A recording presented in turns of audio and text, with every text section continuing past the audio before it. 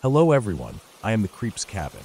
I know you use this video to fall asleep, so before that, like the video and subscribe to the channel. Also, where are you from? And what time are you watching? Now get comfortable and relax.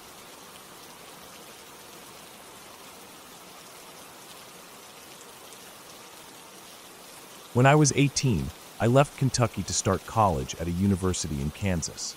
It was the first real step I took away from home, the first real break from everything familiar. The decision had been made months in advance, but it didn't feel real until the day my parents helped pack up my clothes, boxes, and dorm essentials into the back of our family SUV, and we made the drive west. It took about 8.5 hours straight across the heart of the country, down Interstate 64, and then 70. We passed through small towns, cornfields, stretches of empty road where the only thing to look at was the horizon. I remember the August heat was still clinging to everything when they dropped me off at the dorms.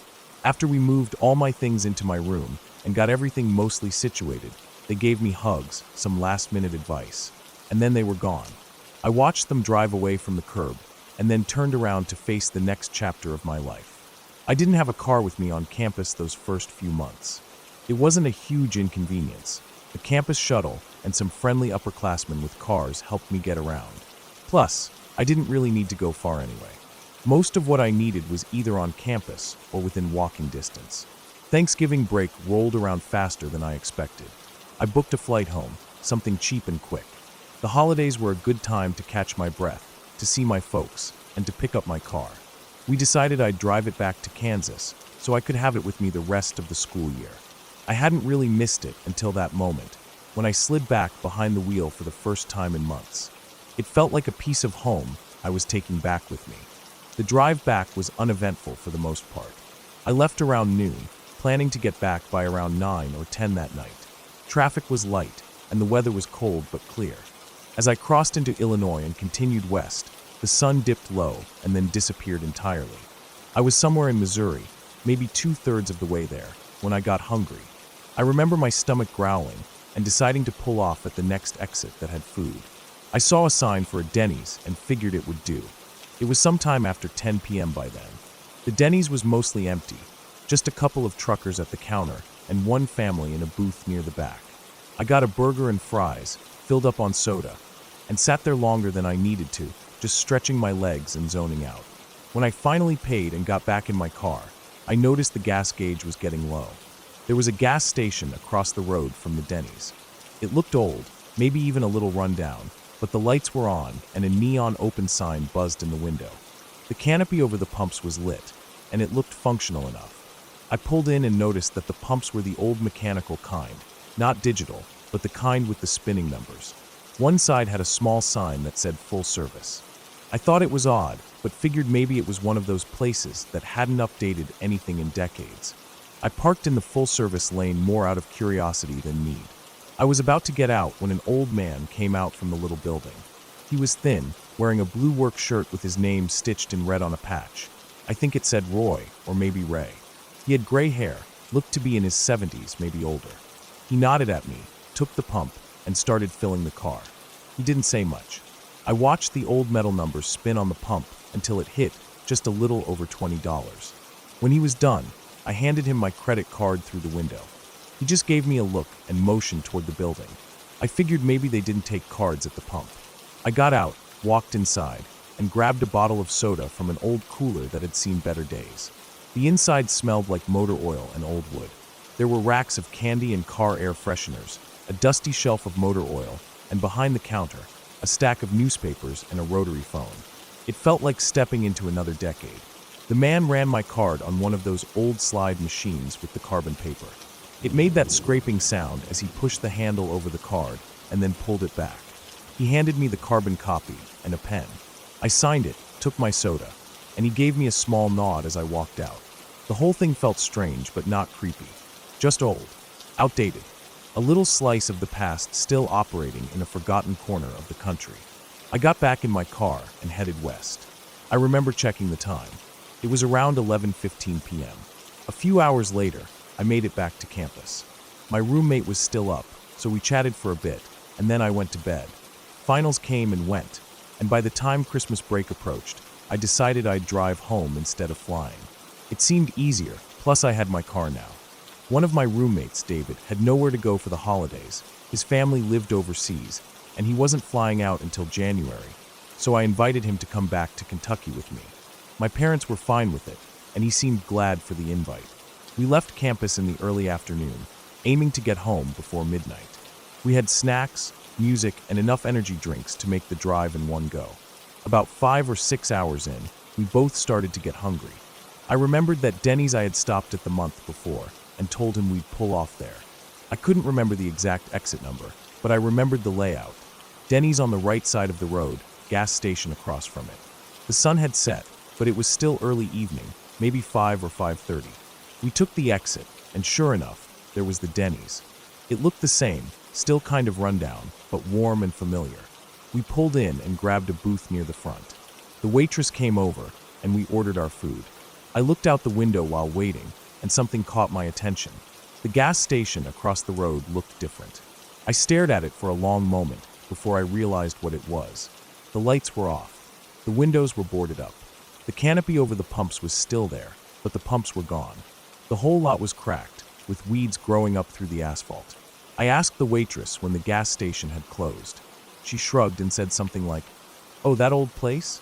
It's been closed for 4 or 5 years now. Owner didn't want to replace the tanks in the ground, said it was too expensive. Just shut it down." I didn't say anything for a minute. I just stared out the window. David asked what was up, and I told him I had literally stopped at that gas station just a few weeks earlier. I described the pumps, the old man, the slide machine for the credit card. He looked at me like I was messing with him. I insisted I wasn't. I even remembered how much gas I got. I told him it had been just over $20. He didn't say much after that. Neither did I. We finished our food and got back on the road. I kept glancing in the rearview mirror, half expecting to see something. But it was just dark behind us. Nothing but miles of road. When I got home, I told my parents the story. My dad said I must have gotten off at the wrong exit. My mom said maybe I imagined it or dreamed it while driving. I knew I hadn't. I remember things like that in detail. I remember the feel of the pen I used to sign the carbon slip. I remember the hum of the cooler where I got the soda. I remember the old man's fingers as he ran the slide machine. They were knobby veined with oil under the nails. Weeks passed. Months. I kept checking my credit card statement. That $20 charge never showed up. Not that I cared about the money, but I kept waiting, thinking maybe they processed everything in batches. But it never came. It just never existed on paper. I even tried to look up the gas station later. I searched on Google Maps, tried Street View. The image showed the boarded-up building, the overgrown lot, everything just like it had looked that second time. I tried to find business records, a name, anything, but I couldn't find much. Just a listing marked as permanently closed. I don't know what to make of it. I'm not saying it was supernatural. I don't believe in ghosts or anything like that. But something happened. Maybe someone reopened it briefly without telling anyone, but that seems unlikely. Maybe I got off at a different exit that just looked similar, but I doubt it. I've driven that road half a dozen times since, and I've never seen that gas station open again. Never seen that man again. It still creeps me out, but not in a haunted house kind of way. More in the way that something real happened, and no one can explain it. And no one seems to remember it but me. Like a sliver of a different time slipped into mine, just for a moment, and then was gone. That's the part that sticks with me. Not the gas or the old man or the carbon slip. Just the feeling that for a brief moment, I touched something that shouldn't have been there. And then I drove away from it without realizing what had just happened. And now it's just a boarded-up station off a forgotten stretch of highway. And I'm left wondering if I imagined it all. But I didn't. I remember too much. I remember all of it.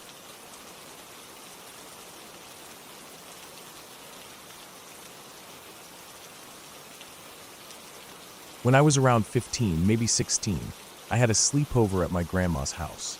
She lived in this old place that smelled like cedar and mothballs, and the floor creaked even when nobody was walking. It wasn't haunted or anything, it was just old. She had a lot of stuff from way back, like old rotary phones, yellowed lace curtains, faded wallpaper, and an attic full of junk from the 1950s and 60s. It was the kind of place that made you feel like you'd stepped back in time a little. My best friend Amber and I had been planning the sleepover all week. We also invited another girl from school. Her name was Casey. She wasn't really a close friend. Honestly, we mostly invited her because our parents thought we should include her.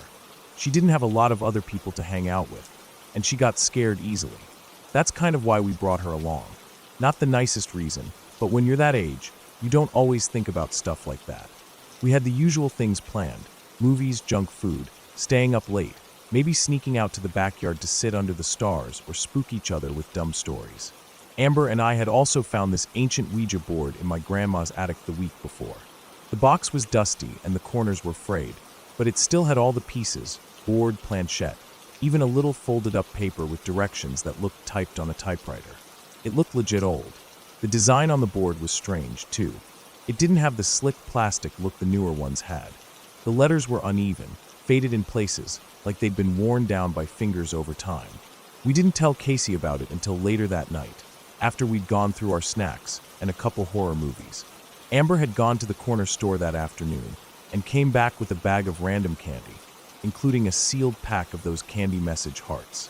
You know the kind, pastel little hearts with things like "Be Mine" and "Call Me" stamped in red ink. They only show up around Valentine's Day, but the store near my grandma's always had weird leftover stuff, even in the middle of summer. It was around midnight when we decided to mess with the board. Casey was already jittery from the movies. She was curled up in her sleeping bag like a burrito, wide-eyed and jumpy. Amber gave me a look, grinning, and I knew what she was thinking. We lit a couple candles and turned off the lights, trying to set the mood. We sat cross-legged on the floor, the board between us, and put our fingertips on the planchette like we'd seen people do in movies. Amber started with the dramatic voice, asking if there were any spirits with us.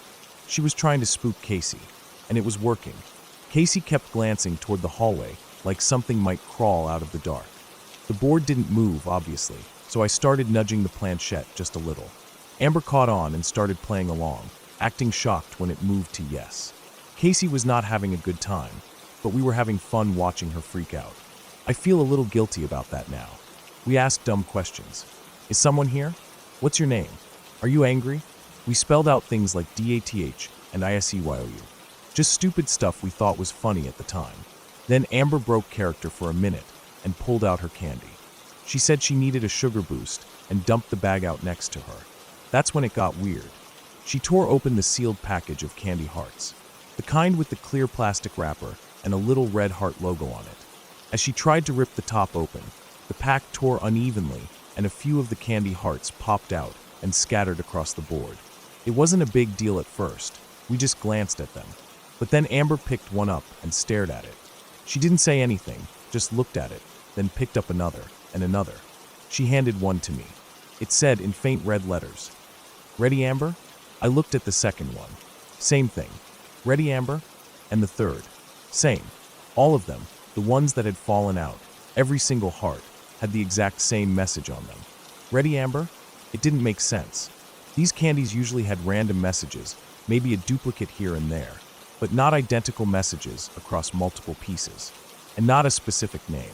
Not just a name, Amber's name. We weren't sure what to think. We stared at the candies for what felt like a long time. Casey started crying. Not loud, but quiet, stifled crying, like she was trying not to lose it in front of us. I tried to brush it off. I said something like, if a spirit was really here, it would make its presence known. Just trying to lighten the mood. I didn't even really mean it. But right after I said that, like 3 seconds later, Amber's candy pack ripped more, and 3 more hearts slid out onto the board. Every one of them said the same thing. "Ready, Amber?" That was it. We were done. We packed up the board, shoved everything back in the box, and shoved it in the closet. Casey called her mom to come pick her up. She said she felt sick, and I didn't try to talk her out of it. I couldn't even look at the candies anymore. Amber didn't say much either. We just sat there while the room felt colder than before, even though the candles were still lit. Later, after we calmed down, we tried to figure it out. We thought maybe it was some kind of prank, but we hadn't opened the candy before. It was a sealed pack. No one had written on them. The ink was printed just like every other candy heart. Same color, same shape. It wasn't like we could have made them ourselves. We even checked the rest of the bag, the other packs. They were all normal.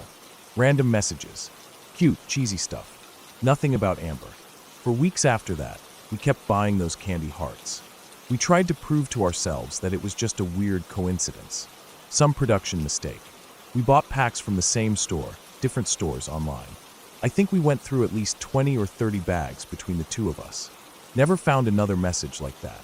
Never found another one that said, "Ready, Amber?" We kept a few of the original hearts. I still have mine.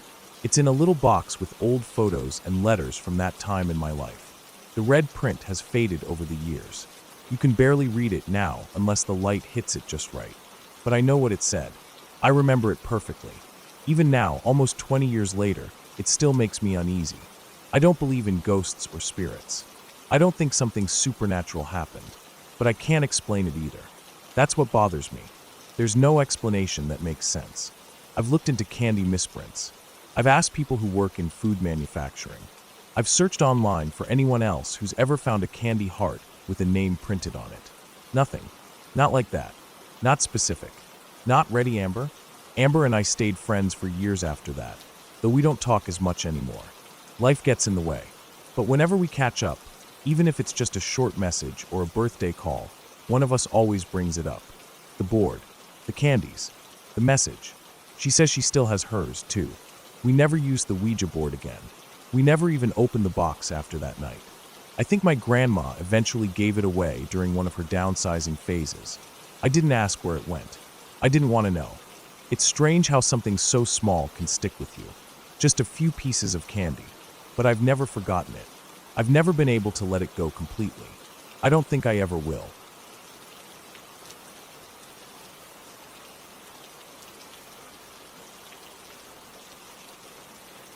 In 2006, when I was 21, I moved into a small apartment in a part of town I hadn't really been to before. The neighborhood was older, full of old buildings and streets that felt like they had stories buried beneath every crack. My new place was just around the corner from an ancient church with a cemetery beside it, and directly opposite the church was a large park. The park was strange in a way. What used to be part of a cemetery had been converted into public space. The council had probably done it to reclaim the land, but it wasn't hard to see that the history was still there. Weathered headstones lined the walls of the park, leaning and cracked with time. You couldn't help but feel a little unsettled walking past them, especially at night. Between the back of the church and the park was a narrow footpath. It was used by locals as a shortcut to get through the area quickly, especially during the day. The path was well lit, with street lamps casting pools of yellow light along the pavement. People walked through it regularly, going about their business without much thought. But at night, that path was different. It got quiet, almost too quiet. The kind of silence that makes you pay attention to every little sound and notice shadows where there probably weren't any during the day. I was moving in with my sister at the time. She was 19, just starting university, and a bit more carefree than me. We had a lot of stuff to carry from the tube station to the apartment. The first 2 nights went fine. We took the back path and the park, which was quick and convenient. But on the 3rd night, I had this uneasy feeling. I didn't want to take the quiet back path again. It felt too exposed, too isolated when it got dark. I remember looking at my sister and saying maybe we should just walk around the front of the church, along the main road. It was a busier street, with lots of traffic and bright street lights. It seemed like the safer option, especially with our large suitcases weighing us down. So that's what we did. We dragged our suitcases along the pavement, moving past the busy highway outside the church. The street lights made everything clear, and I felt a little better with cars and buses zooming past. But then, just as we reached the front entrance of the church, something caught my eye. There was an old woman standing there. She looked really old, maybe in her 80s. She was moving slowly, shuffling toward the church entrance with her back to us. Next to her was a mobility scooter parked nearby, but she wasn't on it. She was dressed entirely in white. White t-shirt, white shorts, white shoes, and even her hair was white, wispy and thin, catching the little light from the street lamps. She seemed so out of place, standing there in front of the dark church, surrounded by trees that blocked any light from reaching inside the compound. The church itself was dark. No lights were on outside, no glow spilling from the windows. The trees around the church compound made it feel like a shadowy island, separate from the busy road just steps away. The contrast was jarring, the bright highway and the dark, quiet churchyard. It was about 9 p.m., early autumn I think, and it felt strange to see an old woman out here so late. I remember thinking, why is she here? Why now? But before I could figure it out, she suddenly started laughing. Not a soft laugh, but a loud, piercing cackle. It was the kind of laugh you hear in old movies when witches or villains start plotting something cruel. It sliced through the hum of traffic and drowned out everything else. Despite the cars and buses rushing past, her laugh filled the air, making the street feel empty and quiet around us. I stopped dead in my tracks. I wanted to look away, but the sound held me frozen. The laugh wasn't friendly or joyful. It was wild, almost hysterical. Like she was laughing at something terrible or laughing at us. The way she laughed, I knew I had to get out of there. I grabbed my sister's arm and whispered, "Let's go." Now, there was no time to argue or ask questions. We started moving fast, almost running. But that laugh kept following us, echoing behind us, getting louder and more frantic. It was like she had taken flight, chasing us through the shadows around the church compound, even though I knew she was just standing there. The noise felt close, just a step behind, pressing against my ears. I dared not look back, afraid I might see something worse than just an old woman. The shadows felt thicker, the darkness pressing in around us. Our suitcases thudded against the pavement as we rushed forward, breath coming in quick gasps. The panic in my chest was something I'd never felt before. I wasn't just scared, I was terrified in a way that made me want to scream. Then, as if the night wanted to make it worse, a cyclist came barreling toward us from the opposite direction. I couldn't see him clearly in the dark, but as he passed, he suddenly screamed "BO!" right at us. I'm not exaggerating when I say that almost made me jump out of my skin. It wasn't just a prank. It felt like a cruel joke in the middle of the worst moment of my life. My heart nearly stopped, my legs felt weak for a second, and my sister's grip tightened on my arm. We pushed through the final stretch, arriving at the main door of our apartment building. I reached out for the key, hands shaking so badly I almost dropped it. The laughing had stopped, fading away as quickly as it had started. I glanced behind me, half expecting to see the old woman still standing there, but there was no one, just the empty street and the quiet night. Inside, I locked the door and tried to calm down. I looked at my sister, wanting to ask if she had heard it too, if she had seen what I saw. She nodded, her face pale but steady. I was so shaken I tried to laugh nervously, pretending it was all in my head, but I couldn't shake the feeling that something was terribly wrong out there. Then, as if the night wasn't cruel enough, the doorbell rang.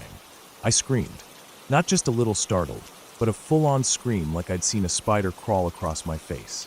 The doorbell was old and harsh, an antique buzzer that screamed a long, loud, buzzing noise that gave me chills.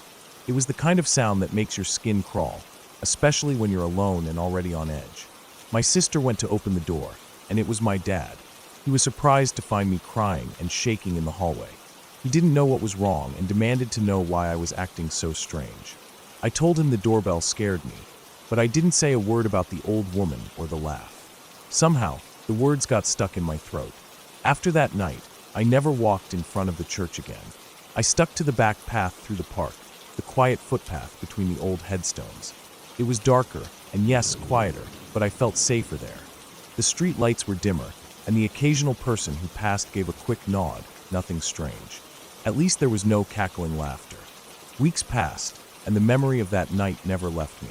I'd see the patch of darkness where the church stood, and I'd think about that woman, how she looked so out of place, and how that laugh could still echo in my ears.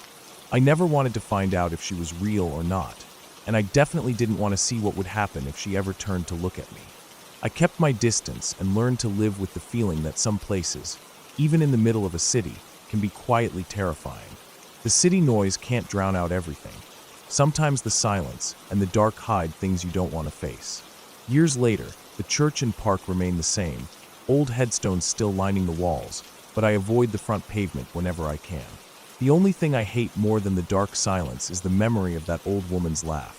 Wild, mad, and haunting enough to remind me that sometimes safety is just an illusion, and some nights are better left unexplored.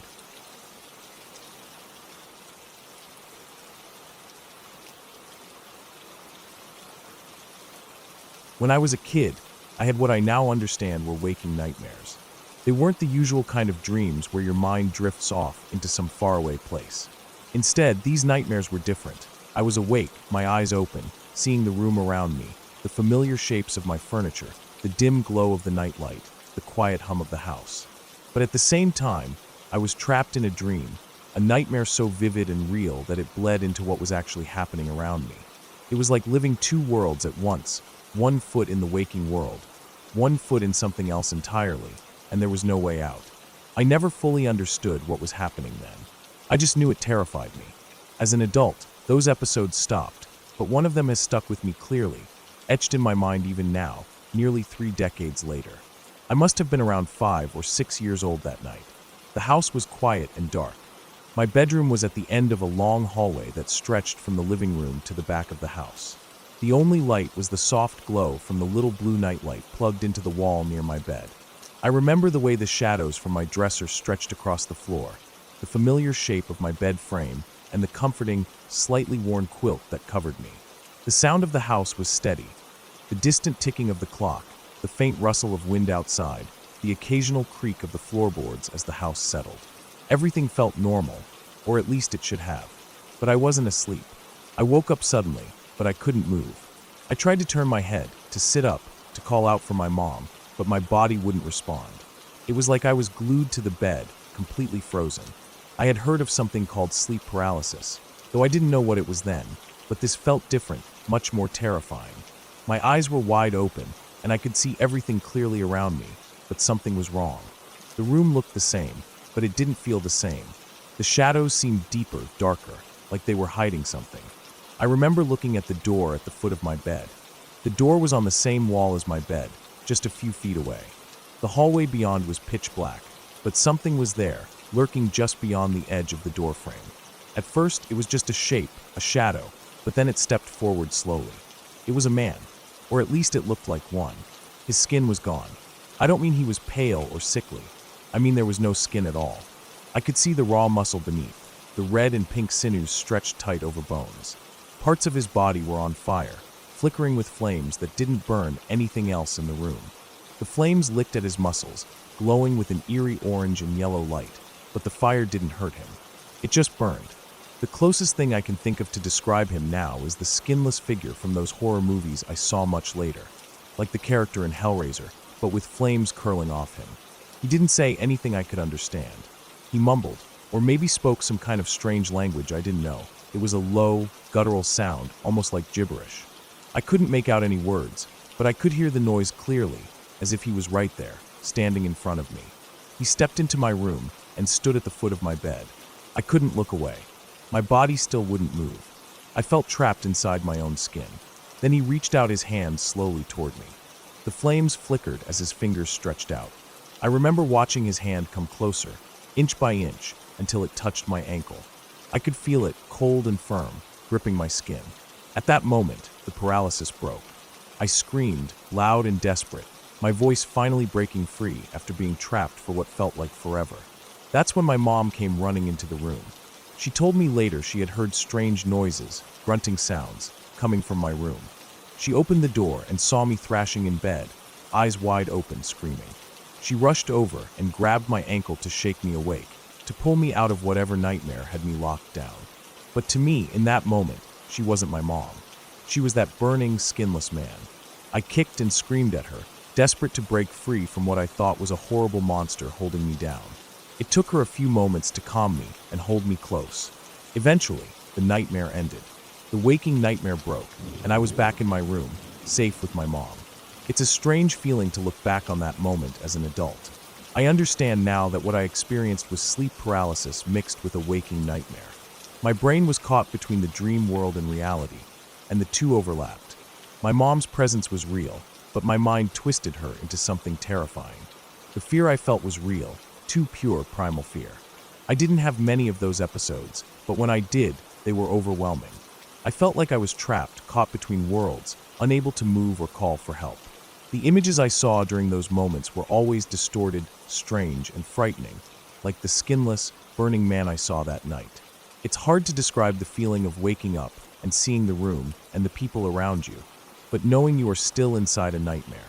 Your mind is screaming for you to wake up fully, but your body won't listen. Over the years, I learned to understand what was happening, at least a little.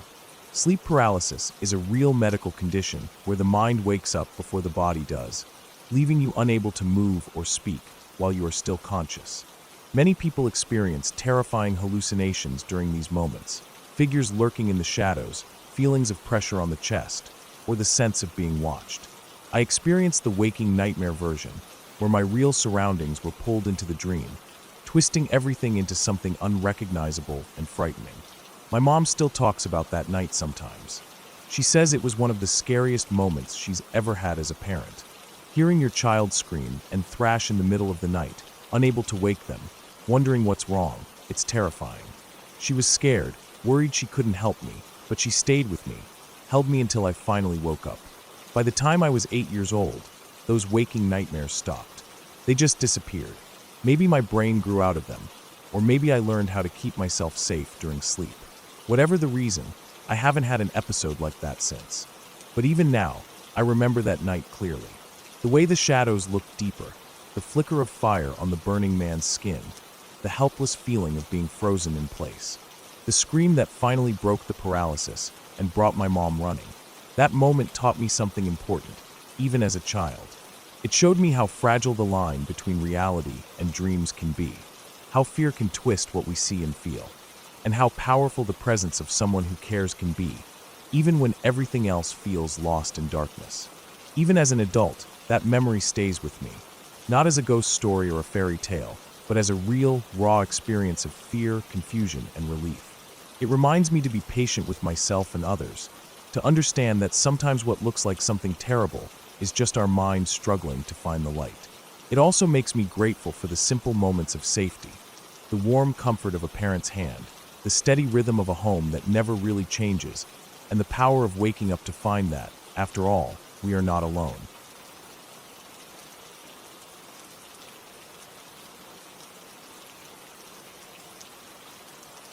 It was about 2 years ago, early December, when this all happened. I was living in a rental house with my ex-wife at the time.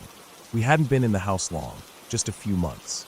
It was in a quiet neighborhood on the edge of town, kind of backed up to some overgrown woods. Nothing spooky about the place from the outside. Just a normal, 2-bedroom home with a small backyard and a wooden deck. Looked like a nice little starter home. We chose it mainly because it was cheap and close to the base. My ex-wife always had this thing about ghosts and energies and all that. Ever since I met her, she'd talk about sensing things, seeing shadows out of the corner of her eye, or feeling cold spots in rooms. I didn't think much of it. Just figured she watched too many of those ghost shows or read too many Reddit stories. I didn't buy into any of it. Stuff like that just never made sense to me. And for the most part, when she'd mention things, I'd just nod along or change the subject. I never wanted to argue about it. But in that rental, she brought it up more than usual. She said she kept seeing shapes move in the hallway at night. One time she told me it looked like someone was peeking around the corner by our bedroom door, but when she looked directly at it, nothing was there. She also said she kept waking up in the middle of the night, feeling like someone had just been standing over her. I didn't notice anything myself at first. She always mentioned these things during the day, usually over breakfast or when we were doing dishes. Her voice was always calm, like she wasn't afraid, just kind of reporting it. That made it harder to dismiss somehow. It didn't feel like she was trying to scare me or get attention. She just wanted me to know. After a while, though, I started catching little things too. At first it was small. A door that was closed would be slightly open when I walked by again. I figured maybe I hadn't latched it all the way. Then a couple times I thought I heard someone walking in the hallway while I was in the kitchen or living room. Just soft footsteps, like socks on wood. Once I thought it was my wife and called out to her, but she was outside watering the plants. There were other things too. Twice I heard this loud banging sound, like someone had run into the wall or slammed into a counter. I went to check both times and found nothing out of place. No fallen objects, no dents or scuffs. It was weird, but I kept telling myself houses make noises. Maybe the place was settling. Maybe animals outside were bumping into things. Maybe I just imagined it. We ended up moving to a different house in the same town. This new one was older, a bit more rundown, but still livable. The neighborhood was quieter too, more spread out. It felt more isolated, especially at night. Right away, my wife started saying this house felt worse. She said it had a heavy feeling. She wouldn't go into the laundry room alone, and she always made sure the doors were locked at night. She said she didn't like the way the hallway got dark, even with the lights on. I still didn't really believe in anything, but I started noticing more of the same odd things. Lights turning off by themselves. The sound of footsteps when no one was there. Doors moving just slightly, like someone was behind them. What got to me the most was how familiar these things started to feel. I began to recognize patterns. The timing of the footsteps. The places where the doors would shift open. The way the hallway light would flicker and then go back to normal. I started to get this feeling like I was being watched. It wasn't overwhelming, but it was always there, like someone just out of sight. It's hard to explain, but it was constant enough that I started sleeping with my bedroom door closed, and I kept my hatchet under the bed, just in case. Then she got deployed. She left at the start of December. It was early in the morning. I helped her pack her things and drove her to the base. She hugged me goodbye, told me to stay safe, and take care of myself. It was a long deployment. I didn't know when she'd be back. I came home to an empty house. I wasn't used to being alone. The first couple nights were fine. Quiet, a little boring. I kept myself busy with TV, video games, and small house projects. But not long after she left, things in the house started to change. The strange stuff didn't just continue, it got worse. That feeling of being watched came back stronger. I couldn't sit in the living room without glancing over my shoulder every few minutes. The hallway seemed darker somehow, even with the light on. It was like the corners of the house were hiding something. I heard noises almost every night. Footsteps, shifting floorboards, the occasional creak or groan. The sound of a door clicking shut when no one else was home. One night I was watching a movie and I heard this loud slam, like someone had punched the kitchen cabinets. I ran in there and found nothing out of place. Nothing moved, nothing broken. Just silence. I told myself it was just stress, that I was letting her stories get to me. But the night that really stuck with me, the one I still think about sometimes, was about a week into her being gone. It was a cold night. I remember the air had that sharp edge to it, the kind that makes your skin sting for a second when you step outside. I was in sweatpants, hoodie, and socks. I had just finished eating and was about to start a show when I decided to go outside for a cigarette. I kept my cigarettes and lighter on the counter near the back door. That door was a sliding glass one, led straight to the small wooden deck in the backyard. Nothing fancy, just 2 steps down to a patch of dry grass and a view of the trees. Before I stepped out, I did what I always did, checked the door handle, made sure the lock worked. I locked it once, then unlocked it, just to make sure it was functioning. I also flipped the switch for the porch light. It flickered a bit, then came on. I slid the door open, stepped outside, and pulled it mostly shut behind me. Not all the way, just enough so the heat wouldn't escape too fast. It stayed cracked about half an inch. The air bit into my cheeks. I stood near the railing and lit up. I must have been out there for maybe 30 seconds, a minute at most. No music, no phone, just standing there with my cigarette and breathing the cold air. That's when I heard a distinct click. It was sharp, mechanical. I turned my head back toward the door and realized the porch light had gone out. I stared at the house. Everything inside looked still. Nothing moved, no shadows. But that light turning off by itself set me on edge. The switch was inside, next to the door. Not something that could just short out without cutting the power to the whole area. I moved back to the sliding door and tried to open it. It wouldn't budge. I yanked a little harder. Still stuck. That's when I realized it was locked. I stood there for a second in disbelief. I knew I hadn't locked it. I had unlocked it before going out, and I never touched the handle after that. I reached for my phone, but it was inside on the counter. I looked through the glass into the kitchen. Nothing, just the same stillness. The light over the sink was on, casting a faint yellow glow. I tried the door again. Still locked. That half-inch gap just sat there in front of me, showing me the warmth inside while I stood out in the freezing dark. My heart started picking up a bit. Not panic, not yet, but that rising unease. I stepped off the deck and walked around the side of the house, trying the front door. Locked. Tried the garage door. Also locked. Every window I tried was sealed tight. Except one. The bathroom window was small, but it didn't latch properly.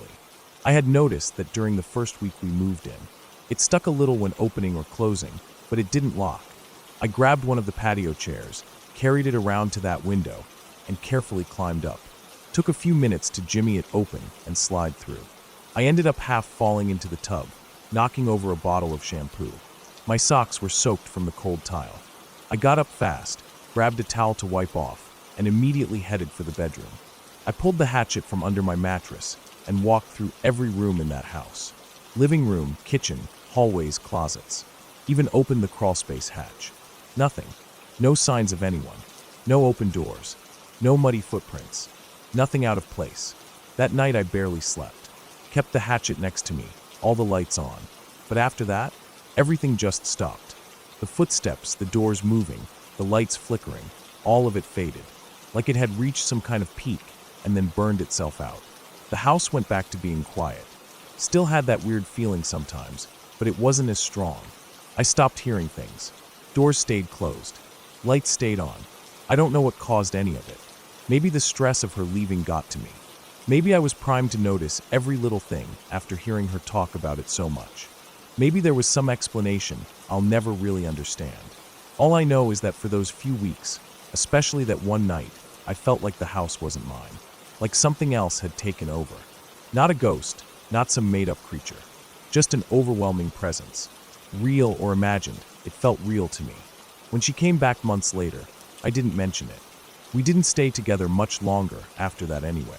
Life moved on. I moved out. Haven't felt anything like that since. But sometimes, when I go out for a smoke late at night, I still find myself checking the door twice, making sure the light stays on, just in case.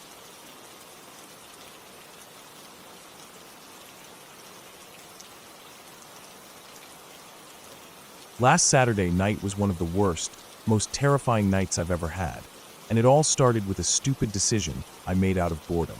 I wasn't going out or doing anything. I was just at my own place, alone, with nothing to do. So, I thought, why not take some XTC? I figured it'd be a chill way to pass the time, maybe watch a movie, listen to music, and just relax. But the dose I took was way too high. Normally, people take around 180 to 220 milligrams to have a good experience, but I took close to 700 milligrams. Looking back, that was reckless, but at the moment, I didn't think much of it. At first, everything seemed fine. I settled down on my bed, put on a movie, and the effects started to kick in slowly. I felt the warmth and energy spreading through my body, my heart beating a little faster, the colors on the screen a little brighter. Then, I decided to turn on a Pandora station and just lie there, letting the music wash over me. I had my headphones on and was just relaxing, feeling the music sync up with the beats running through my veins. But then, I heard something strange. My headphones started making this weird stuttering noise, like a glitch, a static interference. And I pulled them off, trying to figure out if it was just the headphones acting up. That's when I looked up and saw it. Someone was there, or at least I thought so. I swear, I saw a person's head slowly rising up from behind my desk. The face was half hidden in shadows, but I could make out the shape clearly enough. For a solid 30 seconds, I just stared at this figure. My mind screamed, telling me it was impossible, that I was hallucinating from the overdose, but it looked so real. My heart started pounding, but I told the figure to fuck off, get lost, and after that, it lowered its head back down, disappearing from sight. I shook my head and tried to brush it off as my imagination running wild.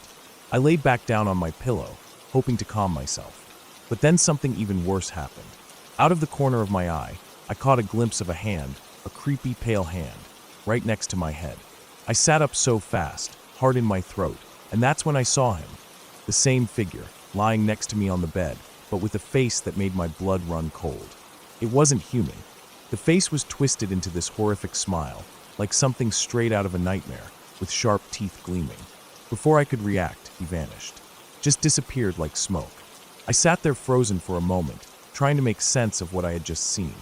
Then I felt it, a drop of liquid falling on my forehead. I looked up and saw a big puddle of blood on the ceiling, right above me. And the figure was there again, grinning with bloody teeth. I blinked hard, closed my eyes for a few seconds, and when I opened them, it was gone. That night turned into a nightmare that kept looping itself. The figure appeared again, this time across the room, running toward me, screaming. But just before it reached me, it vanished into thin air. I noticed something strange about it. When it disappeared, I could still see some kind of blurry, electric cloud moving through the room, like the shimmer of a heat wave, or the way Harry Potter's invisibility cloak might look if you could see it. It wasn't fully gone, just hidden in some kind of distorted space. The weirdest part was that I could feel it. The figure had a weight, like it was real enough to touch. And when I reached out and touched the invisible part, it burned like hell, pain shooting through my fingers like electric shocks. It kept popping up randomly, right next to me, behind me, in the corners of the room, screaming, biting at the air, and hitting me, trying to scare me. I was trapped in my own apartment, with this horrible, shifting presence tormenting me. Eventually, it disappeared for a while, but the strange events didn't stop. I started noticing something else: cats. At first, just one, sitting quietly in the corner of my closet. Then, more and more appeared, crowded together in the darkness. They looked real at first, but whenever I moved closer or tried to touch them, they vanished like shadows melting into nothing. It was unnerving to see them flicker in and out of existence like that. My mind was stretched thin, not sure what was real and what wasn't. Then, things got even stranger. I started seeing people I knew, friends, co-workers, random acquaintances, standing in my room, talking to me. But there was something off about them. Their faces weren't quite right. Their voices sounded distorted, like echoes in a tunnel. It was like my brain was mixing memories with hallucinations, creating conversations that never really happened. I couldn't understand why they acted so strange, why their eyes seemed to look right through me without truly seeing me. One of the people I worked with, a guy I knew well, stared at me with an intensity that made my skin crawl. Then suddenly, his face shifted into the same horror figure from before, the one with the creepy smile and bloody teeth. He smirked and disappeared again, leaving me breathless and terrified. That moment shattered any remaining grip I had on reality. By this point, I was drenched in sweat. Taking that much XTC without drinking water made my body overheat. My bed sheets were soaked, sticky, and uncomfortable. I felt exhausted but couldn't calm down. The hallucinations continued, flashes of the horror figure, the cats, distorted people, all swirling in my mind like a bad dream I couldn't wake up from. At one point, I dropped my phone under the bed. I reached down to grab it, lying flat on the floor, and that's when I saw him again. The figure was there, right under my bed, trying to bite my hand. My reflexes kicked in. I jerked my hand back, flipped the bed over in panic, and looked around frantically. But the figure was gone. I stayed awake for hours after that, too afraid to close my eyes. Finally, after maybe 2 or 3 more hours, I drifted off into an uneasy sleep. But the panic didn't end there. I woke up the next morning with my heart racing and my body tense. The nightmares had followed me into the real world. I couldn't sleep with the lights off anymore. It's been nearly 6 weeks, and I still can't. Every time I close my eyes in the dark, I see shadows moving, dark figures lurking just out of sight. I finally went to a doctor and was diagnosed with HPPD, hallucinogen persisting perception disorder. It's a condition where people continue to see visual disturbances and hallucinations long after the drug has left their system. The shadows I see are called shadow people, and apparently, a lot of others experience the same thing after heavy drug use, especially with substances like MDMA when taken in huge doses like mine. Even though I know logically that these figures aren't real, that it's my brain still wired wrong from the overdose, the fear is very real. It's like my own mind has betrayed me, turning my home, the place where I'm supposed to feel safe, into a prison of ghosts and phantoms that don't exist. I try to keep busy, to distract myself with normal things, but every night the shadows creep closer in my mind, and sleep remains a distant, haunted dream. The experience was a harsh lesson in respect for drugs, for the power they have to alter perception and mess with your brain. Taking that high dose, not hydrating, being alone, it was a recipe for disaster, and I got burned in the worst way. Now, the scars aren't just physical or chemical, they're in my mind, in every shadow I see, every corner I glance into nervously. This nightmare won't end soon, but I'm trying to live through it, day by day, holding on to the hope that someday the shadows will fade, and I'll find peace in the dark again. Until then, the scars remain, a constant reminder of that terrifying night I decided to take too much and ended up losing myself in the madness of my own mind.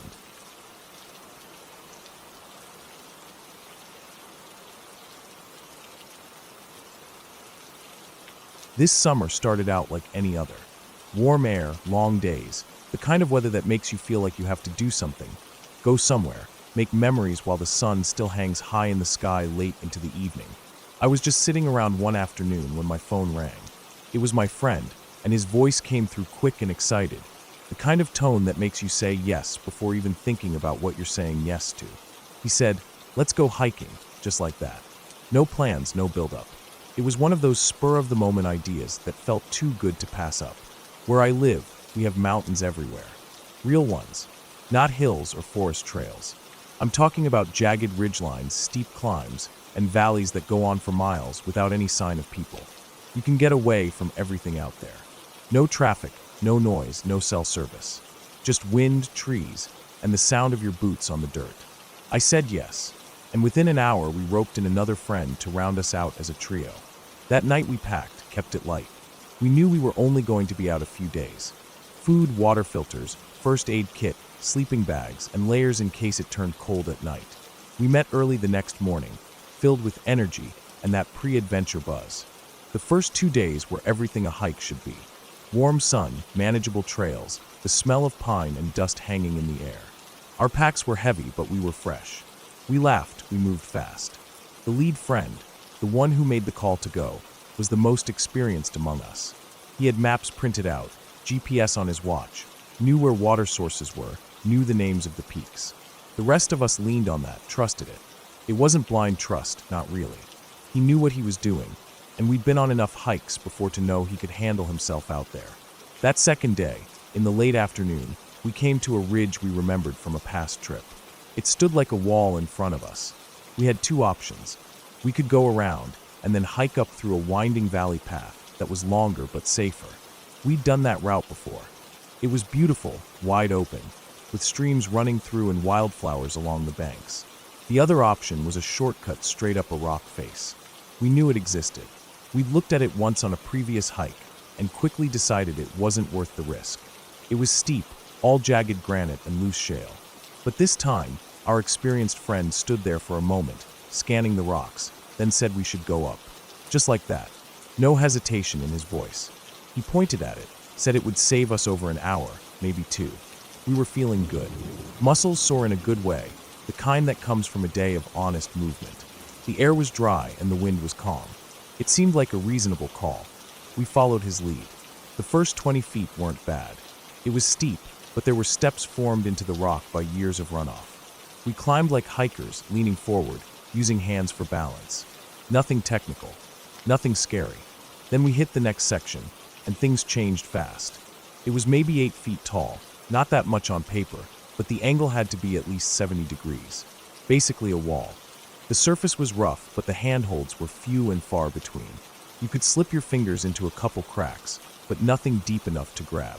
No ropes, no climbing gear, just fingers, boots, and hope. Our lead friend went first. He moved with that annoying kind of confidence that makes you second-guess yourself. Like it was nothing. He planted a foot, grabbed a tiny nub of rock with 2 fingers, and pulled himself up. 1 foot, then the next, and in seconds he was up, crouched at the top, waving us forward like it was no big deal. Our other friend went next. He was slower, more careful. Took longer to find his footing, leaned hard on the little spots where his fingers could rest. He made it to the top, but not easily.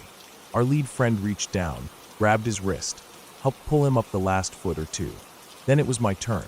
I stood at the base, staring up. It looked bigger from down there. My heart was already pounding. I wasn't built like them. I was always the slowest in gym class. Always the one lagging behind on the trail. My legs weren't weak, not useless, but not strong like theirs. My arms were shaking already, not from fear yet, but from the day's climb. Still, I knew I had to go. I couldn't stay there alone. No way back. No easy way around. It had to be up. I found the first foothold, a little ledge, not wider than my boot. I shifted my weight, looked up, reached for the first crack. My fingers slid in, but only just. It wasn't a grip, more of a hold your breath and hope situation. I pulled. My foot slipped. Caught again. My knees scraped rock. I couldn't look down. Didn't want to know what waited below if I fell. Just air, a rough slope, and then rock and trees. I climbed slowly. Each movement took everything. At one point, I froze. My left hand was holding a crack the width of 2 fingers. My right foot had nothing. Just air. I searched with my toe, poking, praying to find something to stand on. Found a ridge, maybe a centimeter wide. Just enough. I shifted again, heart hammering. I don't remember breathing. Maybe I wasn't. I was maybe 2 feet from the top when my foot gave out. I slipped. Everything dropped. My body scraped hard against the rock, and suddenly I was falling backwards. I yelled, not words, just a sound. My arms flailed, and then they caught me. Both of them, grabbing my backpack straps, my wrist, my arm. I hit the rock again, my body slamming into it, but they held on. My feet dangled. I was too far gone to climb. They grunted, cursed, pulled with everything they had. Inch by inch, they got me over the edge. I crawled the last foot on my stomach, gasping, my palms scraped raw, my knees bleeding. We sat there for a while, none of us talking, just breathing. The wind picked up a little, ruffled our shirts. We looked back down the rock face. It wasn't long, maybe 50 feet from where we started, but that last 8-foot wall looked enormous now. I felt sick looking at it, not from fear, but from the crash of adrenaline. My legs shook. My fingers throbbed. My friends looked tired too, their faces pale, the tension of those last seconds still hanging on them. We kept moving after a while. Found a spot to camp about an hour later. Set up the tents in silence. Ate our food slowly. That night, as I lay in my sleeping bag staring up at the thin mesh of the tent and the stars beyond it, I thought about what could have happened. One wrong move. One slip where they weren't fast enough. One missed grab. I could have hit the rocks, bounced once or twice, then rolled. Maybe I wouldn't have died, but paralysis wasn't off the table. I pictured it over and over. The fall, the feeling of weightlessness, the silence before the impact. We didn't talk about it much the next day. Just kept moving. Got back to the trail, followed it down. By the time we hit the tree line again, I was walking slower, not from exhaustion, but from something else. I kept looking over my shoulder. Every time we passed a steep drop or an uneven slope, I felt that fear again. It didn't stop me from moving, but it was there, just under the surface. When we finally got back to the car and started the drive home, the mood lightened a little. We were safe. We were back. But that moment stayed with me. Days later, when people asked how the trip went, I told them it was great. Said we saw some amazing views. Laughed about how sore I was. I never told them about that climb. That moment where my feet slipped and everything almost ended. I don't know why. Maybe because saying it out loud made it too real. The three of us still hike together. Not as often now. And when we do, we talk a lot more before making decisions. We go around the hard way. We don't rush. And every now and then, when we're sitting around with a beer after a long day, one of us will say it. Remember the motherfucking huge drop? And we all nod. Not laughing, just remembering. Because I still see that wall when I close my eyes. Still feel the pull of gravity, the grip of their hands on mine. Still wonder how close I really came to the end of everything.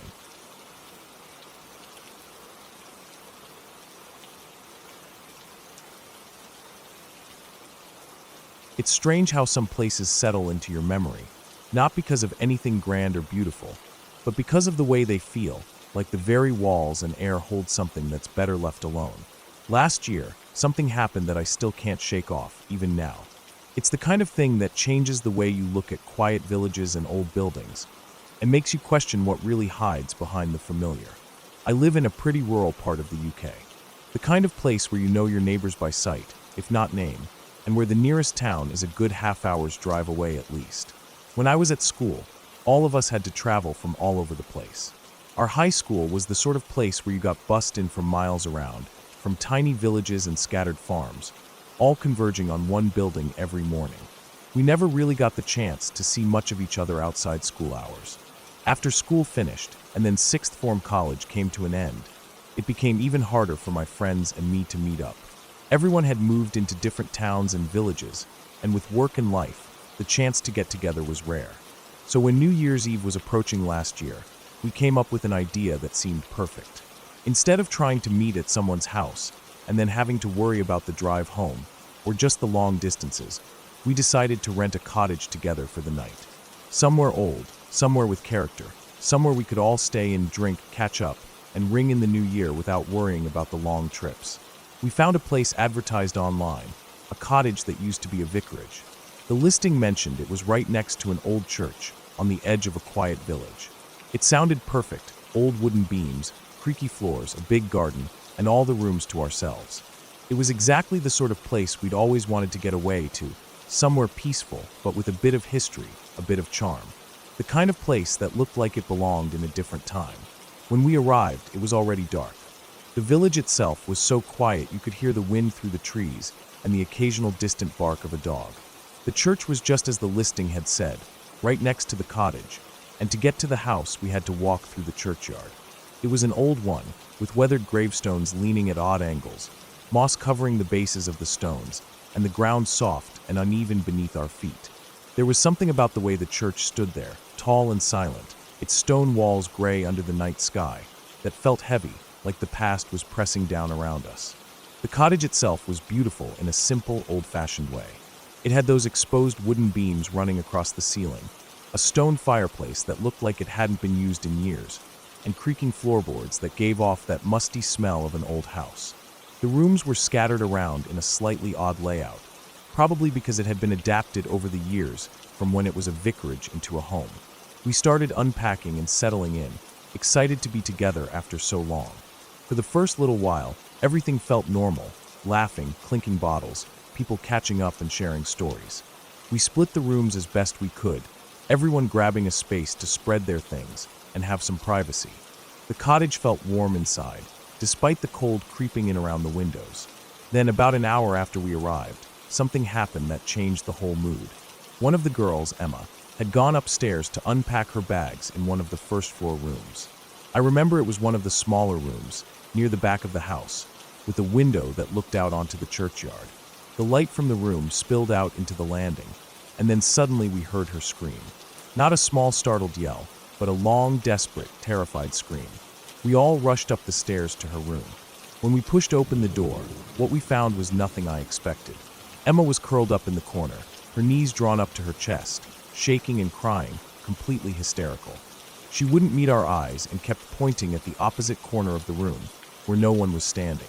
We tried to calm her, but she was beyond reason, so we got her out of the room and downstairs into the kitchen area where the others were waiting. Once she calmed down enough to speak, she explained what had happened. She'd been sitting on the floor, unpacking her things, when she looked up and saw an old woman sitting cross-legged in the corner opposite her. This woman wasn't like anyone we had seen around the village.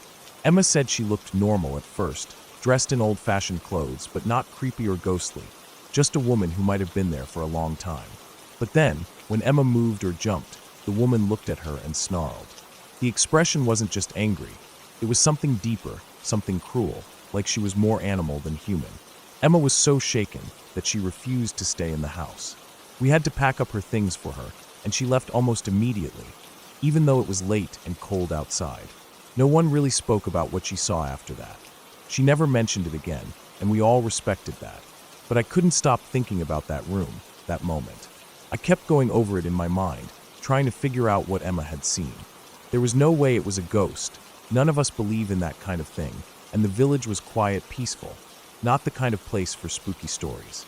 But the way Emma described the woman's expression, the way she snarled, stuck with me. It was like seeing something that shouldn't be there, something wrong. Over the next few days, I kept wondering about that room. I went back there when everyone else was out, just to see if I could feel what Emma had felt. The room was empty, quiet, with a faint smell of damp wood and old fabric. The window looked out over the cemetery, where the stones stood still and silent under the gray sky. It was easy to imagine that a person might have sat there watching. But why? And why had Emma seen it? Then I started noticing little things around the house that didn't add up. At first, it was just little noises, the creak of the floor, the scuff of footsteps in the hallway when no one was moving. But then I found marks on the walls, small scratches, almost like someone had tried to claw at the plaster. And the furniture in that room, though old, seemed to have been moved recently. The chair by the window was pushed back like someone had just gotten up from it. I told the others, but they thought I was imagining things. Emma had left, so maybe it was just her nerves getting the better of her. But for me, it didn't feel like nerves. It felt like something else entirely. A few days after the party, I did some asking around the village, trying to find out more about the cottage and its history. The locals were polite but wary. The vicarage had been empty for some years before it was rented out to us. The last resident, they said, had left abruptly, without much explanation. No one in the village would say much more, and I got the sense that whatever had happened was something they preferred not to talk about. One older man, who ran the small shop in the village, mentioned that years ago the vicarage had belonged to a woman who was difficult. She lived alone after her husband died, kept mostly to herself, and was said to have a temper that scared even the neighbors.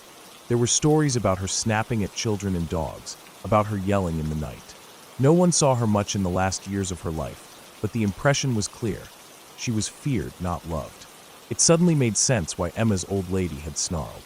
It wasn't a ghost or a spirit. It was the lingering presence of someone who had left a mark on that house, whose anger and bitterness seemed to have soaked into the walls. I haven't been back to that cottage since. The others have all moved on, busy with their own lives. Emma still won't talk about that night, and I understand why. But for me, the experience has changed the way I see those quiet places, the old buildings, and the people who lived in them before us. Sometimes the scariest things aren't ghosts or monsters. They're just the real, living memories of people who left their anger and pain behind, echoing quietly in the shadows. That night, the house was colder than it should have been, not from the weather, but from something unseen. The old lady didn't vanish like a ghost. She wasn't a trick of the mind or a shadow cast by a flickering candle. She was a remnant of a person, a presence, a memory so thick it felt like it could reach out and touch you. We didn't see her again after Emma left, but the feeling never quite left us. The house, the village, the churchyard, all held pieces of that dark history, pieces that didn't belong to us, and we were only passing through. We were strangers in a place shaped by someone else's pain and anger, and some of that pain stayed behind.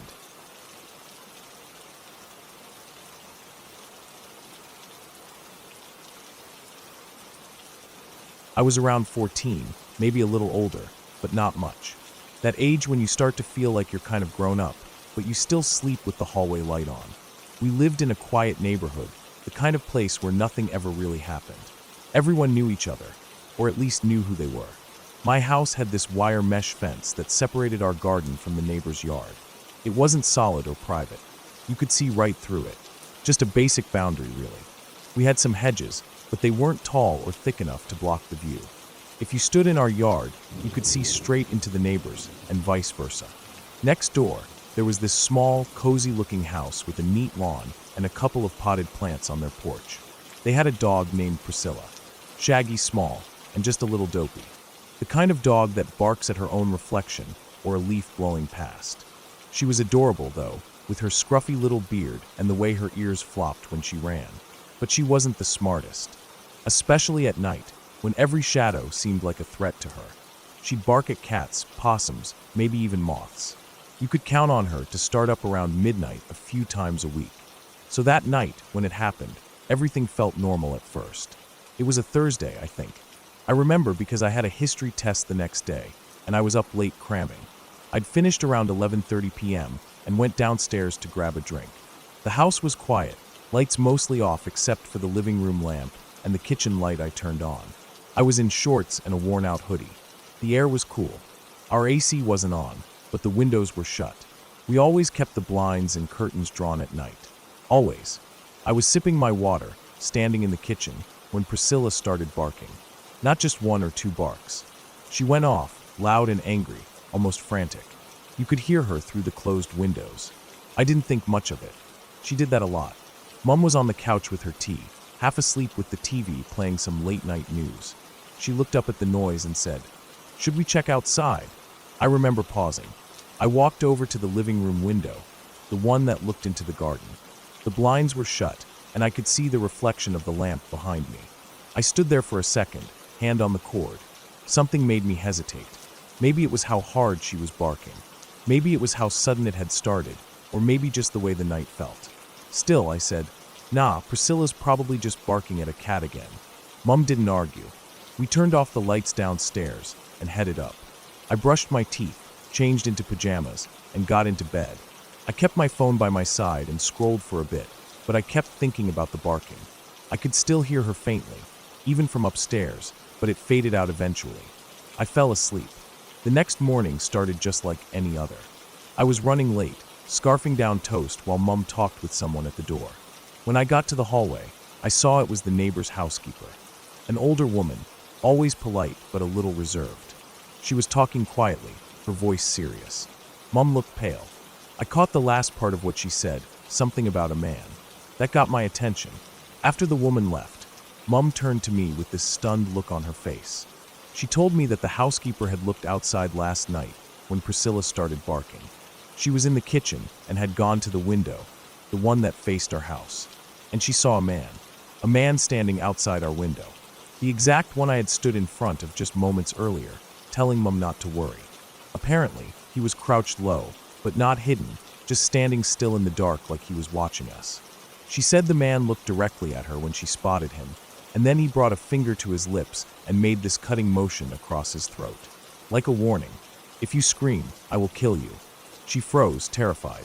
She didn't scream. She backed away slowly and locked all her doors. She didn't even call the police. She just waited. Apparently, he walked off a few minutes later, vanishing into the shadows like he was never there. I stood there, trying to make sense of it. That window. I had been standing there, inches of wood and glass away. If I had opened the blinds, I would have seen him. Or worse, he would have seen me directly. I didn't know what to say. I felt cold, even though the sun was shining through the windows that morning. We didn't see anything out of place in our yard. No footprints. No signs of tampering. The gate was still locked. But that didn't mean much. The wire fence could be climbed easily if someone really wanted to. And our backyard wasn't exactly Fort Knox. You could hop over from the alley behind the houses or sneak in from the side. The worst part was realizing how vulnerable we'd been, how open everything was. That night, the curtains had been drawn, but we'd been standing there with the light on behind us. Anyone outside could have seen our silhouettes. They would have heard our voices, seen us move. We were basically on display. I didn't say much for the rest of the day. At school, I couldn't focus. I kept thinking about it over and over. Every time I blinked, I imagined a face outside the window, staring in. I replayed everything I did that night. Getting water, standing by the window, talking, laughing, not knowing someone was just outside, watching. That night, I double-checked every door and window. I pulled every curtain tight. I peeked outside through a small slit before I went to bed. Nothing. The street was empty. Our garden looked normal. Priscilla wasn't barking. Everything seemed calm. But I didn't sleep well. For weeks after that, I kept checking. Every little sound made me freeze. If I heard a dog bark or a branch crack, I'd sneak downstairs and look out, peering from behind the curtains, barely breathing. I even started keeping a kitchen knife in my room, just in case. I never told Mom.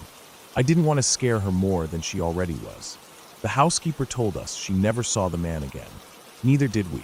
But that didn't make me feel better. It made it worse in some ways. Like he had been there and then disappeared.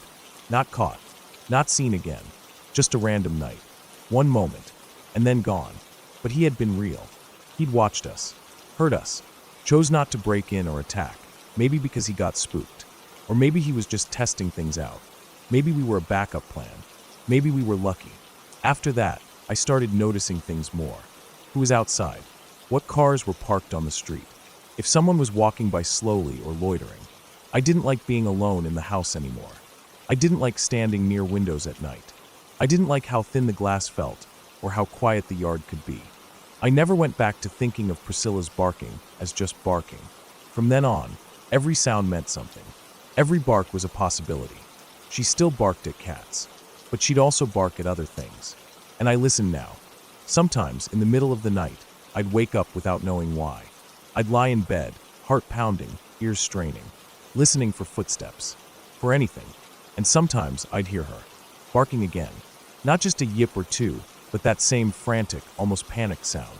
And I'd freeze, just like that night. But this time I wouldn't go back to bed. I'd creep over to the window, pull the curtain just a little, and look. Most of the time, there was nothing. An empty yard, a dark street. But once, just once, about a month later, I thought I saw someone across the street, just standing behind a tree, too far to see clearly. Not moving, not walking, just there. I stared for a long time, tried to tell myself it was nothing, my mind playing tricks. But it stayed there until a car passed, and then when the headlights swept over, it was gone. I told myself it was a shadow, a trick of the light. I told myself that again and again. We didn't move. We didn't get security cameras. We didn't change anything, really. Just kept our curtains closed tighter. Checked the locks more often. I still lived there for a few more years before moving out for college. But that one night never left me. Even now, years later, I still can't stand uncovered windows at night. I still close the blinds as soon as the sun sets. I still check the locks, the backyard, the street. And when a dog barks at midnight, my whole body goes tense. Because what scares me the most isn't that he was outside that one night. It's that maybe it wasn't the first time. Maybe he'd been watching for longer, learning our routines, seeing how we lived. And maybe the only reason we even knew he was there that night was because of that dumb little dog. If the housekeeper hadn't looked out, we'd never have known. I'd have brushed it off. Just another night. Just another bark. Just another silence. But someone was there, and they were watching.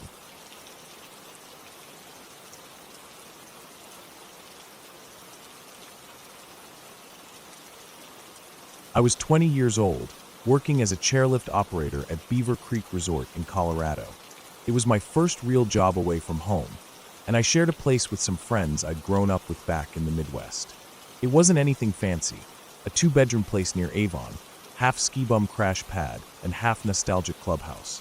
Most of our furniture came from thrift stores or hand-me-downs from other seasonal workers, but it was ours, and it worked. One of my roommates, Ryan, was working at the same resort. He operated one of the lifts near mine, and we'd sometimes share rides to work or catch lunch in the employee break areas. We were still close with a group of guys from high school, including Kevin. Kevin didn't come out west with us, but we talked all the time. He was the kind of friend who always had to have the last word in a group chat, always cracking jokes, poking fun at everyone. He had this mischievous grin that made it hard to ever really be mad at him. You just never quite knew if he was being serious. It was a Thursday afternoon, and I'd just gotten off my shift. My boots were wet, my toes numb, and my gloves soaked with melting snow. I came home and was peeling off layers when the house phone rang. That thing barely rang except when it was telemarketers or when someone lost their cell. I picked it up, figuring it was nothing. Ryan was on the other end, his voice low and clipped. He didn't even say hi. He just said, "Hey man, I just got a call. Kevin's dead." I just stood there, frozen. I didn't really understand what I was hearing. "Wait, what do you mean?" "I don't know. I got a call from Josh. He said Kevin died back home." They didn't say how. I leaned against the wall, the phone heavy in my hand. Kevin. It didn't make sense. We had just texted a few days ago. He was joking about how much he hated winter and how we were idiots for living somewhere even colder than our hometown. There was no way. Not Kevin, but it was real. That cold certainty settled into my stomach like a stone. We knew we had to get back. That night, Ryan and I packed up whatever we could, left notes for our managers, and hit the road. We drove straight through the night, switching off every few hours. Neither of us said much. Music barely played. The air in the car felt thick, like we were carrying the weight of something unspeakable. When we got into town, it was overcast and gray. Even though I hadn't been home in months, everything looked the same. The gas stations, the worn-out billboards, the same chain restaurants that had been there since we were kids. The familiarity only made it harder. We went straight to Dan's house. Dan had been Kevin's roommate, and his place had kind of become the central spot for everyone.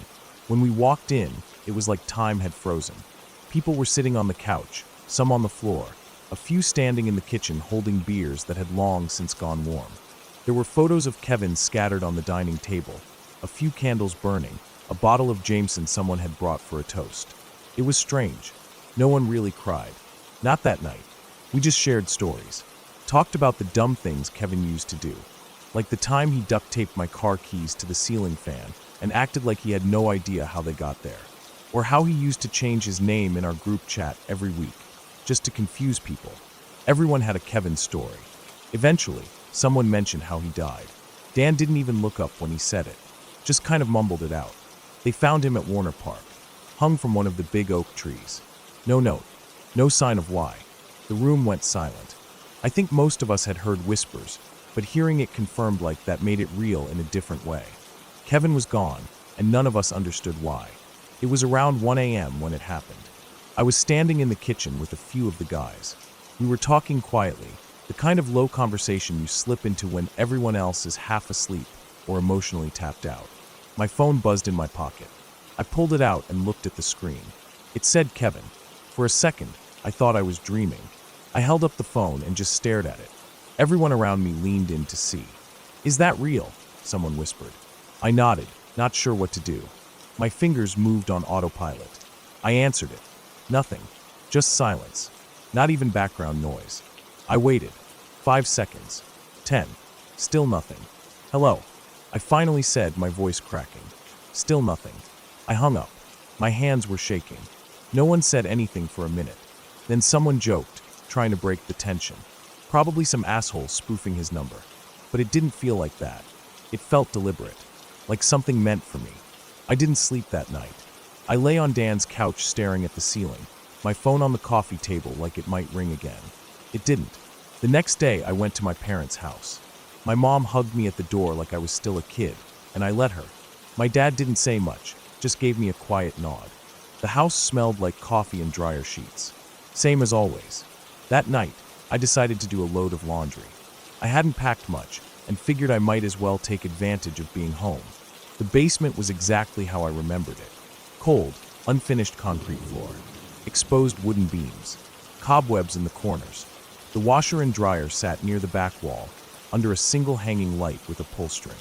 I brought the clothes down in a basket and loaded the washer.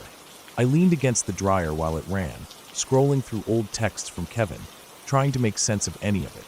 His last text to me had just been, "Tell Ryan he still owes me tacos." That was it. When the washer stopped, I started moving everything over to the dryer. It was quiet down there, the kind of silence that feels a little too still.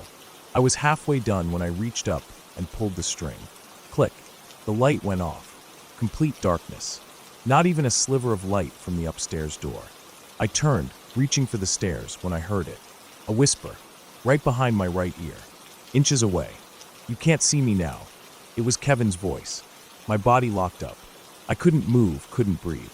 Every hair on my arm stood on end. My heart pounded so hard I could hear it in my ears. I don't know how long I stood there. A second. A full minute. Time didn't feel real. Then I moved.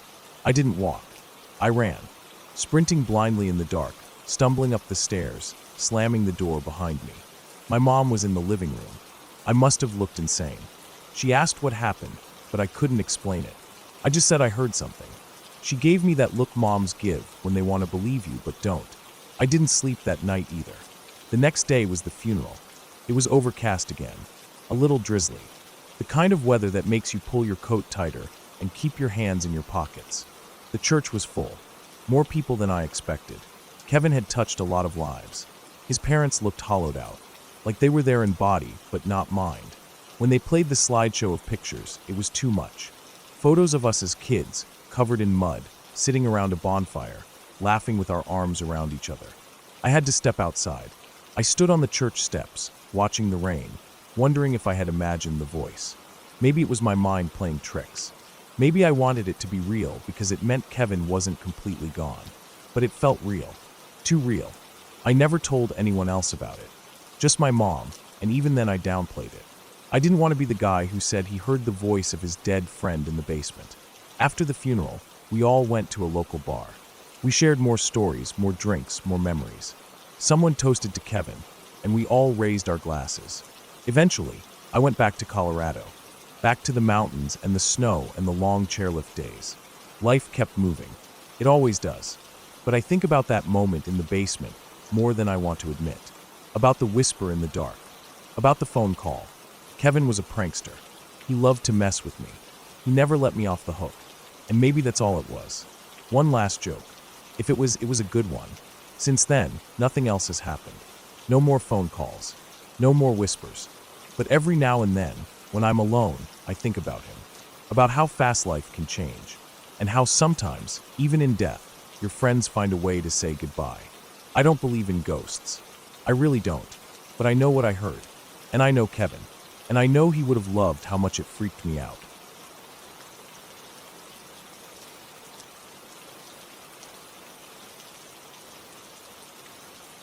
I was just a baby when it happened, about 18 months old. I don't remember any of it, not firsthand. But I grew up with it. I grew up in the house where it happened, on the same street where those girls disappeared. I grew up with the weight of a phone call my dad once answered. A phone call he thought was a prank. A phone call that, in hindsight, was anything but. I didn't hear the full story until I was 12. But even before that, I always felt something strange about our street. Our neighborhood was quiet, not the kind of place you'd expect terrible things to happen. But the air always felt heavy, especially at night. Our street was lined with houses that all looked the same.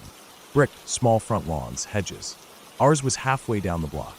The inside still had the same brown carpet from the 80s, and the hallway always smelled a little like old wood and something else I couldn't quite place. Growing up, there were whispers. Other kids talked. Parents too, when they thought we weren't listening. People mentioned the Bernies like they were legends, something between a bedtime warning and a ghost story. Don't stay out too late, or the Bernies will get you.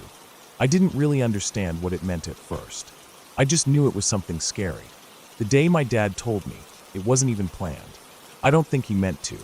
I had gotten home from school, and I was complaining about having to live in that house. I said something dumb like, "It smells like something died in there." He just looked at me real serious and said, "You know, someone did." I thought he was joking, but he wasn't. He sat me down and told me everything. I remember feeling the bottom drop out of my stomach when he said the words. He said that when I was just over a year old, girls started going missing in our area. Young girls, teenagers. First one, then another. It made the news, but people didn't panic at first. Our neighborhood was the kind of place where everyone thought they knew everyone. It was easy to think the missing girls had just run off. Then one night the phone rang. My dad was in the kitchen. My mom was putting me to bed. He picked up, expecting it to be a friend or a neighbor. But it wasn't. It was a man, calm, almost friendly. He said, "I know where your daughter is. She's dead, but I know where she is." My dad thought it was some sick joke. He told the man he was an idiot, that his daughter, me, was in bed. He told him to piss off and hung up. And that was it. No star, 69 back then. No way to trace it. He told my mom about it, and they agreed it was probably just some creep. But then, not long after, a girl's body was found. A teenage girl, left in a remote spot outside the city. Her name was in the paper. My dad saw it and felt like he couldn't breathe. She had our last name. Not just that, she lived on our street. Same surname, same block. He didn't even remember seeing her before, but her face in the paper stuck with him. It looked like it belonged here. He reported the call to the police. They took it seriously, but they couldn't do much with it. Too late. Nothing to trace. Just a memory of a voice, calm and certain. And after that, more girls went missing. 3 more. All teenagers. All from areas not too far from us. It wasn't until the last girl escaped that they caught them. She managed to get out. Ran barefoot down a street until someone helped her. She led the police right back to the house. And that was it. They were arrested. The Bernies. Their names were all over the news. David and Catherine Burney. I remember, even at 12, how much those names stuck with me. Like they belonged to a movie or something. But they were real. They lived in our city. They had driven around, found girls who were alone, and taken them. Held them captive. Did things I didn't understand at 12, and didn't want to understand even when I got older. And then they killed them. The thing that kept me awake the most that night, when I first heard it, was the phone call. The one my dad had answered. If that girl hadn't had the same last name as us, would they have called someone else? Did they mean to scare us? Or did they make a mistake and think they had taken me? I was too young to know. But what if they hadn't made that mistake? What if the phone call wasn't a mistake at all? What if they'd been watching us? Our house had a big front window, and I used to look out of it a lot when I couldn't sleep. I started wondering how many times someone might have looked in from the outside. Back then, we didn't have curtains. Just blinds that didn't always close right. My room was the front room, the one closest to the street. My bed used to be right under the window. I started thinking about how easy it would have been for someone to look in and see me there sleeping. Just a little kid. The thought made my skin crawl. I moved my bed the next day, without telling anyone. At school, other kids had heard about the Bernies. Some of them thought it was cool to make jokes. Others were scared, like me. The teachers didn't talk about it, but everyone knew. It was like this big open secret that no one wanted to say out loud, like naming it would make it real again. Every now and then, the news would bring it back up, on the anniversary of the arrests, or if one of them tried to appeal their sentence. I remember one time, Catherine tried to get parole. She didn't get it, but I remember watching my mom watch the news and just shaking her head. "She'll never get out," she said. "She better not." I never told my friends the full story. I didn't want them to know that it was our house, that it was our phone that had rung. I didn't want them to think of me as the almost victim. I didn't want to see that look on their faces, the one that mixes pity with fear. But I never forgot it.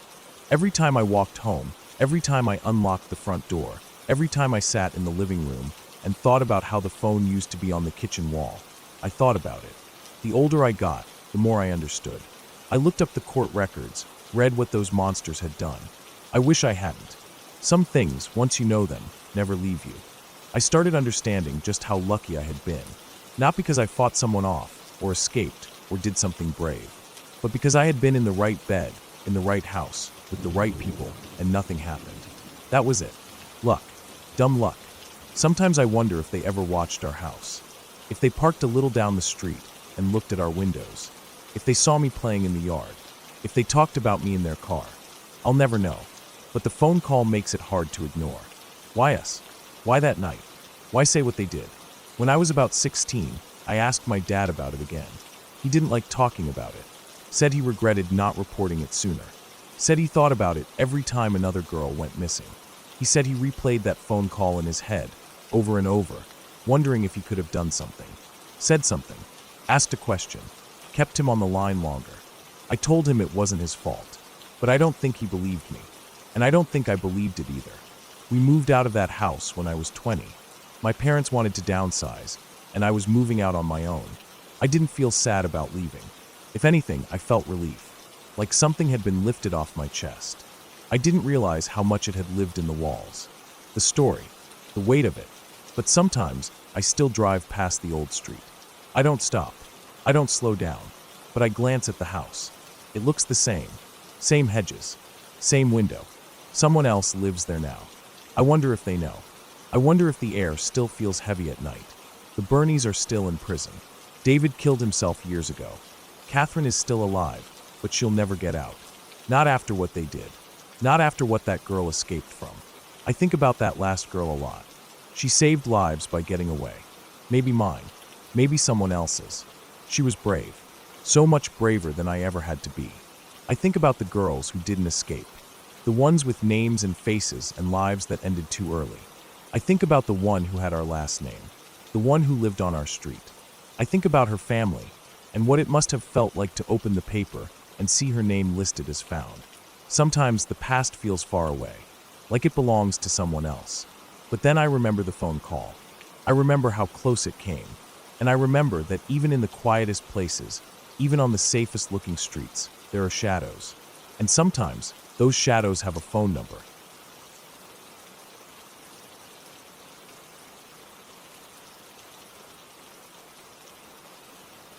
Back in 2008, my family and I were visiting my grandparents. It was one of those trips where everything felt normal, calm, and safe. My mom, my brother, and I had driven down to their house, a small but cozy place nestled in a quiet neighborhood. The house was old but well cared for, with creaky wooden floors and large windows that let in the afternoon sun just right.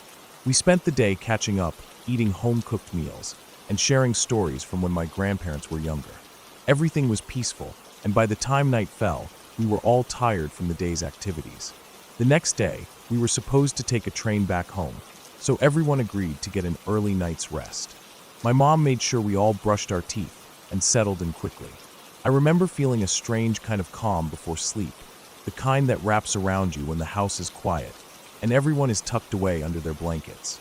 My mom lay beside me, and my brother was in the room next door.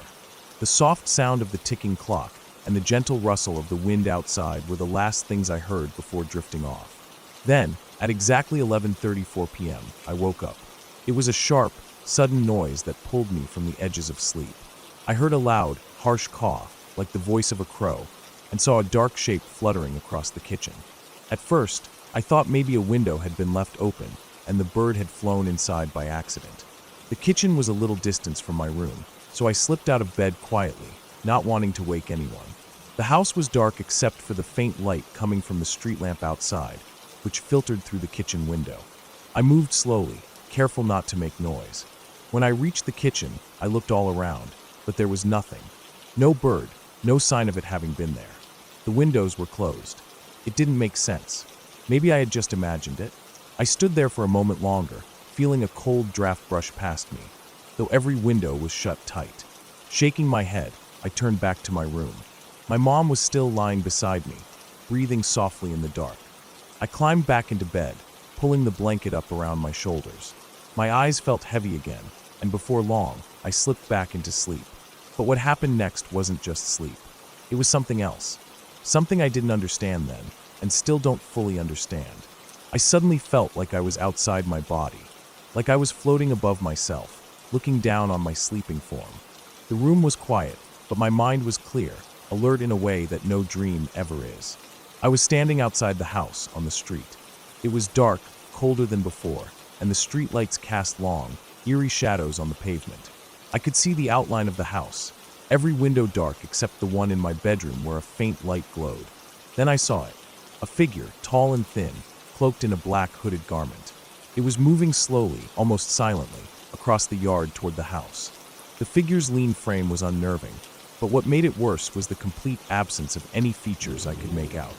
The hood covered the face, leaving only darkness behind where eyes should have been. It didn't rush. It didn't run. It just walked with purpose. It reached the house and slipped inside the front door, which I knew was locked, but in this strange out-of-body state, it just glided through as if the door was no obstacle.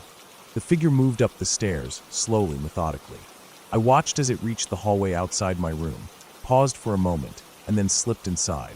That was when I started to panic. I wanted to scream or move, but I was still just an observer, unable to do anything but watch. The figure stood at the foot of my bed, looming over my sleeping body. I could feel a cold dread crawl up my spine, a feeling so real it made my skin crawl. Then, suddenly, I was back in my body. My eyes snapped open, and the dark room rushed back around me. My mom was still lying beside me, calm and peaceful. For a moment, I convinced myself it had all been a dream, one of those strange nightmares that feels almost like a memory. I tried to shake the feeling, telling myself it was just my imagination. But that was only the beginning. Just as I was about to close my eyes and fall back asleep, I got this terrible feeling. Like something dark was standing right outside the door, watching me. My heart hammered hard in my chest, but I forced myself to sit up. I needed to see if it was just a trick of the mind or something more. With every ounce of courage I could muster, I slowly turned my head toward the door. There, standing in the shadowy doorway, was the same figure. Tall, lean, cloaked in black with a hood that hid its face, except for its eyes, two dark, hollow holes that seemed to look right through me. I couldn't move. My breath caught in my throat. Then, without warning, it turned into a swirling cloud of dust, like ashes caught in a sudden gust of wind. The dust swept toward me, flowing inside my chest like smoke filling my lungs. I gasped and started choking, my throat closing up, wheezing harshly as if I were suffocating. Suddenly, all the lights in the house snapped on. Every room flooded with harsh, bright light. I had no idea how it happened. The choking eased just a little, and I heard footsteps, my grandfather's. He came into my room, carrying a small bottle and a spoon with medicine.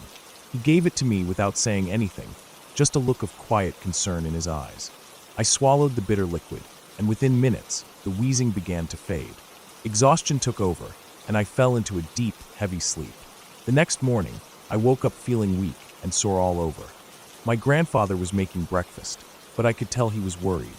My mom helped me get ready, and we decided to go to the doctor just to be safe. At the clinic, the doctor listened as I described what had happened, or at least the symptoms I had now. He told me it was probably just an allergic reaction or some kind of sudden asthma attack. The wheezing and choking fit the pattern, he said, and sometimes stress can make symptoms worse. But as I stood to leave, I caught a glimpse of my arms and legs in the mirror. My skin was covered with red, raised bumps, hives or boils, I wasn't sure, which itched terribly. They stretched from my wrists all the way up to my shoulders, and the same pattern was on my legs. The doctor didn't seem too concerned, but I knew something wasn't right. Those hives stayed for a week, turning different shades of red and purple before slowly fading away. I tried to forget the whole experience, but I couldn't. Every now and then, even years later, I would catch sight of that same dark figure at the edge of my vision. It never came closer, just stood there watching. It didn't speak or move, just watched. After that night, something about me changed. I became more cautious, more aware of my surroundings. I started paying attention to small things, shadows moving oddly, strange noises at night, or cold drafts where there shouldn't be any. I began to trust my instincts more than I ever had before. Looking back, I can't explain what I saw or what that figure was. It wasn't a ghost or a monster. It didn't fit into any story I know, but it was real in the way fear feels when you know something isn't right, but can't say why. It was a presence, dark, silent, and patient. And even though it never harmed me after that night, I still think about it sometimes, wondering what it wanted and why it chose me. Maybe it was something connected to the house, or maybe it was just a trick of the mind triggered by stress and fear. Whatever it was, it left its mark, teaching me that sometimes the scariest things don't make sense, and sometimes the real horror lies in the unknown. That night changed me, not just because of what happened, but because it showed me how fragile the line between the ordinary and the strange really is. And that line can be crossed in the blink of an eye.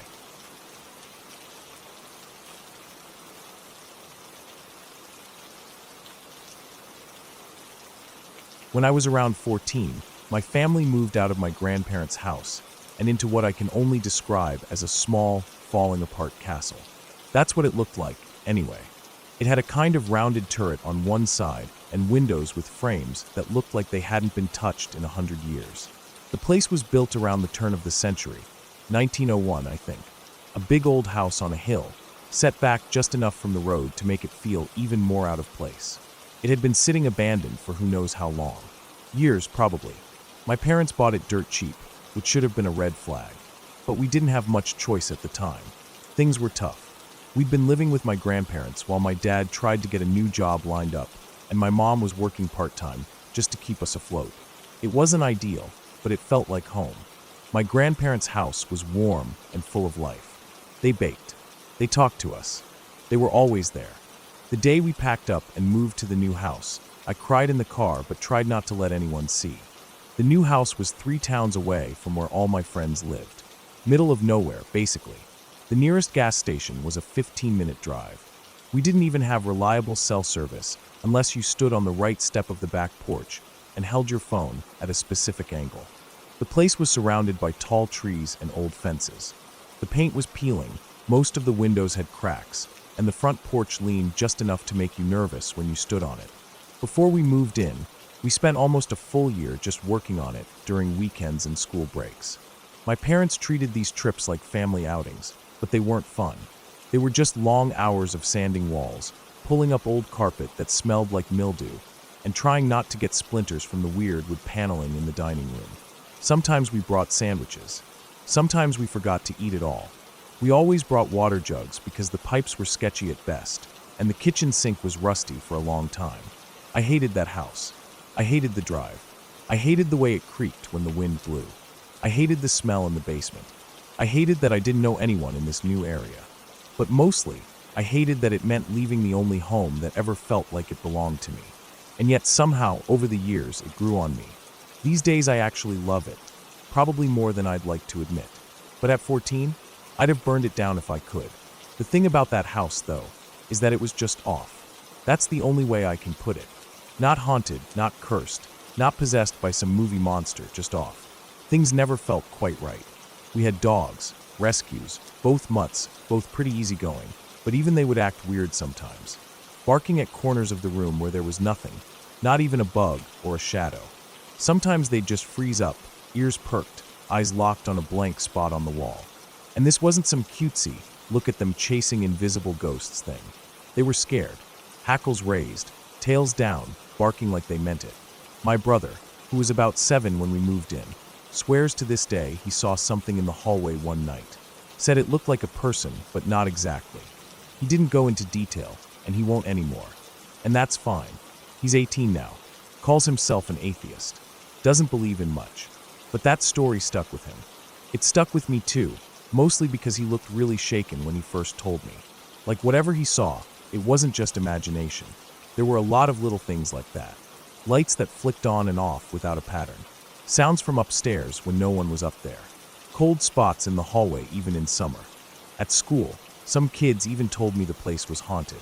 I thought they were just being dramatic. Said they remembered driving past when it was abandoned and seeing lights go on and off. I told them that was probably just squatters or power surges, but I didn't really know. All I knew was that the place had a weird vibe, and we all felt it, even if we didn't say so. Still, I never really believed in ghosts.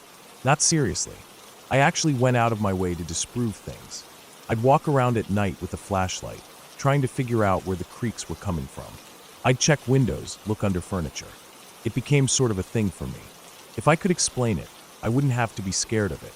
But the creepiest thing that ever happened to me in that house, the thing I've never really been able to shake, happened during one of those renovation trips before we officially moved in. It was late summer.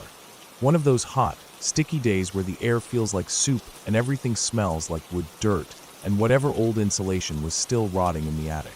My dad was patching drywall in the hallway upstairs. My mom was scrubbing something in the bathroom. My brother and I had been told to entertain ourselves, which basically meant go outside and don't break anything.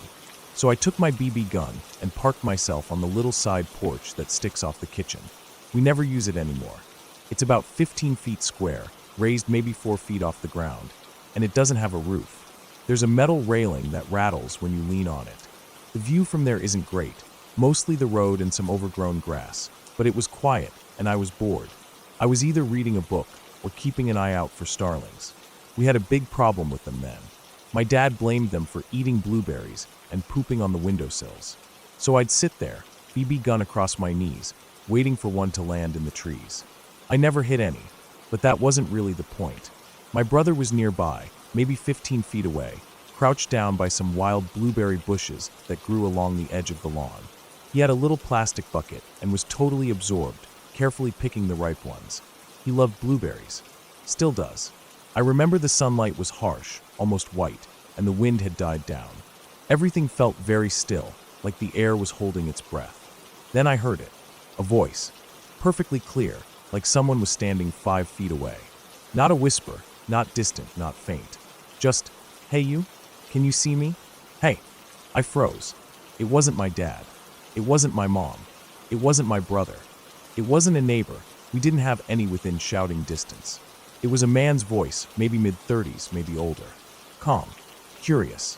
Not threatening, exactly, but not friendly either. I looked around. The porch had a full view of the yard and the road. There was no one. No car passing by. No one standing at the fence. No one behind the bushes. Nothing. I asked my brother if he heard it. He said yeah, without looking up. Just kept picking berries like it was no big deal. He was too young to know it was strange. Or maybe he just didn't care. That was the weirdest part for me, that he wasn't fazed. Didn't even ask me who it was. Just went right back to what he was doing. I set the BB gun down and stood up, trying to get a better view. I even walked down the steps and looked under the porch, behind the bushes, along the side of the house. Nothing. Not even a squirrel. The voice didn't come back. I never heard anything like it again. The rest of the day went on like normal. My dad got annoyed about the drywall dust. My mom yelled at me for leaving a peanut butter knife on the counter. My brother showed off his blueberry haul. We drove home just before sunset. No one mentioned the voice. Not even me. I didn't know how to bring it up without sounding crazy. For years, I thought about that moment. About how clear it was. About how weirdly casual the voice sounded. Like someone trying to get your attention in a crowd. Like someone who thought you should be able to see them and was confused when you didn't. I ran through every possibility. Maybe it was someone walking by on the road, but the road was empty. Maybe it was a prank, but who would bother?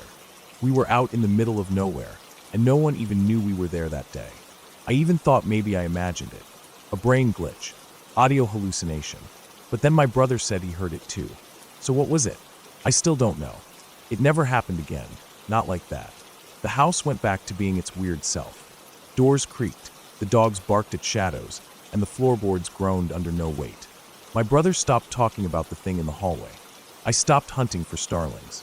The porch slowly got covered in leaves and dust and disuse. I don't really believe in ghosts. I never saw one. I've gone out of my way to find something I can't explain, and I've always been able to. But this, that voice, it stays with me. Not because it was dramatic or terrifying, but because it was so simple, so real, so clear. Like something slipped for just a second, like a door cracked open somewhere, and then shut again. I don't tell people this story often. It's not flashy. It doesn't have a climax. There's no big reveal, no twist, no shadowy figure, no haunting melody. Just a voice, just a question, just me, my brother, and a porch we never use anymore. But it happened. I know it did. And sometimes when I'm home visiting and I walk past that porch, I still get that same feeling. That stillness. That pause in the air. Like something's waiting, but nothing ever says anything. Not again.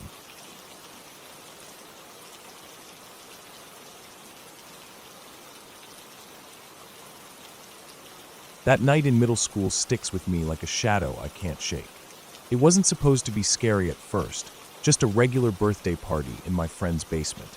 The kind of place where you gather with a handful of close friends, listen to music, eat some snacks, and laugh until your stomach hurts. Nothing special, really. But what happened there made me realize how unsettling it is when you start to feel watched, even if there's no clear reason for it. The basement was typical for a middle school hangout. Bare concrete walls with some posters taped up, mostly bands and movies we thought were cool at the time. There was a worn-out couch shoved in one corner, a few beanbags spread around, and a small TV with a game console hooked up. A big plastic table held all the food, chips, pizza, soda, cupcakes with colorful frosting. The lighting was dim, mostly from some cheap string lights running along the ceiling, giving the whole room a cozy but slightly gloomy vibe. We were all crammed in, about 8 of us, talking and joking around. Someone was playing a playlist that mixed pop hits with some classic rock. It was the kind of night where you felt safe because you were with people you trusted. We didn't think twice about the basement walls, or the quiet neighborhood outside, or the fact that it was already dark out. Then the first message came in. It was from an unknown number. At first, no one paid much attention because phones buzzing with random texts was normal even back then. But when my friend read it out loud, the room got quieter. The message said something like, "I can see you all. You look pretty tonight." No name, no explanation, just those words. We looked at each other, trying to figure out if someone was messing with us. Maybe someone from school who knew we were here. It felt weird, though. No one knew who it could be, and no one had that number saved. I remember the moment the idea came up to respond. I said, maybe we should ask the person something only we would know, something that would prove they really were there watching us, not just some random jerk trying to scare us. One friend suggested asking about hair color, which seemed silly because we all had pretty common colors, blondes, brunettes, nothing unusual. I suggested something more personal, like the nickname I'd been calling my hat all night, Gangsta Hat. A dumb middle school joke, but something only the group would know. We never actually sent the message. Somehow we hesitated, unsure if we wanted to invite more of that weird attention. But then the reply came back anyway. Her hair is brown, and that's her gangsta hat. We all froze for a moment, the basement suddenly feeling smaller and colder. The only explanation was that whoever was texting had been watching us somehow, new details that shouldn't have been public. That night, messages kept coming, some comments on what we were doing, some telling us how pretty we looked, and even little observations about who was sitting where or what songs were playing. The messages didn't stop until much later, and I can't describe how nervous it made me feel. We tried to convince ourselves it was just a prank, someone with too much time and a creepy sense of humor. But even then, I felt a tight knot in my chest every time my phone buzzed. The feeling of eyes on you, even when you don't see anyone, is hard to shake. It's a quiet kind of fear that creeps in slowly, making you second-guess everything. We never found out who it was, and the messages eventually stopped after a few hours. The party ended on a weird note. People left with nervous smiles, laughing it off but glancing over their shoulders. I remember walking home that night, streets empty and quiet, feeling like I was being followed even though I wasn't. The whole experience stuck with me. Not because anything dangerous happened, but because it reminded me how vulnerable you can feel when you realize someone else knows where you are, what you're doing, even if you can't see them. Years passed, and I tried to forget about that night. Then, just a month ago, something else happened that brought back that same unsettled feeling. It was late afternoon, and I had just finished dinner. The house was quiet, everyone else gone for the evening. I was tired, so I curled up on the couch to take a quick nap before bed. I didn't expect to fall into a nightmare, but I did. In the dream, there was this man. He wasn't someone I knew, just a shadowy figure, but he was carrying a bow and arrow. The dream was vivid, too vivid. I saw him moving through a small shopping strip, shooting at people. There were screams, chaos, and the kind of silence afterward that feels heavier than noise. The place felt familiar in the dream, but I couldn't place it at first. I woke up sweating, heart racing, the image burned into my mind. I tried to shake it off. After all, who gets scared by a dream about bows and arrows? It sounded ridiculous when I thought about it in the daylight. The world isn't some medieval fantasy. Bows and arrows aren't the weapon of choice in modern crime. But the feeling of dread stuck with me all night, like the dream wasn't just random. It was warning me about something. The next day, I went online and browsed Reddit to distract myself. On the front page, I saw a post that caught my eye. A guy had posted about something stolen from his garage. It was a bow and arrow, the same kind I'd seen in my dream. I stared at the picture, feeling a chill. The post mentioned the location, and I looked it up on a map. It was the shopping center from my nightmare. I double-checked, scrolling over the photos and street views. The layout matched exactly. The same strip mall, the same parking lot, even the same little coffee shop in the corner. It wasn't just in my head. Somehow, the dream had shown me a real place tied to a real event. No one had been hurt, no one shot with arrows or attacked. The post was just about the theft, nothing more. But it was strange enough to make me think twice about how easily fear can grow from nothing, or from a strange mix of coincidence and subconscious knowledge. I kept thinking about how both these experiences, years apart, made me feel watched and vulnerable. The basement party, where someone unseen was tracking us, and the nightmare-turned-real location that left me feeling like danger was closer than I wanted to admit. I still don't know who sent those messages back in middle school, or why. Maybe it was just a kid messing around, or maybe someone who wanted to unsettle us for fun. Either way, it changed how I look at privacy and safety. The world feels a bit bigger and more unpredictable when you realize someone can know your private moments, even when you think you're alone. And as for the bow and arrow, I don't carry one, and I don't plan to. But now, whenever I pass that shopping center, I can't help but glance around, half expecting to see something out of place. It's a strange reminder that some fears don't need to be real to stay with you. The basement party and that nightmare weren't connected by anything obvious, but they both left me with the same feeling, that the world has edges I don't always see, and sometimes those edges come closer than I want. It's not about ghosts or myths. It's about the simple, quiet fact that being watched, really watched, is one of the scariest things you can feel.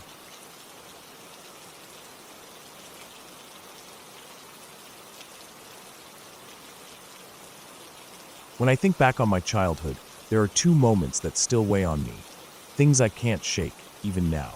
One is something I can only describe as creepy, a feeling that something was off in a place that was supposed to be safe, my home. The other is an event from high school, something so unsettling that it still feels like a cold knot in my stomach when I remember it. Neither involves any fanciful stories or ghosts or anything supernatural, just real-life things that make me question how much control we really have over what happens around us. When I was 6 years old, my parents decided to move out of town and build a house in the country. I was actually pretty excited about it at the time. The idea of having my own room, separate from my little brother, felt like a big win. Before that, we had to share a small, cramped room, which always felt noisy and messy with both of us trying to make it our own space.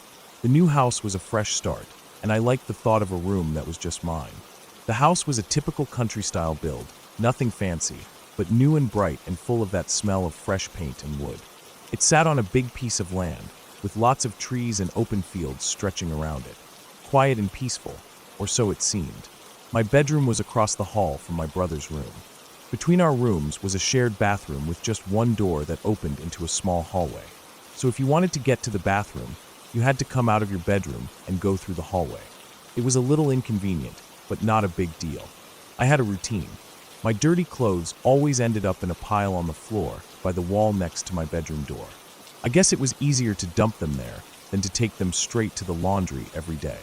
One afternoon, I was bent over grabbing my clothes, ready to carry them down the hall to the laundry room. That's when I caught it out of the corner of my eye, something moving quickly into the bathroom. At first, I thought maybe it was my brother, but then I saw it was an old woman, dressed all in white, moving quickly and quietly into the bathroom. The door slammed shut behind her. I froze. My heart was pounding, but I was the only one home. No way anyone else could have been there. I didn't dare go check right away.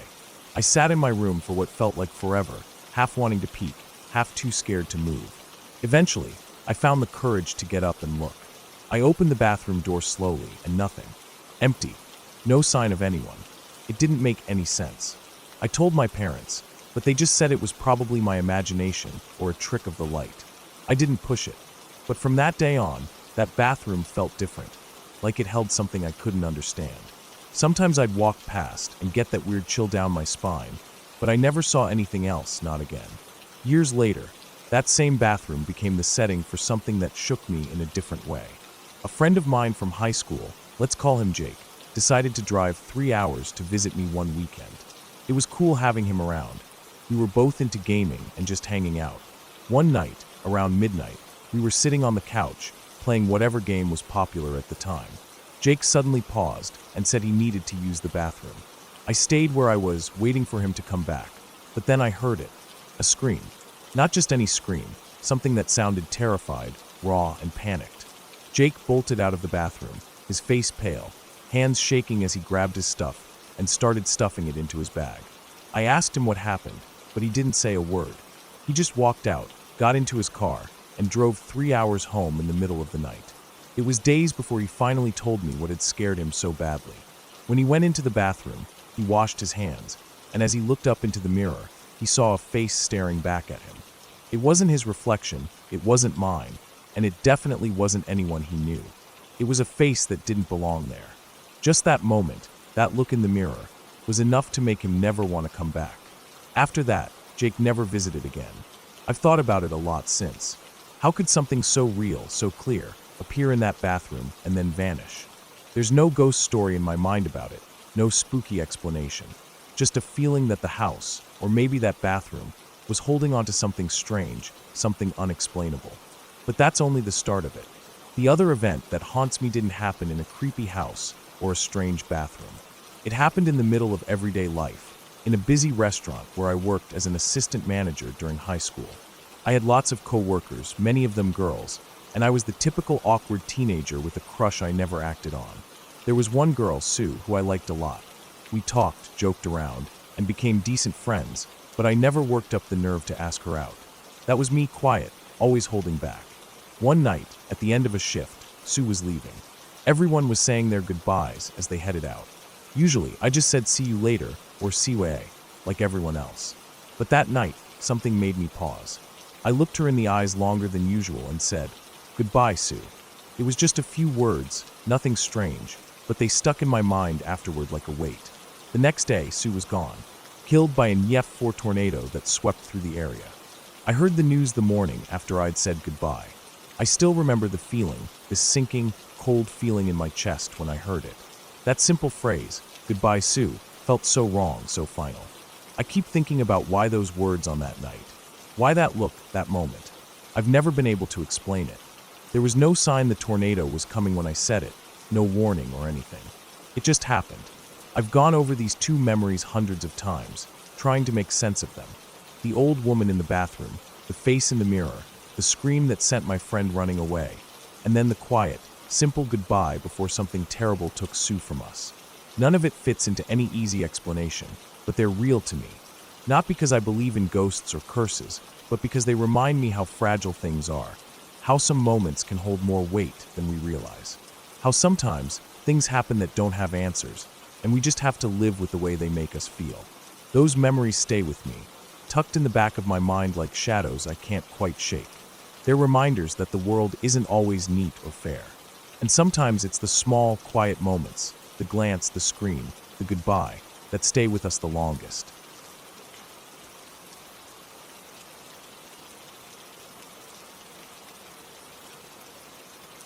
When I was younger, my auntie told me a story that stayed with me for a long time.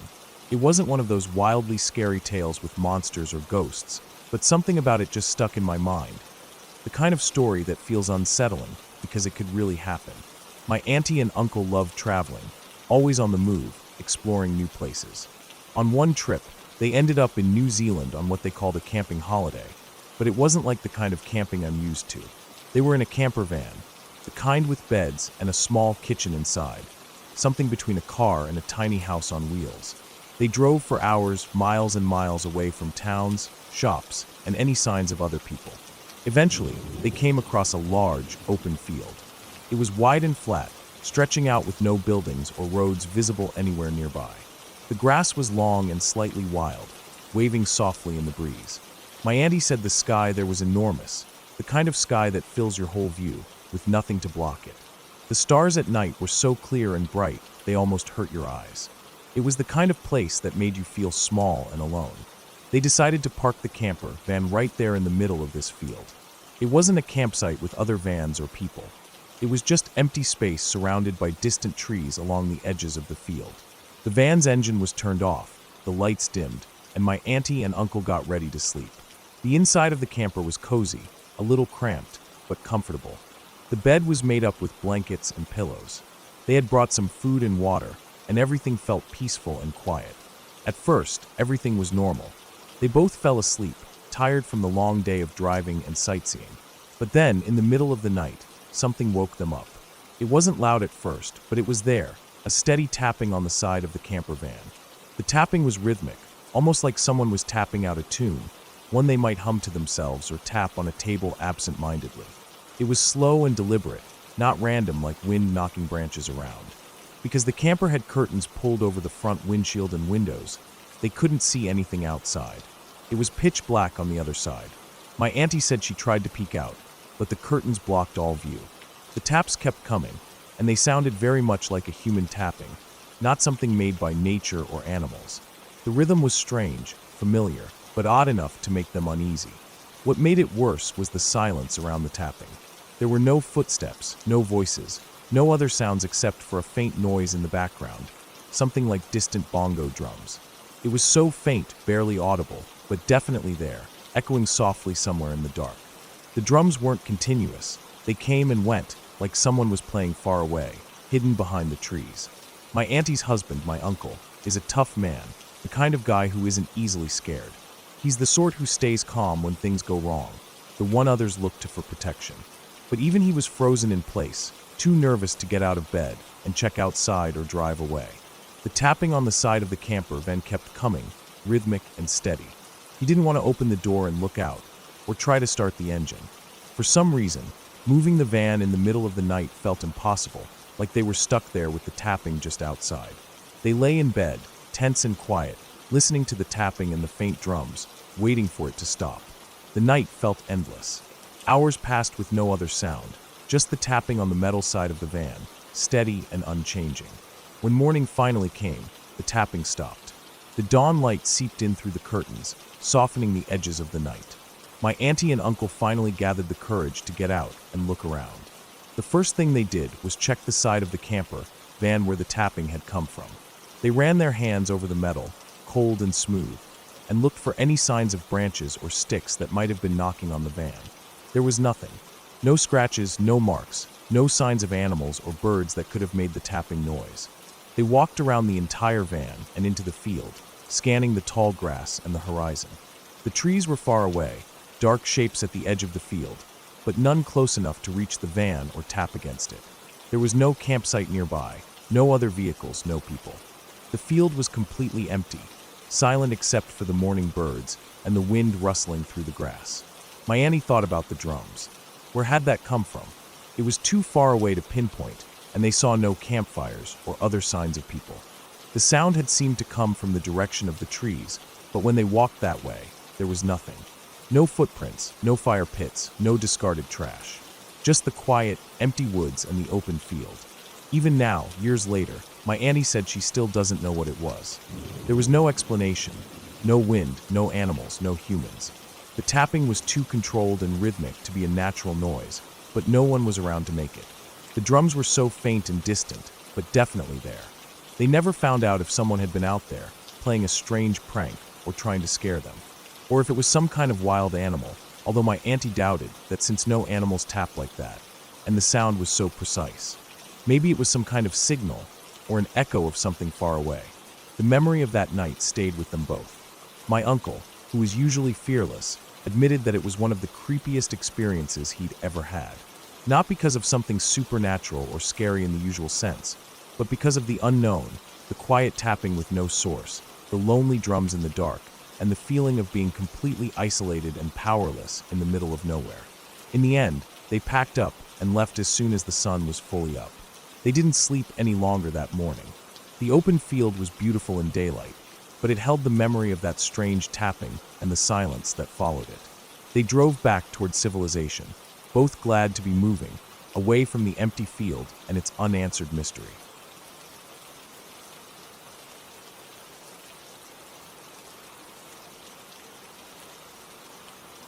It wasn't my story originally, but it stuck with me the way certain memories do, even if they aren't yours. The kind that feel like they belong to you anyway, probably because the people involved are close enough to make it feel personal. My stepdad told me about it one evening, offhandedly, like it was just some weird thing that happened to his folks.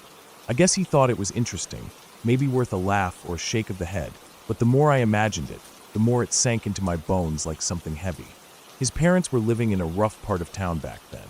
Not quite a war zone, but definitely the kind of place where locks get double-checked and people mind their own business a little too hard. The apartment complex they were in wasn't terrible on the outside. One of those older brick buildings with peeling paint, and a lot of were showing in the stairs and railings. It was the kind of place that might have had a bit of charm when it was new, but that was long gone. Rent was cheap, which is probably why they were there in the first place. They're the type of people who don't need much and don't complain even when they probably should. They were both in their 60s, living quiet lives. His dad had retired early from factory work because of back problems, and his mom was mostly just tired of the world. They didn't go out much except for groceries and doctor appointments. Evenings were spent in front of the TV, watching the same shows on repeat. Life wasn't exciting, but it was steady, which they seemed to like. That night, like most, they had eaten dinner early, maybe around 6. They watched a couple of crime shows, maybe a cooking show, then went to bed around 10. Nothing out of the ordinary. Nothing that would hint at how strange and unsettling the night was about to get. Sometime around 3 in the morning, they were woken up by a noise. It wasn't a loud bang, not at first. More like a persistent tapping, almost polite at first, like someone trying not to wake the whole complex. But it kept going. Tap, tap, then harder. Top, top, then louder. Bang, bang. It was the sound of someone knocking on their screen door. Not the main door, but the flimsy outer one that was more for keeping bugs out than people. The metal frame rattled with each hit. They didn't get up right away. I imagine they froze, lying still, like a lot of people do when something unusual happens in the middle of the night. When the world outside your bed suddenly doesn't feel safe anymore, and your first instinct is to disappear into the mattress and hope it all goes away. Maybe they hoped the guy would give up and leave. Maybe they were too tired to deal with it. Maybe they just didn't want to draw attention to themselves. I don't know. They didn't call the police. I remember my stepdad saying that they didn't think it was worth the trouble. They were old and didn't want to cause a fuss. I think there was also a part of them that had seen enough in life to know how slow and messy police help could be in a neighborhood like that. They stayed in bed listening. The sound didn't stop for a long time. It would quiet down for a bit, then start again. They peeked through the curtain at one point, just enough to get a look without being seen. A man was standing on their small concrete porch. He was bald, maybe in his late 30s or early 40s. Not doing much, just standing there, smoking a cigarette. The ember lit his face every few seconds as he took a drag. He didn't look around. He didn't knock anymore. He just stood there, puffing away like it was his porch, and this was a normal thing to do at 3 in the morning. Eventually, he left. Just walked off into the night like nothing happened. They didn't see where he went. No car pulled up. No footsteps running down the hallway, or anything like that. Just gone. They waited a while before they fell back asleep, not entirely sure what to make of it. In the morning, they went out onto the porch to check for any signs he'd come back or left something. And there it was, a knife. Not just a kitchen knife or something small. This was a huge, heavy blade, the kind you see in movies or hunting magazines. It was lying flat on the table by the door, right where he must have left it. The air felt different that morning. They said it was too quiet. Even the usual sounds of the building, people arguing, kids running up and down the hallway, cars starting with rattling mufflers, were muted. The knife sat there like something alive. Not moving, but full of meaning. They didn't touch it, just looked at it, then went back inside and locked the door again. They didn't report it. Again, no police. They just didn't want to deal with the hassle. And honestly, what would the police have done? Take a report, maybe log it in a system that barely functions, and move on. No witnesses. No camera. Just an old couple who didn't want to be involved in something bigger than they could handle. They told my stepdad about it a few days later, kind of offhandedly. He was upset that they hadn't called him or told someone sooner, but they brushed it off like it wasn't a big deal. That was just how they were. But they moved out not long after. Said they wanted someplace quieter, somewhere with fewer people hanging around at night. I think the truth was they just didn't feel safe anymore. And that makes sense. It wasn't just the knife. It was everything about that night. The silence, the man's calmness, the way he left the knife like it meant something only he understood. That image stuck with me. The knife on the table. Not used. Not bloody. Just there. Like a message, or a test, or maybe a warning that didn't come with instructions. Sometimes I wonder what would have happened if they'd opened the door. If they'd said something or confronted him. But I'm glad they didn't. Sometimes not knowing is safer. The new place they moved into was smaller, but cleaner and safer. A single-story unit in a senior complex with a gate and on-site management. People smiled at each other there. No screen door, just a solid front door with a new deadbolt. My stepdad helped them move. Hauled boxes. Checked the locks. Set up the new TV. He said his mom looked more relaxed than she had in months. Like the weight of that one night had finally lifted a little. They never found out who the man was. He never came back. No neighbors mentioned anything. No other stories of someone leaving knives behind. Just one night. One man. One blade. And then silence. I think about that sometimes when I lock my own door at night. When I hear a noise and try to decide if it's worth getting up. There's a kind of quiet fear that settles in moments like that. The kind that doesn't shout or scream, but just lingers. Not the fear of monsters or ghosts or anything unreal. Just the fear of people. The ones who knock in the middle of the night for reasons they never explain. And that's the worst part. The not knowing. Not the knife, not the knock. But the silence that came after. The quiet porch. The cigarette smoke still hanging in the air long after he was gone. That lingering sense that something nearly happened. That maybe, just maybe, they got lucky. And maybe next time, someone else won't.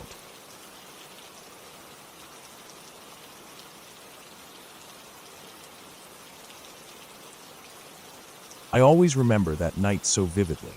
It was one of those late summer evenings where the air still holds the warmth of the day, but the sun has dipped low enough that shadows start to stretch out and everything feels a little quieter, a little darker, even though the trees are still thick with leaves. The kind of night that feels alive but also on edge, like the world is holding its breath for something you can't quite see yet. I had just finished my shift at work, around 9:45 p.m. That was normal for me. I worked a late evening job, so walking home late wasn't anything new. But that night, something about the walk unsettled me deeply. I didn't realize how much until I was already halfway down the road. My route home was simple but not well lit. I live on the edge of town, where the street lamps thin out and the streets aren't busy. I was walking along the sidewalk on this long stretch of road that curves in an S shape. At the beginning, the sidewalk rises up a hill, curving slightly left, then back right. It's a long, slow bend that twists around, and for some reason, this part of the road has hardly any streetlights. Maybe 2, maybe 3 scattered far apart, but nothing enough to brighten the whole path. To my left, there's this big open soccer field. You can see the school at the far end, but at night, the whole field looks like a black hole, just an endless dark space with nothing but faint outlines of the goalposts and the fence. On my right, there's a softball field, smaller but surrounded by thick trees.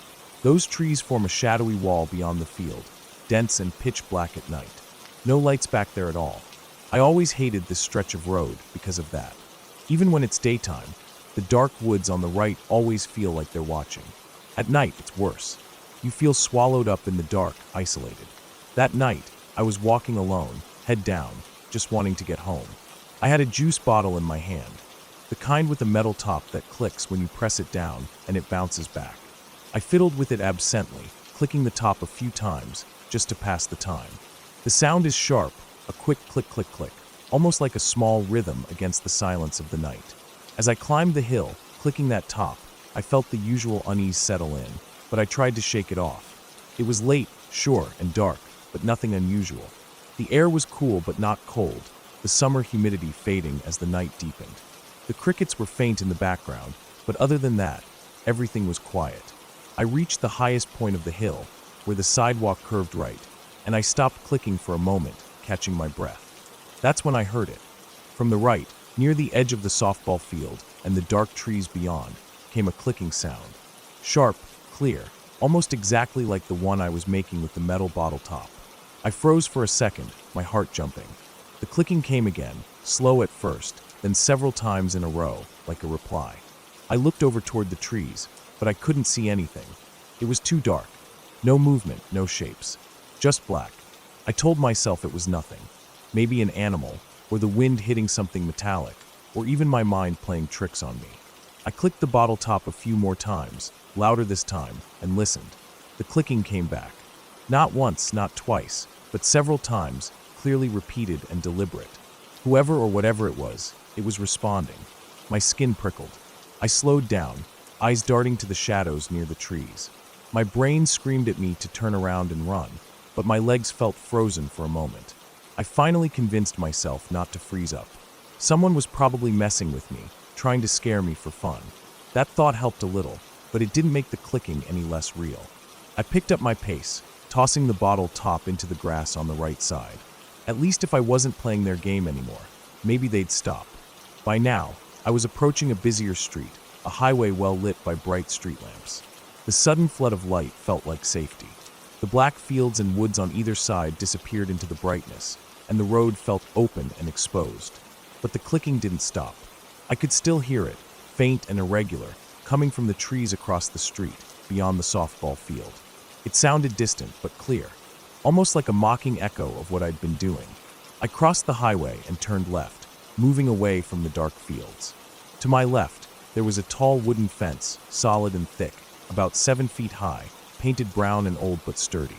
It blocked any view of the houses behind it, but I knew they were there, clustered along a quiet street. On my right, there was the highway again, a wide 3-lane road, and beyond that, more houses spaced farther apart. The street lamps were bright here, illuminating the sidewalk in long pools of light. I slowed a little, trying to calm my breathing and ignore the strange feeling growing in my gut. From the right, behind the fence and near some of the houses, a dog started barking. At first, it was a normal bark, sharp, quick, maybe alerting someone or another animal. But then it changed. The barking got louder, more frantic, more agitated. It turned into yelps and cries, as if the dog was hurt or scared. Suddenly, the barking stopped. There was a loud, high-pitched yelp, piercing and filled with pain, then nothing. The silence that followed was worse than the noise. I stopped walking and looked around, heart pounding. I scanned the houses, the street, the trees behind the fence, but I saw nothing. I stood there for a moment, frozen, asking myself what I just heard. Was the dog hurt? Was it fighting something? Was it even real? Before I could decide to keep going or call out, something made my blood run cold. From behind me, on the other side of the wooden fence, came that clicking again. That same sharp, metallic clicking noise. It was close, very close. I didn't hesitate. I turned on my heel and ran. My footsteps echoed on the sidewalk as I sprinted down the well-lit street, not looking back, not slowing down until I reached my front door. Inside, I locked it behind me and sat down, heart still hammering. I tried to make sense of it. The clicking, the dog's yelp, the darkness in those fields and trees. Who or what had been out there watching me? And why did they click back? The thing is, nothing happened after that. No strange phone calls, no footsteps outside, no signs that anyone had followed me home. But I never took that walk alone at night again. I don't know if it was some kid messing with me, some prankster hiding in the shadows, or something else entirely. But that night showed me how alone you really are when you're in the dark, with only the sound of clicking for company, and how fast your mind can fill the silence with fear. Every time I think about it, I get goosebumps, and I still don't like walking that hill after dark.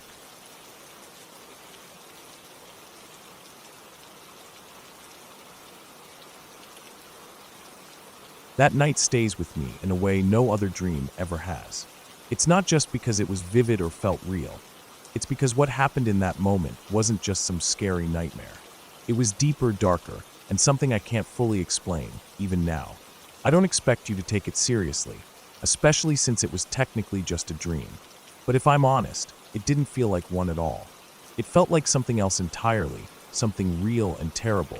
And that's why I need to get this out. A few years ago, I was going through one of the worst periods of my life. It was an extreme depressive episode, the kind where every breath feels heavy, and every thought drags you deeper into a pit you can't climb out of. My mind was foggy, my emotions raw and torn. I was barely holding myself together, and sleep was the only relief I could find, even if it came with shadows. I was staying at my girlfriend's dorm that night. The room was small, barely big enough for her bunk bed, a desk, and a chair. She was asleep on the top bunk, curled up under her blanket. I was lying beside her, feeling the cold, hard mattress beneath me, my head just inches from hers. The light from the hallway seeped in faintly under the door, casting long shadows on the walls. The whole dorm felt silent except for the soft hum of the building's ventilation and the occasional creak from the floorboards. Somewhere deep inside me, I knew I needed to use the bathroom. It was late, maybe close to midnight. I didn't want to wake her, so I carefully shifted off the bed, feeling the mattress depress under my weight, and jumped down to the floor. The room was dim, just like the hallway outside. I moved quietly, careful not to knock anything over, and made my way to her door.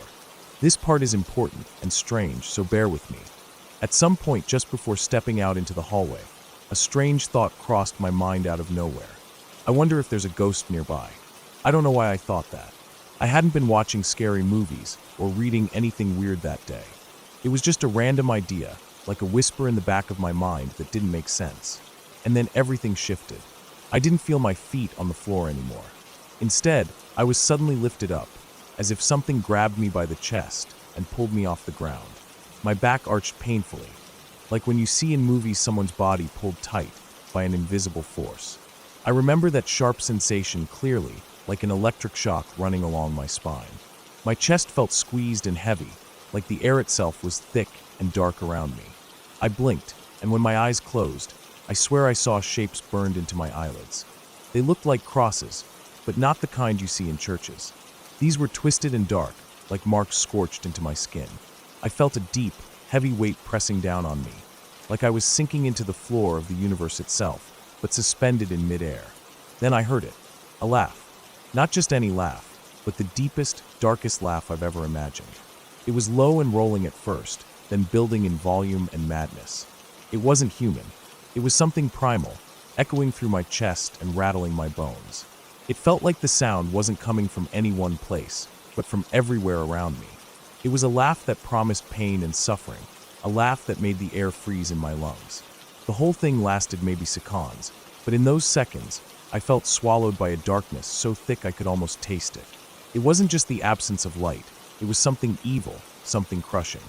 It made my skin crawl, my heart hammer in terror, and my mind scream for relief that wouldn't come. And then slowly I came back.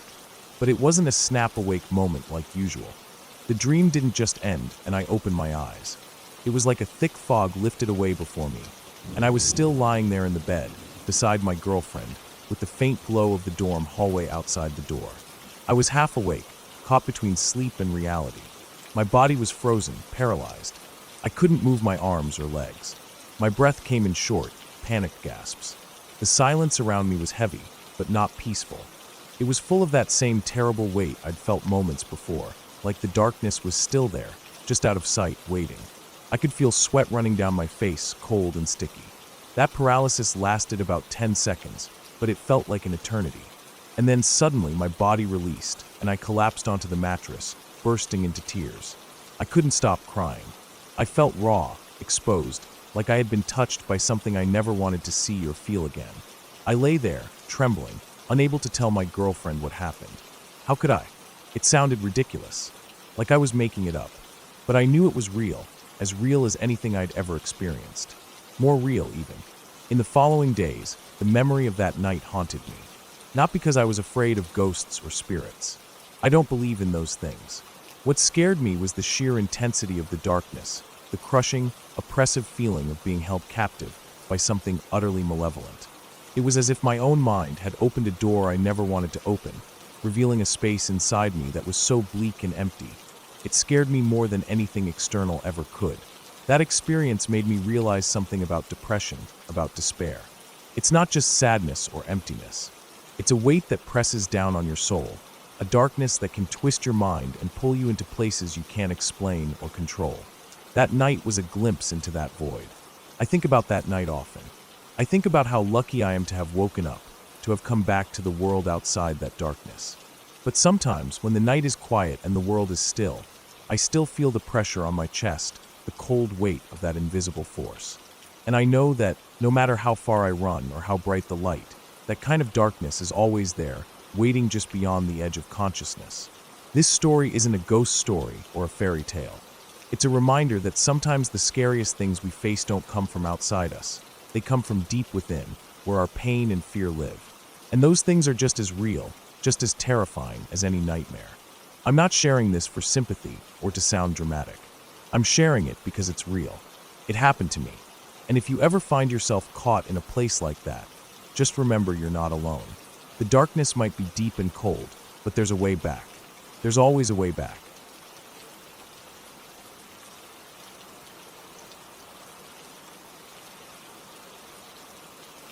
I remember that winter of 1997 like it was yesterday, even though I was only 6 years old at the time. We lived in Chicago, and that year the storms were brutal. Ice storms that wouldn't quit, freezing everything solid and knocking out the power for days. Our house was half old, half new, an odd mix that made the whole place feel strange. The old side was falling apart, creaking under the weight of time, and the new side was still unfinished when we moved in. It was the kind of place where shadows seemed to stick to the corners a little longer than they should. Back then, I didn't understand much about what had happened there before we got the house. I just knew it was different. The first night the power went out was the worst. The cold seeped through the walls and windows, making the house feel like it was breathing ice. The silence was thick except for the crackling fire downstairs, where my parents were trying to keep warm. I had to get to the bathroom for a shower, but the only way was to cross that long, narrow hallway that cut through the center of the old part of the house. It was shaped like a giant T, with our bedrooms at the top and the stairwell down below. The lights were all out, and I remember how the dark swallowed everything whole. My skin prickled, and every small sound felt too loud. I tried to hurry, telling myself it would be quick. I thought about the fire and the warmth waiting for me downstairs. But when I got back to my room to change into pajamas, I froze. The room was too quiet, except for a faint giggle coming from the hallway. It was soft but sharp, like something was right behind the door watching me. I didn't want to look at the closet at first. I knew instinctively something was there. Then the giggle came again, and from the side of my eye, I saw it, a black shape, a kid maybe my age, sliding out from behind the door. The thing didn't say a word, just giggled and moved closer. It didn't look real, more like a shadow that somehow held the shape of a boy. I remember feeling scared but also confused. It was like it wanted to play, but I knew it wasn't something good. My voice trembled when I told it to leave. It just kept coming forward, closer and closer, giggling that same eerie laugh. I kicked out at it, but my foot passed right through, like trying to hit smoke. That's when I screamed, a raw scream full of panic, and bolted for the stairs. I didn't stop running until I was wrapped in my mom's arms downstairs, where the fire crackled and the world felt safe again. After that night, I started seeing the figure more often. It was always the same kid, the same black thing that shouldn't be there. It would appear when the house was darkest, usually at night when I was trying to sleep. Sometimes it would stand in the hallway. Other times it would just be a presence in the corner of my room. I called it the black thing in my head because I didn't know what else to call it. It never hurt me, but it made my skin crawl like nothing else ever had. The worst night was in the summer, months later. I had trouble sleeping, so I snuck into my parents' room and crawled into bed with them. The air was warm outside, but inside the room I woke up freezing cold. I was shaking, but when I opened my eyes, I knew why. The black thing was there, at the foot of the bed. Not just him, but two others. They looked like grown-ups, but just as dark and shadowy as the boy. They stood silently, staring at me and my parents sleeping. I forced myself to speak, telling them to leave. I was terrified, but somehow saying it gave me power. Slowly, they faded away, disappearing until the room was empty again. After that, I never saw the black thing or the mother figure again, but the father showed up once more at the next house we moved to, just standing in my bedroom, watching me with those empty eyes. I told him the same thing I always told the others, get out. And he did. I never saw any of them after that. It wasn't just the black thing. My mom had her own experiences too. She sleeps so little, maybe 2 or 3 hours a night, and when she does, it's always restless. Some nights I'd smell incense burning around the house, thick and sweet, filling the corners with smoke. She'd tell me later that she was praying, trying to keep the bad things away. My parents are Greek Orthodox, so the incense and prayers were part of their way to fight whatever evil was in the house. She told me once that her parents appeared to her in dreams and warned her, saying the devil was in the house. After that, she started walking around at night, praying in Greek and burning incense in every dark corner she could find. I felt it too, the cold that wasn't just cold, the weight in the air that pressed down on me, the way the shadows seemed to shift when no one was looking. There was something very wrong in that house. The story behind the house didn't help. Before we moved in, the old owner had gone insane. He didn't leave the house in years, and when they finally found him, he was sent away to a mental hospital in Skokie. The house was left abandoned, falling apart, until my parents bought it. When my mom was cleaning, trying to sort through the mess, she found something strange in the floor vents. A small Japanese sword, ceremonial, with a broken scabbard and a handful of Polaroids. The pictures showed young girls, scared and crying, like they'd been taken against their will. That part of the house scared us the most. It was a reminder that something bad had happened there long before we arrived. Years later, the strangest thing happened in Rome after I had graduated college. My parents and I were celebrating, staying in a hotel we'd been to before. It should have been a happy trip, but in the middle of the night, I felt like I was doused with freezing water. The cold came from nowhere and settled in my bones. I opened my eyes slowly and saw something hovering in the middle of the room. It looked like a snake made of smoke or a cloud, blacker than anything I'd ever seen, floating about 6 feet off the ground. It was watching my mom, and she was watching it. We didn't say anything. I told it to go away, and I fell back asleep. The next morning, we talked about it outside, smoking and trying to make sense of what had happened. My mom said it spoke to her and told us we needed to go to the Vatican that day, as if something important was waiting there. We weren't religious, but we felt like we had no choice. We went, paid our respects, and after that, whatever it was seemed to leave us alone. Looking back, I realize how those experiences shaped me. They made me understand there's a darkness in the world that you can't explain, and sometimes it doesn't show itself with fire or screams, but with quiet, cold things lurking just out of sight. I don't talk about it much anymore, but the memories stay with me. The cold, the shadows, the way those black shapes moved, they were real, even if no one else saw them. And sometimes, when the night is still and the house creaks, I wonder if they're still waiting, watching from the dark.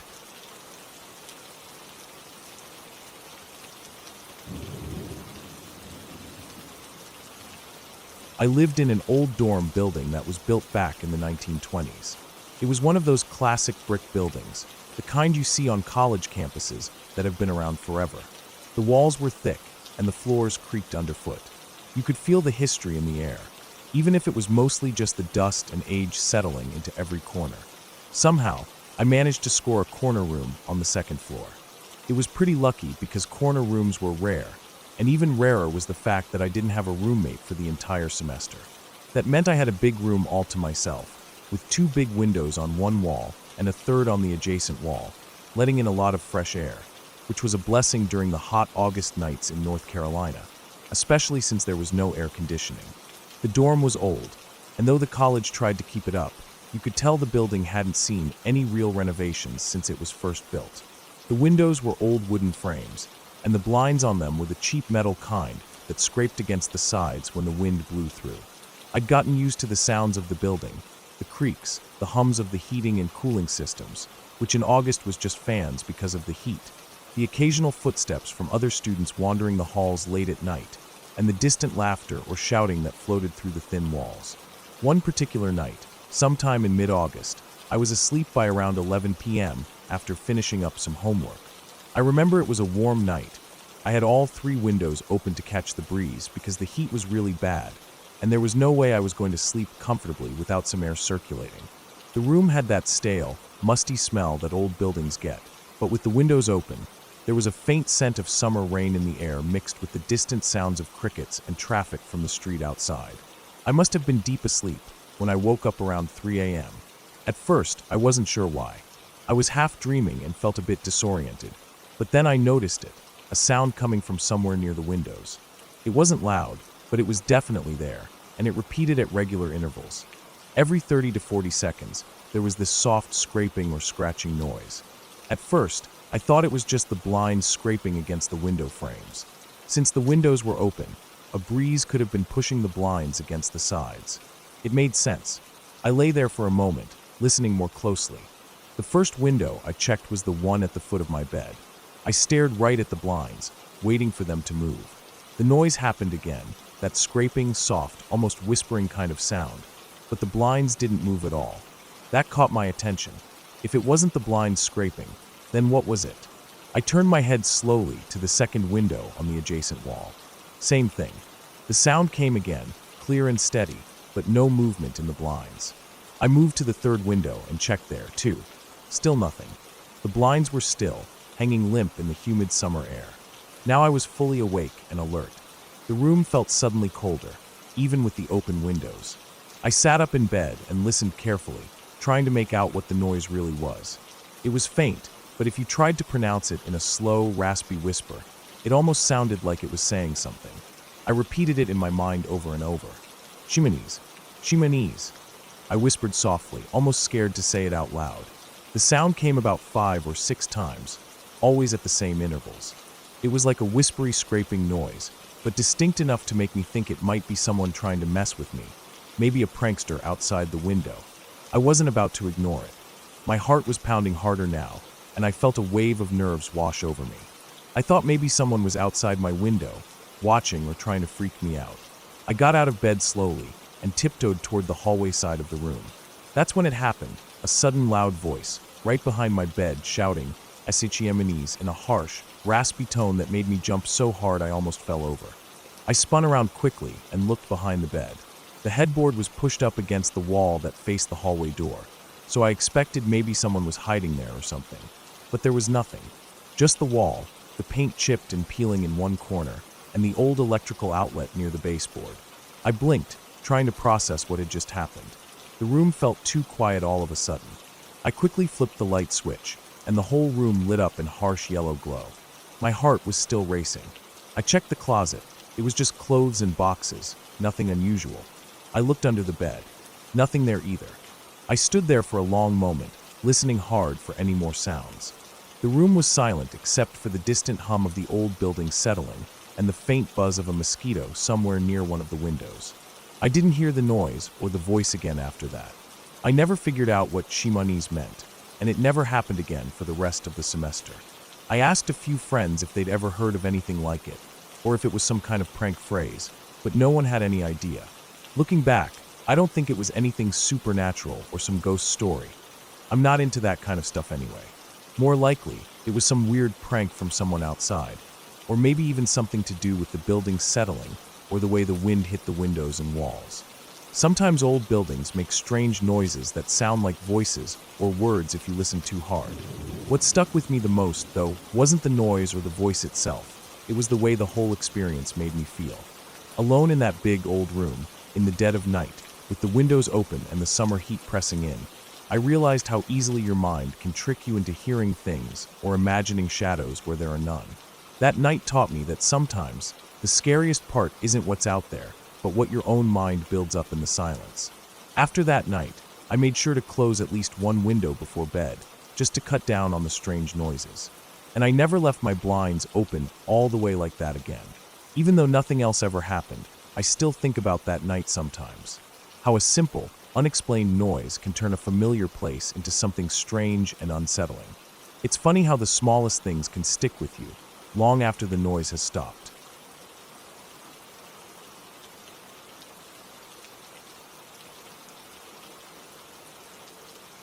That night stays with me clearly, even though it happened when I was just 8 or 9 years old. It wasn't like those usual dreams where you wake up immediately after something scary or weird happens. This one was different. It was the kind of experience that feels like it should be impossible, yet it's burned into my memory so sharply that I can recall every detail like it was yesterday. I was lying in my bed, my little room dim with the faint glow of the streetlight sneaking through the curtains. The walls were painted a soft blue, the ceiling covered in glow-in-the-dark stars I had stuck on months before. My bed was a simple twin, pushed up against the wall, with a patchwork quilt my mom had made covering me.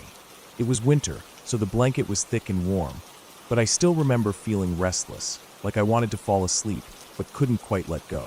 The dream started out normal enough, something silly, like a Wile E. Coyote cartoon.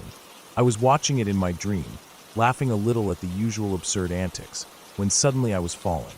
Not just the kind of falling where you feel yourself drop and then wake up. No, this was different.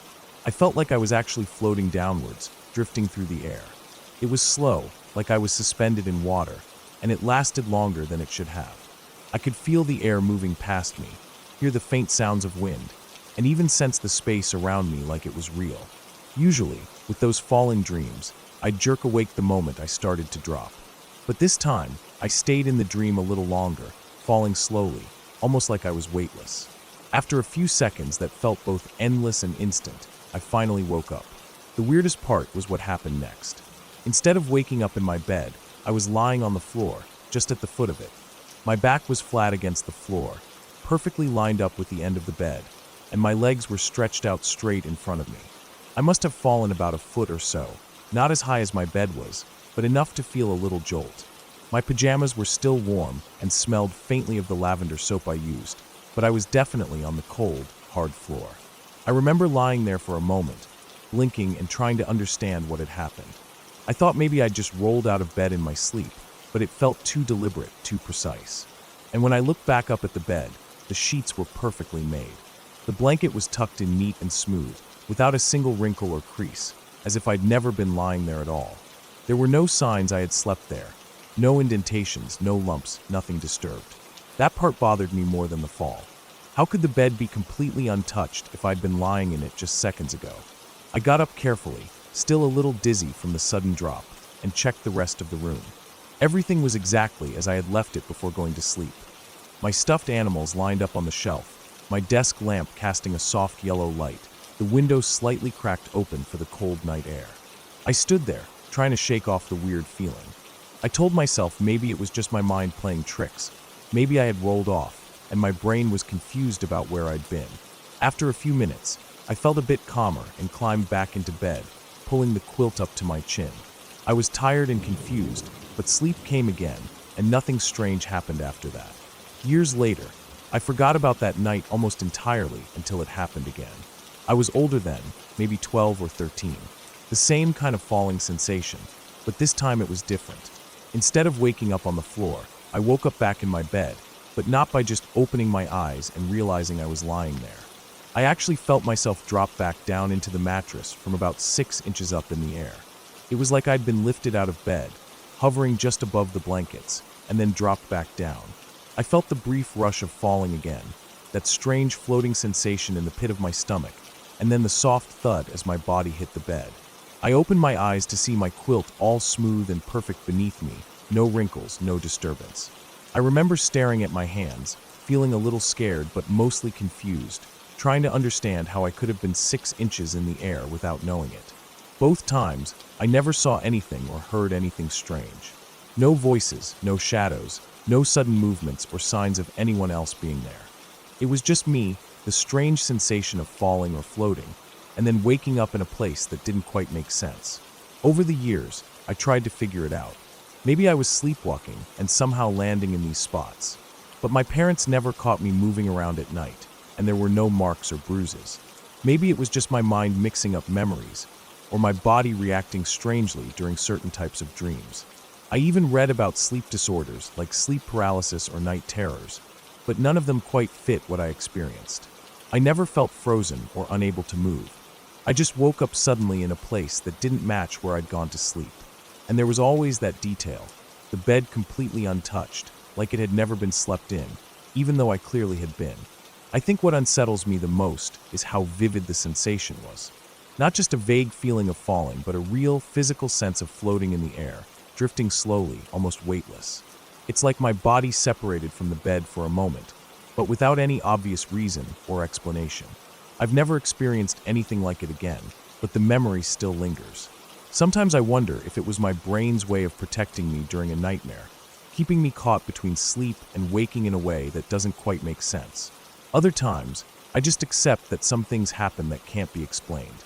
Whatever it was, those nights taught me something about the strange edges between dreaming and waking, and how our minds and bodies don't always line up the way we expect. I never told anyone about it back then because I thought I'd sound crazy, and even now, I keep it mostly to myself. It's not a ghost story or a tale of monsters.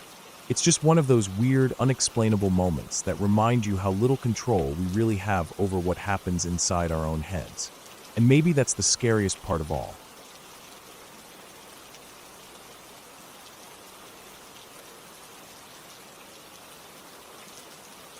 The night was thick with silence, the kind that feels heavy and close, pressing in on you when the world around is empty. I remember how quiet the streets were, the kind of quiet that only shows up in the dead of night when even the wind seems to hold its breath. It was around 2 in the morning, maybe a little after, when my friend and I decided to drive. Not because we had anything important to do, but because we wanted to scare ourselves, or at least try to. We were young, dumb, and curious in the way teenagers sometimes are, chasing that strange thrill that only the night can offer. We lived in Port Coquitlam, British Columbia, a place that felt small and familiar, but held darker shadows if you knew where to look. About 5 minutes from where I grew up was the farm that once belonged to Robert Pickton. You probably know the name, a serial killer who's been locked up for years now, but whose crimes left a scar on the community. The farm itself wasn't hidden. Anyone could drive past and see it. The house stood quiet and empty, worn down by years but still there, like a ghost of something terrible that had happened, even though it wasn't really a ghost. Just a place with a horrible history. That night, my friend and I thought it would be a good idea to drive past the farm. Just to look, to see it for ourselves. We were drawn to it not because we were morbid, but because something about it was magnetic. Maybe it was that part of us that's fascinated by the unknown, or maybe it was just a stupid idea born out of boredom. The streets were empty, no cars, no people. Nothing but the soft hum of the engine and the crunch of tires on gravel as we drove closer. The air was cold, sharper than usual for that time of year, and the sky was clouded, blocking out any moonlight. The darkness wrapped around everything, making it harder to see, but also making everything feel more intense. We turned onto the road that led right past the farm, a narrow stretch of asphalt lined with tall trees that cast long shadows. The house came into view slowly, its shape looming against the night. The first thing we noticed were the piles of gravel stacked high, huge mounds that looked out of place in the middle of this quiet farmland.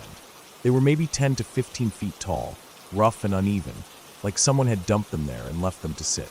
Sitting on top of one of those gravel piles was a small school chair. You know, the kind, tiny, low to the ground, the kind you see in elementary schools for little kids. It looked absurd there, perched up high and out of place, like someone left it there as a joke or a marker. We both stared at it for a moment, feeling that weird mix of unease and curiosity. Why was that chair there? Who would put it there? It felt strange, like something wasn't right, but the street was completely dead. No sounds, no movement, no one else around to explain it. We reached the end of the road, where the pavement turned into dirt and gravel again. I pulled the car around carefully, trying not to make too much noise, and slowed down on the way back to take another look at the chair. It felt important somehow, like it was daring us to stare longer, to think about what it might mean. The headlights of our car barely reached the base of the gravel piles, and the shadows moved oddly in the corners of my vision. That's when I saw it. In the rearview mirror, just out of the corner of my eye, a shadow moved. I looked up sharply, heart pounding. Behind us was a huge truck. Not a small vehicle, but a big, heavy rig, a pickup or something larger. And the worst part was the headlights were off. Pitch black except for the faint outline in the darkness. The truck was so close, it was practically touching our bumper. I froze, my mind racing, but my body refusing to react. A cold wave of fear washed over me like ice water. My throat tightened, and I barely managed to let out a scream, a sharp command to my friend to step on the gas. She snapped out of her own shock, hitting the accelerator hard, tires spinning as we tried to get away. The truck didn't back off. It accelerated, matching our speed, staying right on our tail, inching closer like it was hunting us. The road was narrow, with trees and gravel piles squeezing us in, and my stomach flipped with every second that truck stayed behind us, silent and dark, almost like it was waiting for us to make a mistake. We hit the end of the road again and turned left, desperate to lose the truck. But it turned right, disappearing almost as suddenly as it had appeared. We didn't speak for a long time. The fear was too fresh, too sharp to put into words. We just kept driving, faster now, until the familiar streets of home wrapped around us like a protective blanket. We both shook, hands trembling on the wheel, hearts racing so loud I was sure the other person could hear it. When we finally stopped and turned off the engine, the silence felt heavy again. But this time, it wasn't comforting. It was the silence of something dangerous past, but not forgotten. We told my brother the story later, trying to piece together what had happened.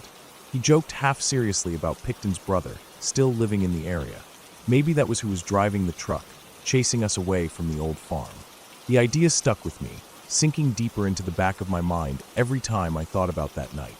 To this day, I don't know who that truck belonged to or what they wanted.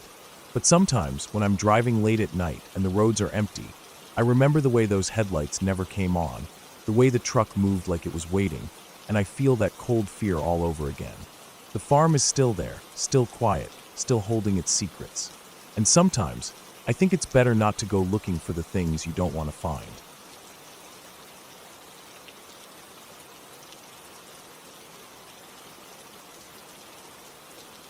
I've always lived in the same house. It's an old place, nothing fancy, just a regular suburban home with a creaky wooden floor, old windows that rattle when the wind blows, and walls that have seen a lot over the years. People say it's haunted. I don't believe in ghosts, not really. I've never seen anything weird myself. A psychic once told my family that any spirits around here were apparently afraid of men, which might explain why I've never had an experience. That sounded like an easy way to brush it off. But even so, no matter how many stories or rumors floated around, the house always felt normal to me. That changed the night my sister moved back in with Mom. For a while, it was just Mom and me living here, but then my sister came back from college, trying to figure out what she wanted to do next. She took one bedroom on one side of the house, and Mom stayed in hers on the other side, across the hall and down the corridor. It was a quiet night, the kind where you notice every little sound, the hum of the fridge, the faint creak of settling wood, the occasional distant dog barking. My sister was lying in her bed, just like usual, staring at the ceiling in the dark. Then she got this feeling, the kind you can't really explain. Like someone else had come into the house and was walking around quietly without turning on any lights. You know that feeling when something's just off? Like the whole place suddenly feels too still, like the air itself is holding its breath? That's what hit her. She didn't want to freak Mom out, but she couldn't ignore it either. So she got out of bed, tiptoed through her room, the hallway, careful not to make any noise. The whole house was still dark, no lights on anywhere. She reached Mom's bedroom door and quietly knocked. Mom woke up immediately. She's used to things like this, but my sister's voice was low and tense. Mom grabbed her phone from the nightstand, thumb hovering over the screen, 911 ready to call. That was the first sign something was seriously wrong. Mom opened her door slowly and called out loud, "We're calling 911 in 3, 2, 1. Then she flipped the light switch. The lights popped on, bright and harsh, flooding the rooms and hallway with an unforgiving glare. Nothing was there, not a single person, but every single door in the house was open. The oven door was ajar, like someone had opened it to check inside, and then just left it hanging. The cabinets in the kitchen swung wide, all the way open, even the ones Mom kept locked for spices and canned goods. The microwave door was open. The TV stand where we kept DVDs and games open. Every bedroom door was cracked, even the bathroom door. You could see inside every room, and every door had been left wide open like someone had gone through the house deliberately. It didn't make sense. No signs of forced entry. No broken windows. No sounds of footsteps. No drawers pulled out or anything missing. Just the eerie, unnatural fact that all these doors were open in the middle of the night. It was like someone had moved through the house without a sound, without turning on lights, checking every room, every cupboard, then vanished without a trace. Mom and my sister checked every corner, every closet, every window. Everything was locked up tight. The front and back doors were still locked from the inside. The security system, which we never really used but had installed years ago, hadn't been triggered. It was like a ghost had been moving through, but I don't believe in ghosts. They called the police, who came out quickly, searching every inch of the house and yard. They found no footprints, no evidence of anyone breaking in, no fingerprints on the doors or handles. The neighborhood was quiet. No one reported seeing or hearing anything strange. The officers looked at us like we were crazy. No sign of a break-in, no sign anyone had been there. But the fact remained. All the doors inside the house were open. How? I wasn't there that night, but when I came home the next day, I saw the house. The feeling was still there, heavy in the air. It was hard to describe, like the house was holding on to the memory of whatever had happened. Every open door looked out of place, almost like it was an invitation or a warning. For days after, Mom and my sister kept checking locks multiple times. They installed extra security cameras and changed all the locks just in case. Nothing else happened, no other weird signs or noises, no strange feelings. Just that one night, when something had been inside without leaving any trace. No one ever figured out what it was. No explicación. No intruder caught. Just a silent visitor who walked through, opened every door, and left like they were never there at all.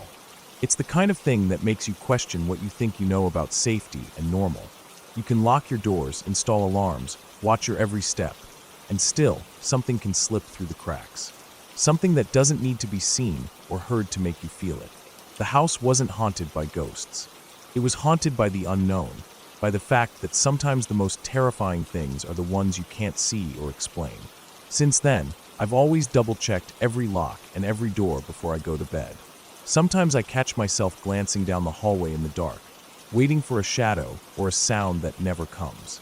And every time, I remember that night. That night when the house was full of someone who shouldn't have been there, but left no sign of how they got in, no sign of how they left.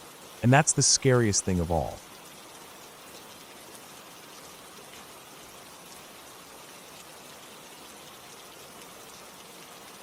One night, I woke up to this noise.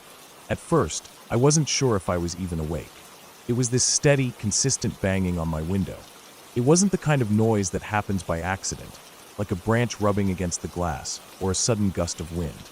It was precise, steady, rhythmic, like someone was deliberately knocking. At first, I thought maybe it was a dream. Sometimes when you're half asleep, your brain makes up sounds, or your mind gets confused. But the banging didn't stop. It kept going at the same steady pace, almost like a heartbeat, but heavier, louder. I lay there frozen for a moment, my heart beating faster. I kept telling myself it was nothing, that maybe it was the wind or some animal. But it didn't sound like that. The banging was so clear, so forceful, it had to be a person. Someone banging hard on my window. It was so steady, like a machine. No pause, no foltering. For a split second, I thought about just pulling back the curtain and looking out. I told myself I should know what was going on. Maybe it was a prank. Maybe it was someone needing help. But then the thought of looking alone, in the dark, stopped me. I couldn't shake the feeling that it was unsafe. So I jumped out of bed and ran to my mom's room down the hall. I woke her up. I don't remember what I said exactly, but the banging was still going strong and loud enough that she heard it right away. It was so loud, in fact, that the windows throughout the house were shaking. The whole house seemed to be trembling with the force of the banging, but my window was definitely where the noise was coming from, where it was strongest. Mom got out of bed and walked to my room with me. She pulled the curtain aside and looked out the window, but there was nothing there. No one. No shadow. No figure. Just the dark night outside, quiet and empty. But the banging kept going, just as steady and intense as before. The window itself was still shaking from the noise. We stood there, confused and a little scared. We tried to think what it could be. Was it someone outside trying to scare us? Was it some sort of weird prank? But no one was out there. We listened for a while, but the banging kept going. Then I started thinking maybe it wasn't on the window at all. We realized the noise might be coming from the vent just below my window. The vent led to the basement outside. The basement door was underneath, outside the house. It was a metal grate, and it made sense that if something was hitting that grate, it would sound like banging on a window because of how close it was. But the vent was outside, and at 3 a.m., neither of us wanted to go down there to check. I thought maybe it was just the pipes. Old pipes can sometimes bang when water moves through them, or when the temperature changes. But the banging was too consistent, too heavy, and the whole house shook because of it. It didn't sound like pipes. Mom called my dad, who worked nights and wasn't home. She told him what was going on. We tried to calm down, assuming it might just be some weird noise we couldn't explain, maybe wind moving something outside. But even after that, the banging kept coming and going randomly over the next few nights. Sometimes it would start again in the middle of the night, sometimes in the early morning. We had the house inspected. The inspector checked everything: the windows, the basement vents, the pipes, the walls, the foundation. Everything was fine. No problems. No signs of animals or anything that could explain the noise. No structural issues. Nothing. The banging never stopped entirely, even after the inspection. It still happens sometimes. We can never tell when. It can come suddenly and keep going for minutes or sometimes longer. Other times, it's gone for weeks. We never find any evidence of someone or something causing it. We live in a quiet neighborhood. People are friendly and normal. No one would be outside banging on windows at night. The cops came once after I called them one night, but they didn't find anyone. No footprints, no cars, no one near the house. I've thought a lot about what it could be. Could it be someone trying to scare us? But why not try to talk or call out? Why only banging? And why so steady? Could it be some kind of animal? But the sound is too strong for an animal to make it so steady and loud for so long. Could it be the house itself? But everything was checked. Nothing unusual. Sometimes I think it's a neighbor playing a prank, but no one ever admits it, and no one is ever caught. I think about the possibility of someone trying to break in or scare us off. But if that were the case, why not try to open a door or a window? Why just banging on a window that faces the street? Over the years, I've gotten used to it a little, but it still makes me nervous every time it happens. At first, I'd freeze in bed, heart pounding, waiting for the banging to stop so I could fall back asleep. Now I just stay awake, listening, trying to make sense of it.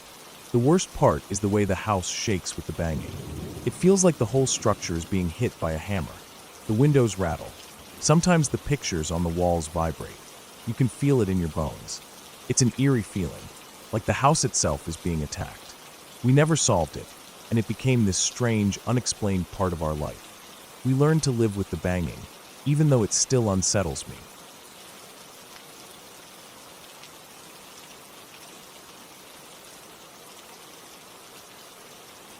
When I was about 9 years old, I spent a lot of time at my friend's house. Our moms were close, so it wasn't unusual for us to be there while they talked in the kitchen. That day, I was with my friend and his little sister, who was around 5. We had been playing upstairs, but our moms told us to head downstairs to the basement. That was normal, nothing strange about it, really. We knew the drill. But what happened next stuck with me in a way that I still think about sometimes. The house was old, and the stairs creaked as we moved down. They were made of wood, worn from years of use, and every step made that hollow sound that old wooden stairs do. The light was dim in the hallway, the kind of light that didn't really reach the corners, leaving shadows that always seemed just a little too deep. We were just starting to get used to the basement when, out of the corner of my eye, I saw something in one of the rooms that faced the stairs. At first, I thought it was just my imagination. But no, it was definitely a girl, only she wasn't solid. She looked translucent, almost like she was fading in and out of the room, standing still in the middle of it. It was like looking through a thin veil. The room was empty except for her, and her figure flickered softly, as if caught between two worlds. The air felt colder, but not in a way that made sense. It was more like the air changed, like the temperature around her was different. I blinked, trying to focus, but the shape was still there. The little sister saw it too, and so did my friend. We didn't say a word. Instead, without thinking, the three of us ran up the stairs, screaming, even though nothing actually chased us or moved toward us. It was pure fear, the kind of fear you don't need to explain because it's just instinct. Our legs pumped harder than they ever had before. We practically slammed the basement door shut behind us and stayed upstairs, breathless and trembling. After that, things felt different. The basement wasn't just a dark, cool place anymore. It felt heavy, like it was holding on to something we weren't supposed to see. But none of the adults ever mentioned it. When I asked my mom later if she'd seen anything strange in that house, she just said no and changed the subject. The grown-ups acted like nothing happened, but I knew what I saw. I couldn't shake it. Later that same year, another memory comes back clearly. I was up late in my own house, which was quiet except for the flicker of the TV in the living room. I was watching a story about Bigfoot. I don't know why, but the idea of Bigfoot always scared me when I was a kid. Maybe it was because he was supposed to be this giant, hairy creature lurking in the woods, watching and waiting. Even though I knew it was just a story, I couldn't help but feel nervous. When the show ended, I went to bed, but sleep didn't come easy. It took hours to drift off, and every little noise seemed amplified in the dark house. The wind would tap on the windows, the floorboards creaked, and the shadows in my room seemed to move just enough to keep me awake. Sometime in the early morning, probably around 4 a.m., I woke up. The house was silent. I got out of bed and started walking down the hall. Our hallway had pictures hanging on the walls, family photos, vacation shots, and some landscapes. One picture stood out to me because it showed sand dunes, the kind you see at the beach or in the desert. The bottom of the frame was just sand, rolling hills under a big sky. As I walked past the picture, I thought I saw movement. It wasn't just my tired eyes playing tricks. There was a man on a horse riding across the dunes. But then, just as quickly as I noticed it, the horse and rider vanished. The image flickered like a bad TV signal. My heart jumped and fear took over. I called out for my mom, my voice shaking, and then I made my way to the kitchen. When I got there, I saw the sliding door to the deck was wide open. The cold air blew inside and made the curtains flutter. For a moment, panic took hold of me. I imagined Bigfoot breaking in, harming my family, leaving me alone in that big, empty house. The fear felt real and thick. But then, I heard footsteps and the doorbell ringing. My uncle had arrived early from out of province, and that explained the open door and my family's presence. Even though nothing harmful happened, those moments stuck in my mind. The basement at my friend's house, the girl I saw but no one else would talk about, the strange image moving in the picture frame, the open door. All of it felt like something just beyond the edges of reality, just out of reach but too close to ignore. Years later, I still think about those things, the way our minds try to fill in the blanks when we see something unusual. Maybe it was a trick of light or shadows, or maybe it was the house settling and the picture frame catching a reflection. Maybe my tired mind mixed memories and stories like Bigfoot to make something scarier. Whatever it was, it didn't matter. What stayed with me was the feeling, the sharp edge of fear that didn't need a clear cause, the kind that makes your skin crawl even when everything is okay. That feeling was real, even if the ghosts and monsters weren't. I have other stories too, like the time with the James Bond 007 game on the N64, and things my dad told me that sounded unbelievable. But those are for another time. What matters most is that sometimes the scariest things aren't monsters or ghosts. They're the moments when your mind tries to understand something it can't explain, and the world feels a little bigger, a little darker, and a little more mysterious than before. And that's enough to keep you up at night.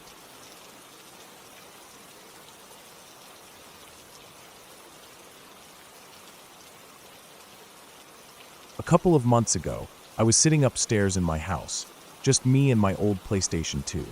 I was playing Manhunt 2, one of those games that's a bit rough around the edges, but still fun enough to lose yourself in. The room was quiet except for the sounds coming from the TV and the clicking of the controller buttons under my fingers. Outside, it was dark but calm, just the usual night noises you get in a quiet neighborhood. Then suddenly I heard it. It wasn't the kind of noise you expect to hear from a storm or the usual sounds outside. It was a low, deep booming sound, almost like thunder, but it didn't stop like thunder normally does. It was continuous and rhythmic, like a car stereo blasting bass, so hard it rumbled through the walls. But the weird thing was it never faded. It just kept going and going. At first, I thought maybe it was just some kind of construction or a machine running late at night. I ignored it for a little while, thinking it was probably nothing, but the sound didn't go away. It started to make me uneasy. I paused my game and walked over to the window. When I looked outside, the sky wasn't just dark anymore, it was glowing. The clouds and the horizon were lit up in an unnatural orange and red color, almost like the sky was on fire. The booming sound was so loud now that it felt like the house itself was shaking with each blast. It didn't feel like thunder. It felt like something huge was happening just outside, something wrong. I knew I needed to see what was going on, so I grabbed my jacket and went outside. The air was thick, warm, and smelled faintly like smoke. The booming kept going, echoing off in every direction. I stood on the porch for a moment, trying to see down the street. From where I live, you can see the lake that sits just outside town, and beyond the lake is the other side of town where some industrial buildings are. The sky over there was glowing even brighter, bright enough that the orange and red light reflected on the water's surface, making it look like the whole lake was burning. I called for my mom and sister to come outside. They were both inside, probably wondering what the noise was. We got into the car and drove toward the lake, our windows down to let in the night air, which was still thick and smelled of burning. As we got closer, the view of the other side of the lake came into focus. It was something out of a war movie. Huge flames were bursting up behind the trees, and thick black smoke was pouring into the sky, twisting and curling like giant dark fingers. Every few seconds, there was a massive explosion, lighting up the entire sky like a fireworks show but darker and more violent. The explosions were so big, the ground shook under our feet. The noise wasn't just booming anymore, it was deafening. The sound waves crashed against us with every explosion. It wasn't like anything I had ever heard in real life. The kind of sound you expect from movies about wars, places getting bombed, or huge factories exploding. For a moment, my brain didn't know what to make of it. I thought maybe some kind of attack was happening. Was our town under siege? Was this something bigger? The fear crept in slow but deep. It was terrifying.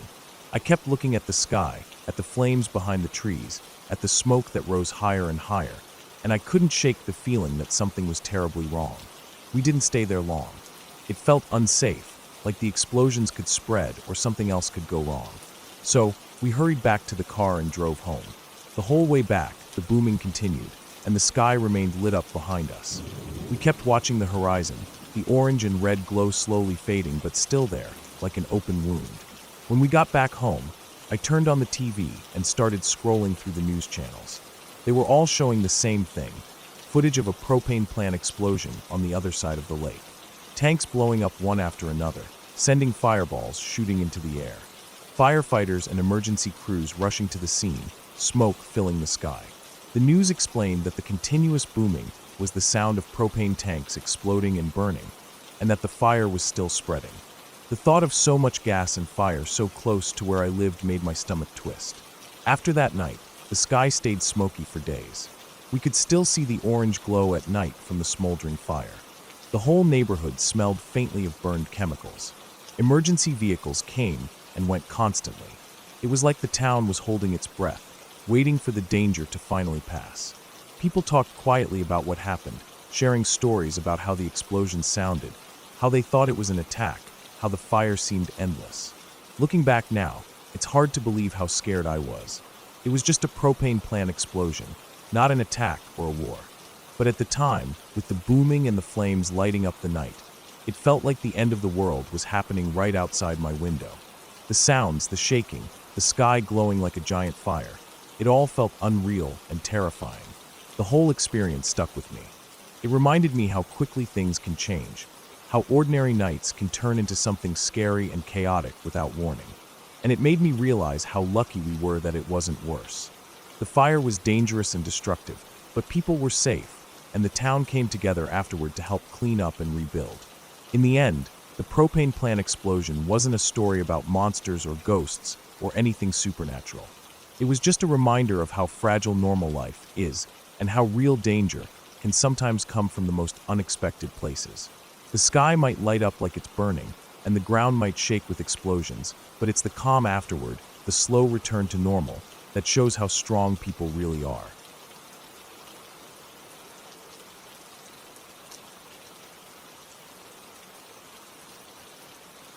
When I was only 2 years old, something happened that my mother only told me about many years later.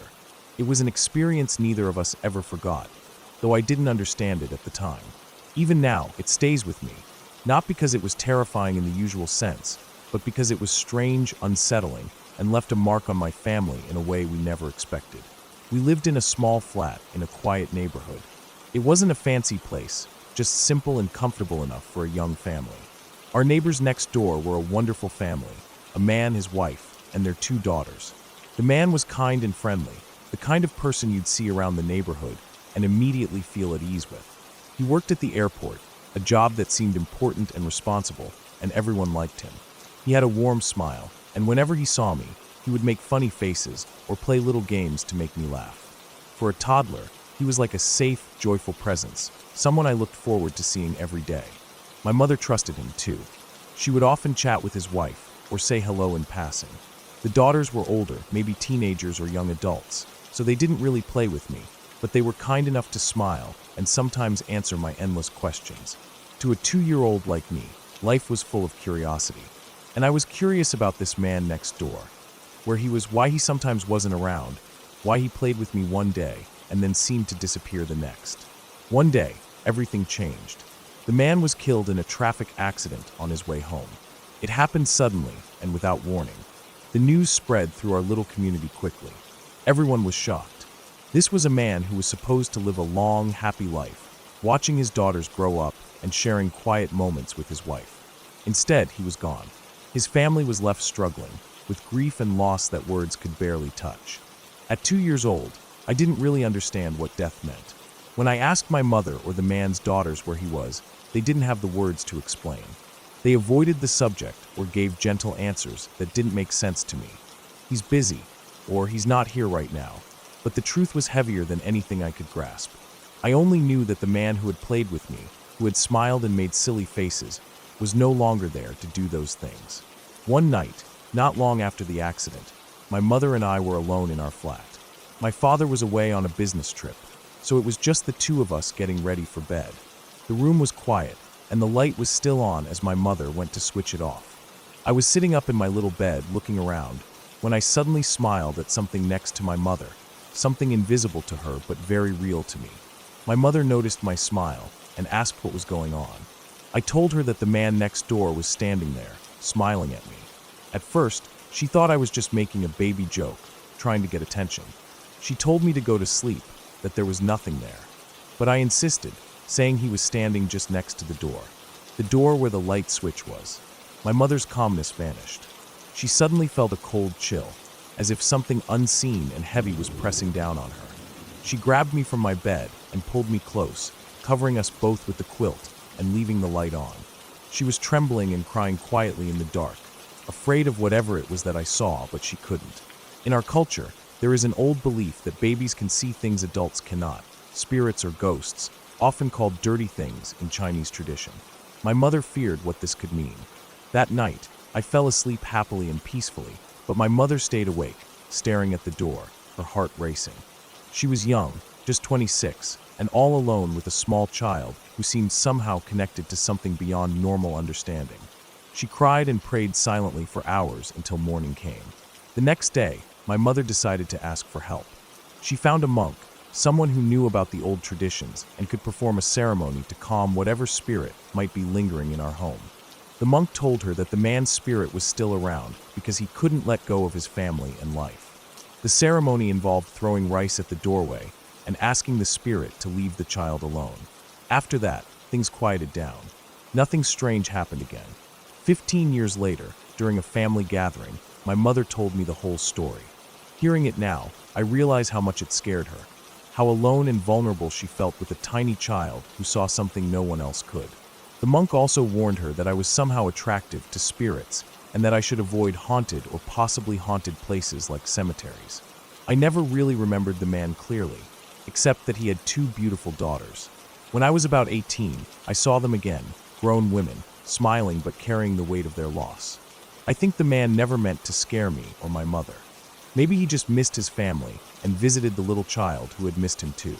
Looking back, I understand that sometimes people and their memories don't just disappear quietly.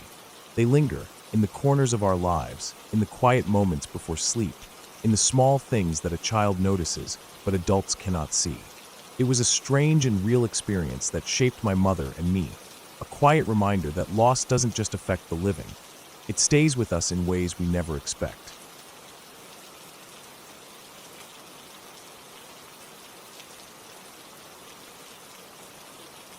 I'm late to the campfire tonight, but I need to share this story with you. It's a true one, and it's really terrifying. So, let me take you back in time to when people still used disposable cameras. There were no iPhones, no instant photos or cloud backups. Just film that you had to get developed, and you had no idea what was on it until days later. I live just outside Portland, Oregon. Right outside the city limits, there's this network of hiking trails along the Columbia Gorge. If you've ever been there, you know the views are incredible. Huge cliffs that drop down to the river, surrounded by thick forest that feels miles away from everything. It's the kind of place where you can be alone and feel completely disconnected from the city and its noise. Those trails and views are beautiful, but they're also isolated enough that you don't see many people out there, especially early in the morning or late in the evening. Now back then, my buddy's mom was this woman who wanted to feel free and independent. She was going through a tough time, wanting to get out of the house, away from everything, and find some peace on her own. She didn't have a smartphone like we do now, just a disposable camera, like those you'd get from a drugstore. She made a habit of hiking up into the gorge almost every weekend for about 3 months. She'd leave late afternoon, hike to a spot with a good view of the river, and wait for the sunset. Then, she'd come back again early in the morning to catch the sunrise. She liked the feeling of being out there alone, surrounded by the silence and the towering trees, the cold air settling in as the sun dropped behind the hills. Each time, she'd take pictures, the fading light coloring the sky orange and pink, the mist curling over the water, the way the trees looked like dark shadows against the sky. She never got tired of it. Sometimes she'd camp overnight in a sleeping bag right near the cliff edge, wrapped up in quiet, just listening to the night sounds. She never took anyone with her, not because she didn't want company, but because this was her time, a break from everything and everyone. One day, after one of her weekend hikes, she finally got her disposable camera developed. She had been using the same camera for several hikes, so when she dropped it off to be processed, she thought she'd get back a packet of photos with her usual shots of sunsets and sunrises, the empty forest, the winding trails. But what she got back was different. At first, the pictures looked normal, the beautiful gorge, the river glowing under the setting sun, the colors fading to dark. But then, as she flipped through the photos, she found something that made her stop. There were pictures of her, not just pictures of the landscape, but pictures of her sleeping in her sleeping bag, eyes closed, curled up under the stars. The angle was weird. The shots weren't blurry or accidental. They were clear and close, like someone was right there, standing over her while she slept. And after those photos, the packet ended with the sunrise pictures, just like she had planned. She hadn't taken those photos. She had no memory of waking up during the night or seeing anyone else around. She always made sure she was alone out there. She didn't own another camera, and there was no way to explain who else could have taken those pictures. At first, she thought maybe she had taken the camera with her inside the sleeping bag, and it snapped on its own. But disposable cameras don't work like that. They don't automatically take photos. You have to press the button. So, how did those pictures get taken? And who took them? She never said anything to anyone, except to me when she told the story years later, long after she'd stopped hiking alone. The more she thought about it, the more scared she got. Because the pictures weren't just random or harmless.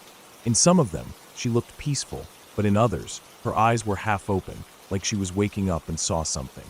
The last few photos of her sleeping bag had an almost panicked look on her face, and her eyes weren't closed anymore. She never went back to those trails at night or stayed overnight again. I asked her if she ever showed the pictures to the police or anyone who could investigate. She said no, she didn't want to cause a fuss, and there was no proof anyone was there. The forest was vast and remote, and unless someone else came forward, the photos were the only evidence. What scares me most, even after all these years, is imagining someone following her on those hikes, watching her sleep. Not from a distance, but close enough to take pictures without her knowing. Someone who knew exactly where she'd be, waiting until she fell asleep. The thought that someone could be that close, invisible in the dark woods, makes me feel sick. The strangest part is that there was never any sign she was followed during the day. No footprints, no voices, no broken branches. She was always careful, always aware. But when the sun went down and the forest grew dark, she wasn't alone. And whoever it was, they stayed until the sunrise, taking pictures in the shadows. She eventually threw the camera away. Not just the camera itself, but the prints too. She never looked at those photos again. She stopped hiking alone after that, stopped camping overnight. She never went back to that part of the gorge. I still think about it sometimes. How easy it could have been for that person to hurt her. How close they must have been, how quietly they moved, how long they watched. The forest that seemed so peaceful was hiding something terrifying. And that's why if you ever go hiking alone, especially at night, you need to remember, not everything out there is what it seems. Some things are watching, waiting, and you might never see them until it's too late. So yeah, I'm late to the campfire, but that's my story. Real, raw, and scary. No ghosts, no fairy tales, just a real person in the middle of the forest, watched while she slept. It's out there, and it's real.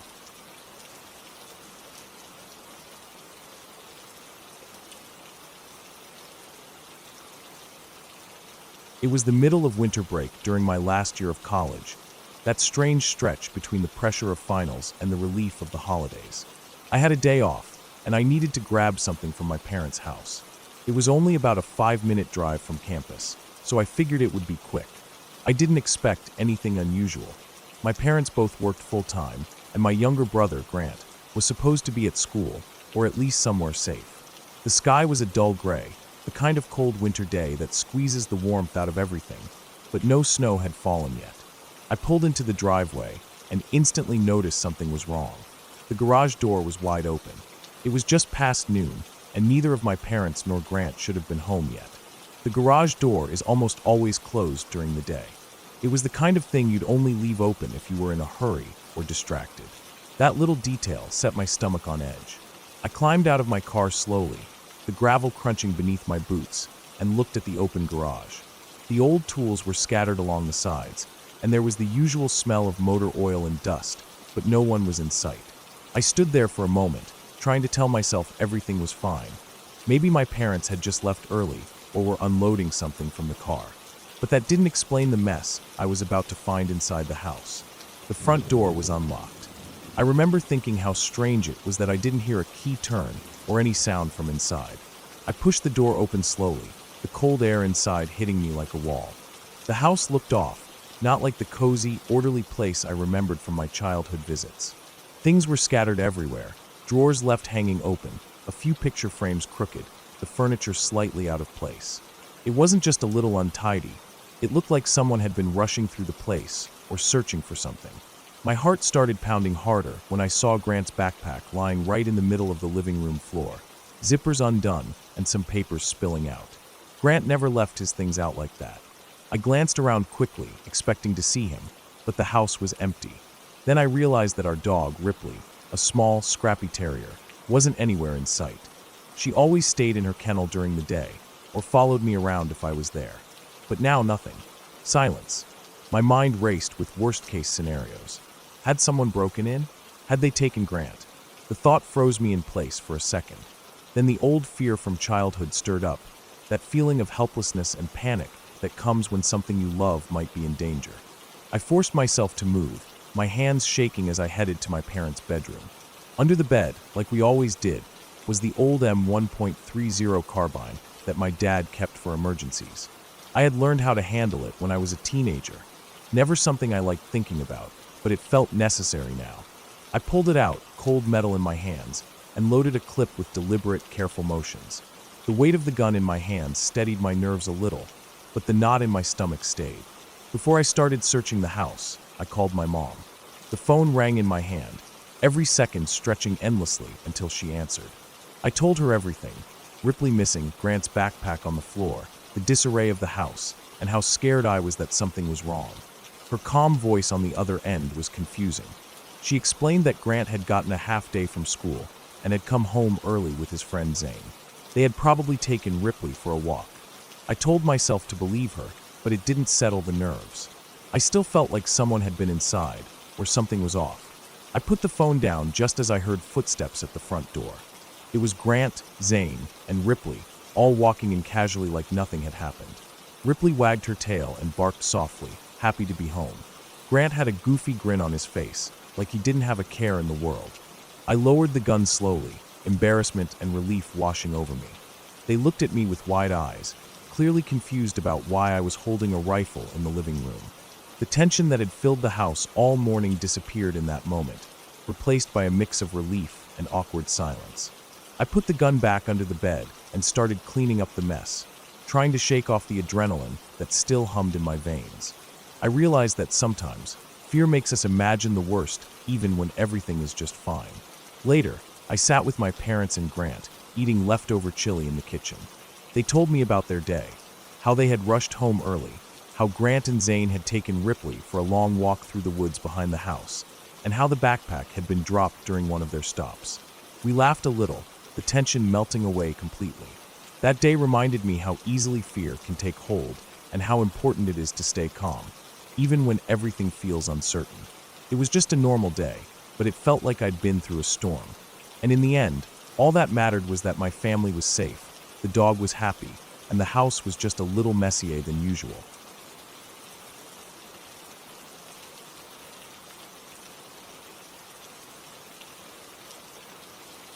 It was a dark night, about 2 years ago, when I was 14. I was with my two closest friends, Stacy and William. They lived just a few houses down from me, on the same block. Our neighborhood was pretty quiet, especially at night. The streetlights went out before the big field at the end of our block, so when the sun set, the area past our houses became this wide stretch of shadowy nothingness. The field was big, much bigger than it looked during the day. It started with a flat stretch right behind our homes. Then there was a short hill, not very tall, just enough to give you a different view of the other side. Beyond the hill, the field stretched out flat again, wide and open, fading into darkness. On that hill, there were two big old trees, their branches twisted and bare enough to make interesting shapes in the moonlight. Stacy and I had climbed up and were sitting in one of those trees, while William sat below, leaning against the trunk, his back pressed to the rough bark. The night was quiet except for the soft rustling of leaves in the breeze and the faint chirp of crickets. The moon was hidden behind thick clouds, so the field looked even darker. The only light came from our houses behind us, spilling faintly onto the first flat area of the field. William suddenly shouted out, breaking the silence. His voice was sharp and loud, and it made both Stacy and me jump. We looked where he was pointing, the far edge of the field, the part furthest from the houses, where no back porch lights glowed. At first, I couldn't see anything. The darkness was thick, and my eyes struggled to adjust. But after a few seconds, my gaze settled on something moving. There were figures, maybe 8 of them. I can't describe them any other way. They didn't look like animals I'd ever seen, and certainly not like anything I could explain easily. They were big, shaped kind of like gorillas, but they had hooves instead of hands or feet. They moved mostly on their hind legs, using their front limbs to help them run, almost like how gorillas use their fists for balance. But these creatures were more limber. Their size was massive, close to the size of a grizzly bear, but their movement was more graceful and fast, almost like deer. The shapes were dark and shadowy, blending with the night, but their size and shape were clear enough to make me stare in disbelief. Stacy and I stayed frozen in the tree, trying to take it all in. A few seconds later, the creatures started to sprint down the field. They moved fast, their heavy limbs pounding on the ground as they raced across the open space toward the far end, where there was a house with a tall chain fence lined with trees between it and the field. The house was one of the few places that had lights shining out onto the field. Porch lights and a big back window made the area around the trees and fence glow faintly. The creatures reached the trees at the fence, and then suddenly they vanished. They didn't climb over the fence or jump through the trees. If they had, I would have seen their silhouettes against the lit windows behind them. But nothing. They just disappeared. I stared for a long moment, confused and shaken. The night air felt colder then, and the usual sounds seemed muted, as if the world itself was holding its breath. William, still leaning against the tree trunk, looked up at us with a blank stare. Stacy and I exchanged a quick look, and for a moment, no one said a word. The rest of the night passed slowly. We stayed there in the tree for a long time, watching the field, but the creatures didn't come back. We didn't move much. Our eyes kept searching the shadows, trying to find something to make sense of what we'd seen, but nothing ever appeared again. When I finally went home, I lay in bed thinking about those figures. I tried to remember every detail, every movement. It wasn't a dream. I knew that for sure. The way they moved, their size, how they vanished without a trace, it was real, and it was terrifying. Over the next few days, I talked to Stacy and William. We agreed not to tell anyone else. No one would believe us. It felt like something out of a nightmare, but none of us wanted to forget what we saw. The field stayed the same, quiet and empty by day, but I couldn't look at it the same way anymore. Every time I walked by it or looked out my window at night, I thought about those creatures and wondered what else might be out there in the darkness, just beyond what we could see. Sometimes, I still wake up at night thinking about that night, the way the creatures moved, how they vanished so easily like they belonged to the shadows themselves. It's a reminder that some things aren't meant to be understood, but you know they're there, watching, waiting, just beyond the light.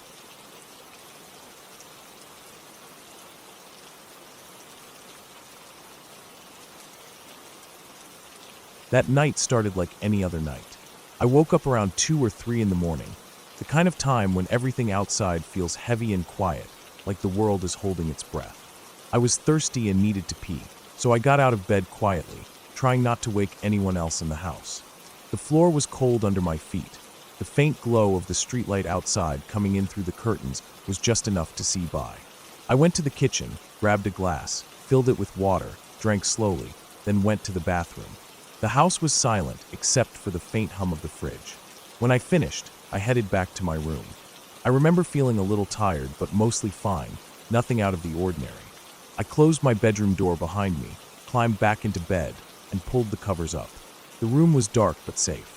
I was just about to close my eyes when I heard it scratching. Quiet at first, then a little louder, like nails scraping softly against wood. It was coming from my door. I froze. There's no way it could have been an animal. I don't have pets. Nobody else was home that night. My heart started pounding. I wanted to convince myself it was just the wind, or maybe a branch outside rubbing against the window frame, but it sounded too deliberate, too close. My breath caught in my throat. I couldn't move. The scratching kept going, slow and steady. In that moment, I wondered if I was dreaming. I've had dreams before where things felt real, but were just in my head. So I bit my arm hard to check if I was awake. The pain was sharp and immediate. It hurt. That confirmed it. This was real. I wasn't asleep or dreaming. Panic started to set in. My hands shook and I sat upright in bed, listening. The scratching stopped suddenly. I didn't know whether to open my eyes or keep them shut. I turned away from the door and faced my window, which was opposite the door. The night outside looked empty and still. I closed my eyes tight, trying to calm down. Then, my door swung open on its own. The sound was loud in the silence of my room. At the exact moment the door creaked wide, I felt warm, heavy breathing on my face. I still had my eyes closed, but the breath was so close I could feel the hot air against my skin. It was slow, deep, like someone leaning over me. My body was frozen. I didn't want to open my eyes. My muscles clenched, every nerve on edge. The breathing stayed there, steady and heavy, for what felt like 5 minutes, maybe more. It was the longest 5 minutes I've ever experienced in my life. The air on my skin made my heart race even faster. Then, just like it started, the breathing stopped. The room went quiet again. I kept my eyes shut, afraid that if I opened them I'd see something I didn't want to see. I stayed that way for a long time, trying to slow my breathing, trying to convince myself I was safe. Finally, I couldn't hold it any longer. I opened my eyes slowly. The doorway was empty. No one there. I felt relief, but only for a second. I turned my head towards the window, hoping to see nothing, hoping for normalcy. But there it was. A figure standing there, dark and blurry, just out of focus. I couldn't make out any features, just a shadow. As soon as I looked, it screamed, something sharp, loud, and inhuman. I shut my eyes tight and curled into a ball, my heart beating so hard I thought it would break my ribs. I felt something scratch my arm while I was curled up. I didn't want to look. I was too scared. I just turned over the other way again, and I don't remember what happened next. It's like my brain shut down. Maybe I passed out from the fear, or maybe I blacked out. When I woke up in the morning, I rushed to look at my arm. There were fresh scratches there, thin lines with dried blood around them. I couldn't explain how they got there. I hadn't scratched myself in my sleep. Nobody else was in the house. The marks were real. They were proof of whatever had happened. It took me weeks to feel comfortable sleeping with the lights off again. Even now, when I see the time between 2 and 3 a.m. on my phone, I start to get anxious.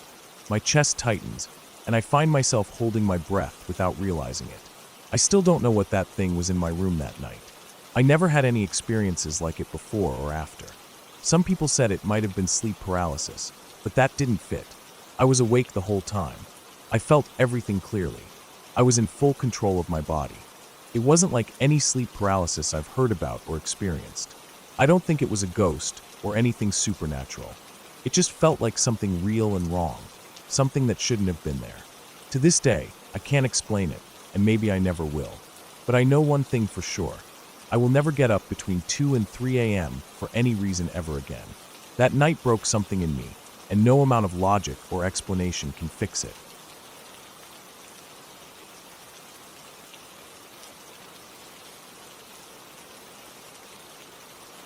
Driving home that night felt like any other usual trip. I had been at a friend's place, just hanging out, nothing too wild, just the kind of night where you leave feeling tired but glad you went. The roads were mostly empty, the kind of quiet that comes late at night when the world slows down and the streets aren't buzzing with cars and noise. I was tired, maybe a bit distracted, and probably not thinking as clearly as I should have been. I remember I had just one more street to go before I'd turn onto my own. It was one of those intersections I knew well, The kind you think you can handle without much thought because you've done it 100 times before. The problem was I was in the wrong lane. My car was in the right lane, but I needed to turn left onto my street. Right next to me, in the left lane, was a big truck, a lifted truck with huge tires and a loud engine. The kind of truck that looks like it's built to take on anything. The kind of truck that makes your car feel small and slow by comparison. I figured I could gun it, speed up a bit, and slide over into the left lane before the turn. I wasn't thinking much about the guy next to me, just focused on getting home and not making this turn awkward. The light turned green, and I hit the gas, pushing my little car forward. I glanced to my left, but honestly, I couldn't see much. That truck was right there, and my blind spot was hiding him pretty well. So I started to move over. Suddenly, I heard the horn blaring. It was loud and sharp, the kind of horn blast that shakes you awake and makes your heart jump. I slammed my foot back on the brake, yanked the wheel to the right, and got back into my lane. The truck was right there beside me, and that's when I really noticed him, the guy driving it. He looked like the kind of guy who spent his weekends working on his truck, maybe hunting or fishing, rough around the edges and tough looking. There was a woman with him, probably his girlfriend or wife, but I didn't focus much on her. It was the guy's glare that stuck with me, cold, hard, and unblinking. He started matching my speed as soon as I slowed down. I tried to speed up, thinking I could get ahead or around him, but no matter what I did, he kept pace. I looked in my mirrors, trying to figure out how to get away, but the traffic ahead was holding me back. There was a slow-moving car up ahead, turning off the main road, and going maybe 25 in a 35 zone. That forced me to slow down all the way to a stop, and that's when the guy's truck moved. He angled it right in front of my car and stopped, blocking me in. My heart dropped. I was stuck. I'd never been in a situation like this before, and the fear was immediate and sharp. I scanned the road behind me, hoping no one was coming fast, because if they were, backing up suddenly could cause a crash. I thought about calling someone, but my hands were shaking so badly, I wasn't sure I could even hold the phone steady. Then I saw the cabin light turn on. The door to the truck opened, and I panicked. Without thinking, I shifted into reverse and slammed the gas, backing up as fast as I could. The car stalled, and my chest felt like it was going to explode from the rush of adrenaline. The guy was getting back into his truck, engine roaring to life, and then he sped off, disappearing into the night. I sat there frozen for a moment. The silence after the engine noise felt so loud in my ears, like the calm after a storm. My hands were still trembling, and my heart was racing like I'd run a marathon. I had to drive around for a while after that, just to shake the feeling off before I could even think about going home. The streets felt different then, like the shadows were deeper and the quiet wasn't so peaceful anymore. Looking back, I'm glad I didn't hit anything when I backed up or when I was trying to escape. I was lucky. I could have caused a wreck or made things worse. But mostly, I was just relieved it ended without any real harm. It was just one night, one bad moment, but it stuck with me. It was a reminder that sometimes things can go wrong fast when you're not paying full attention, and sometimes people get angry in ways you can't predict. After that night, I always made sure to double-check my blind spots and never tried to squeeze into a lane like that again. It wasn't worth the risk, not just because of the trucks or the drivers, but because once you've felt that kind of fear, you don't want to go back.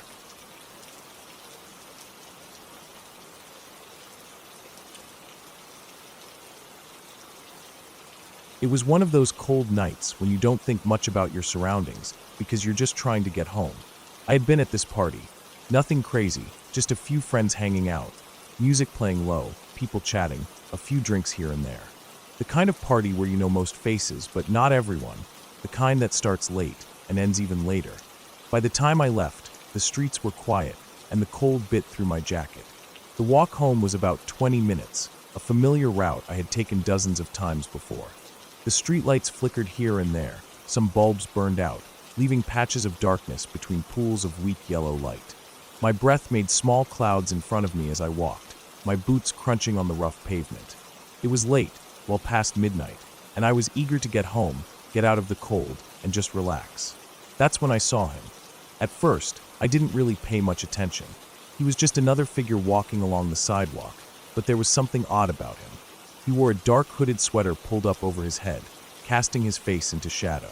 His pace was slow, deliberate. When he got closer, something about his eyes caught mine, a strange, intense look that made my skin tingle just a little.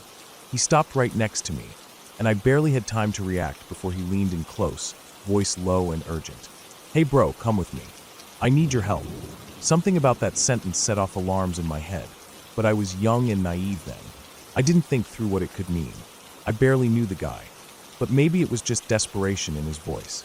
Maybe he really needed help. So against my better judgment, I nodded and followed. We started walking down a long driveway that I hadn't noticed before. It was hidden between two rows of trees, dark and narrow. The branches scraped the sides of my jacket as we moved deeper into the shadows. The streetlight behind us faded, swallowed by the thick canopy above. I felt my heartbeat speed up. The silence around us was heavy, broken only by the crunch of our footsteps on gravel. I glanced over at the guy. His face was still half hidden in the hood, but now I could see the edge of his jaw, tense and sharp. He looked like he was gearing up for something serious. His eyes flicked toward a house at the end of the driveway, an old, rundown place with peeling paint and a porch light that barely worked. The windows were dark, curtains drawn tight. We stopped at the corner of the house, where the shadows clung thickest. He crouched down low, pressing himself against the wall like a predator waiting for the right moment. I stood there, frozen, a cold wave of fear creeping up my spine. "What are we doing here?"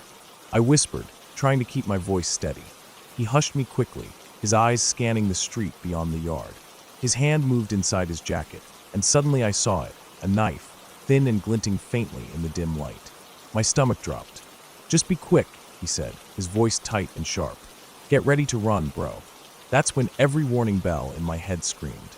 I didn't hesitate. I turned and sprinted, my breath ragged, heart pounding like a drum in my chest. The gravel kicked up behind me, the sound of his voice calling out. "Come on, bro. I need you." But I didn't stop. I didn't look back. I ran until the driveway opened back onto the main street, and until I could see the familiar glow of the street lamps again. My lungs burned, and my legs ached, but I kept going until the distant houses felt safe. When I finally slowed down, I looked around. The night was quiet again, peaceful. I didn't hear him anymore. I didn't want to. That night stuck with me. I never told anyone what happened. I didn't want to seem stupid or scared, but I couldn't shake the feeling of how close I came to stepping into something I had no idea about. Something dangerous, something I wasn't prepared for. Some people in my hometown are just plain dodgy, and sometimes you don't realize it until you're almost caught.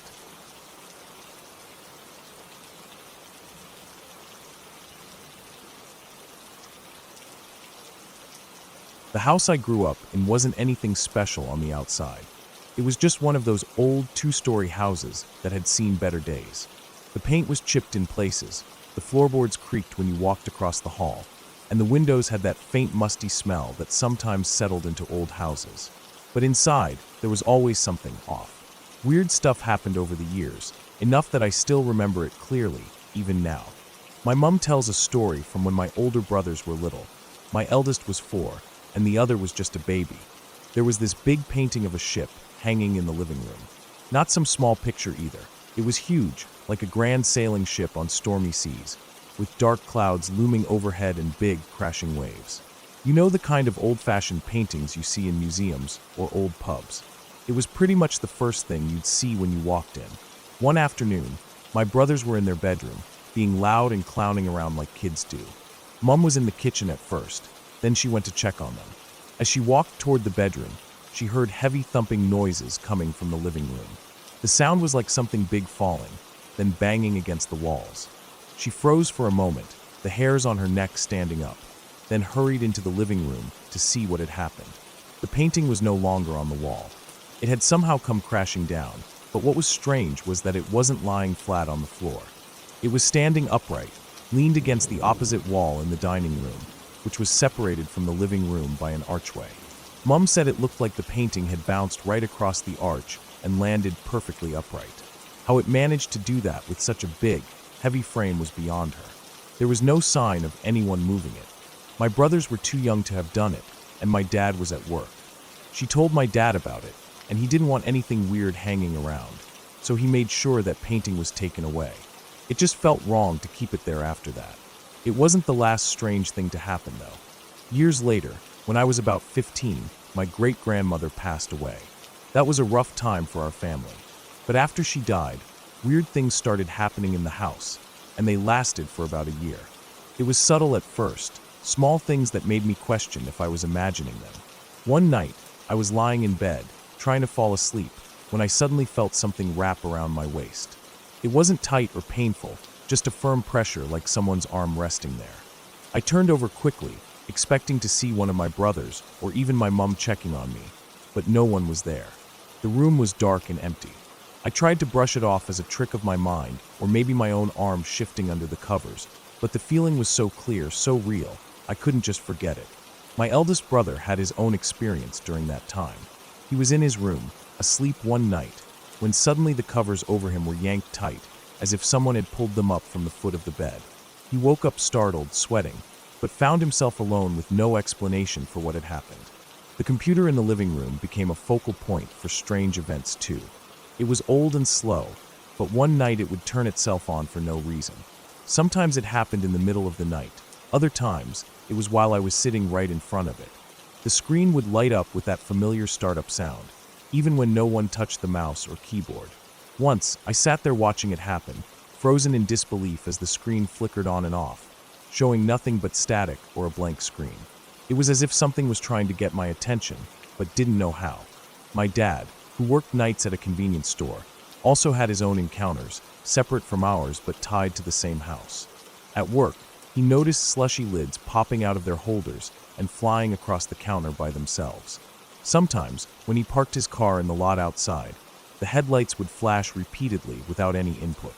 The automatic doors at the store would open and close randomly, even when no one was nearby. These things happened often enough that he couldn't just write them off as mechanical problems.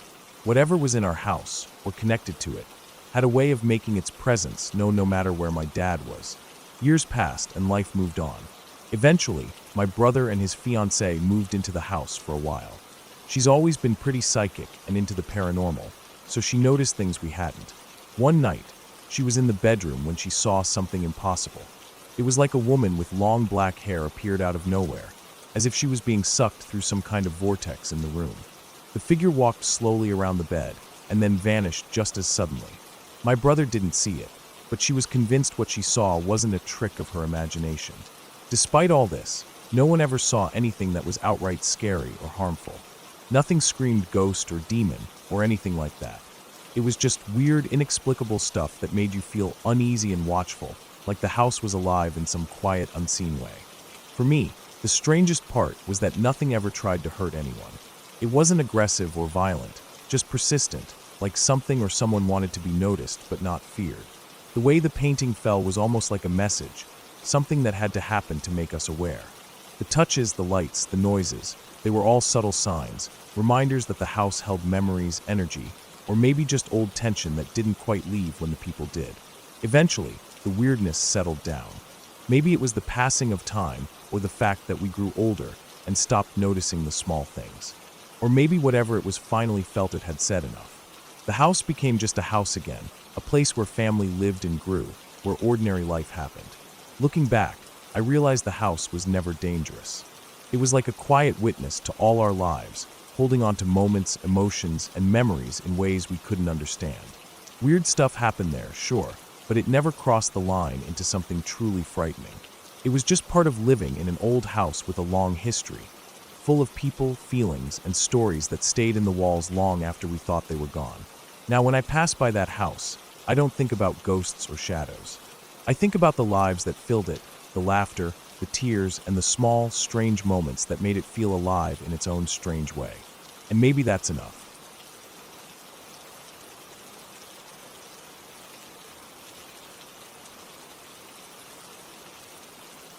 Ever since I was born, my godmother had always been there for me.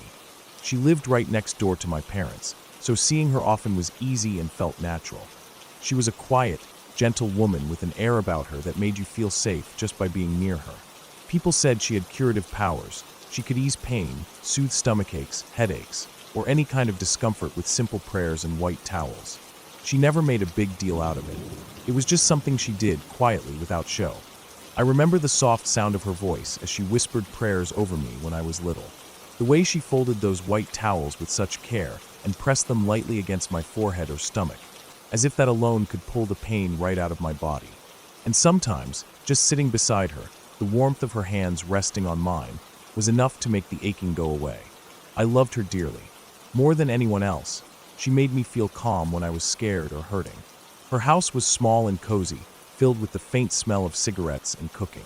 She smoked slowly, always with a quiet presence, never in a rush. There was an old radio that she never seemed to turn off. It always played the news in the background. Sometimes the signal would cut out and crackle into static before settling back into some distant broadcast. It gave the house a strange feeling, like the whole world was just outside her walls, but slightly out of reach. Most of the time, she was steady, kind, and focused on her prayers and care. But sometimes, when I was over at her place, she would act differently. It was subtle, but I noticed it. She would speak softly to the wind or to empty spaces, whispering in tongues I couldn't understand. The words rolled off her tongue in strange rhythms and melodies.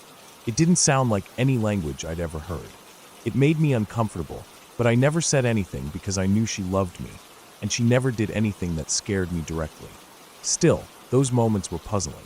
My house was 2 stories tall, and my room was on the 2nd floor. It had a small window that overlooked the front yard and the street. I liked that view during the day, watching cars pass and neighbors walk by. At night, though, it sometimes felt different, quieter, heavier. One night, when I was about 8 years old, I had trouble falling asleep. I kept feeling like something was in the room with me, watching me. Not in a scary way, but like a presence that wouldn't let me rest. I lay in my bed, blinking slowly, trying to close my eyes, but every time I did, the feeling grew stronger, like the air around me was thickening. I opened my eyes and stared at the ceiling, then at the window, waiting for the strange feeling to pass. But it didn't. After what felt like hours, I finally drifted into a restless sleep. What happened next is something I've never been able to forget. Suddenly, I woke up, or maybe I didn't. It's hard to say. My body was shaking violently, uncontrollably. My mouth filled with foam, which spilled out the corners, and I was making this humming sound. At first, it was low and soft, but it grew louder and louder, almost like a chant, but I wasn't in control of it. My whole body jerked with spasms that felt like they would tear me apart. My parents burst into my room, panic written all over their faces. They tried to hold me still, to wake me up, to calm me down, but nothing worked. The noises I made were terrible, like something was wrong inside me, something I couldn't fight. They kept calling my name, shaking me gently at first, then more urgently. In that moment, my mind was trapped inside a nightmare.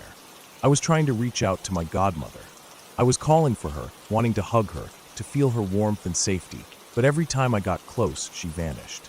She would disappear from where I was, only to reappear further away. It was like trying to hold on to something made of smoke.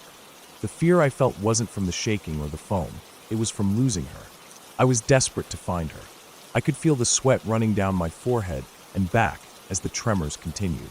My mouth kept foaming, and the humming rose to a fever pitch.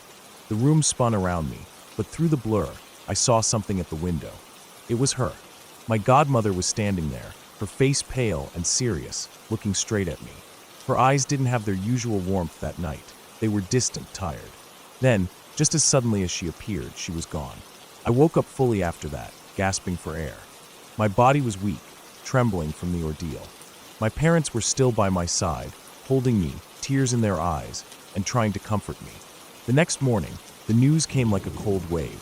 My godmother had died the night before from lung cancer. She had been sick for a long time, but no one wanted to say it out loud. She had always been strong, a presence of healing and peace in our family. The idea that she was gone, that she wouldn't be there anymore, hit me harder than I expected. I didn't see her as a ghost or anything magical after that night. It was just a moment, raw and strange, where my body and mind reacted to the news in a way I didn't understand. It was like a physical pain that matched the shock in my heart. In the weeks and months that followed, I found myself thinking about her often. Not just the kind, healing woman who prayed in folded towels, but also the quiet moments when she spoke to the wind and the lonely sound of the old radio cutting in and out. I realized she carried a lot inside her, pain, memories, fears, that she didn't share. Her death was a loss I still feel deeply. But that night, the night I shook and foamed and saw her one last time, showed me something important. It showed me how close pain and love can be, how sometimes our minds and bodies try to make sense of things too big for words. I still remember her hands, warm and steady, and the way her presence made everything feel calm. Even now, years later, I can't explain what happened exactly that night, but I know it wasn't magic or ghosts. It was just the raw, difficult truth of losing someone who meant everything to me, and my body's way of trying to hold on, even when everything was falling apart.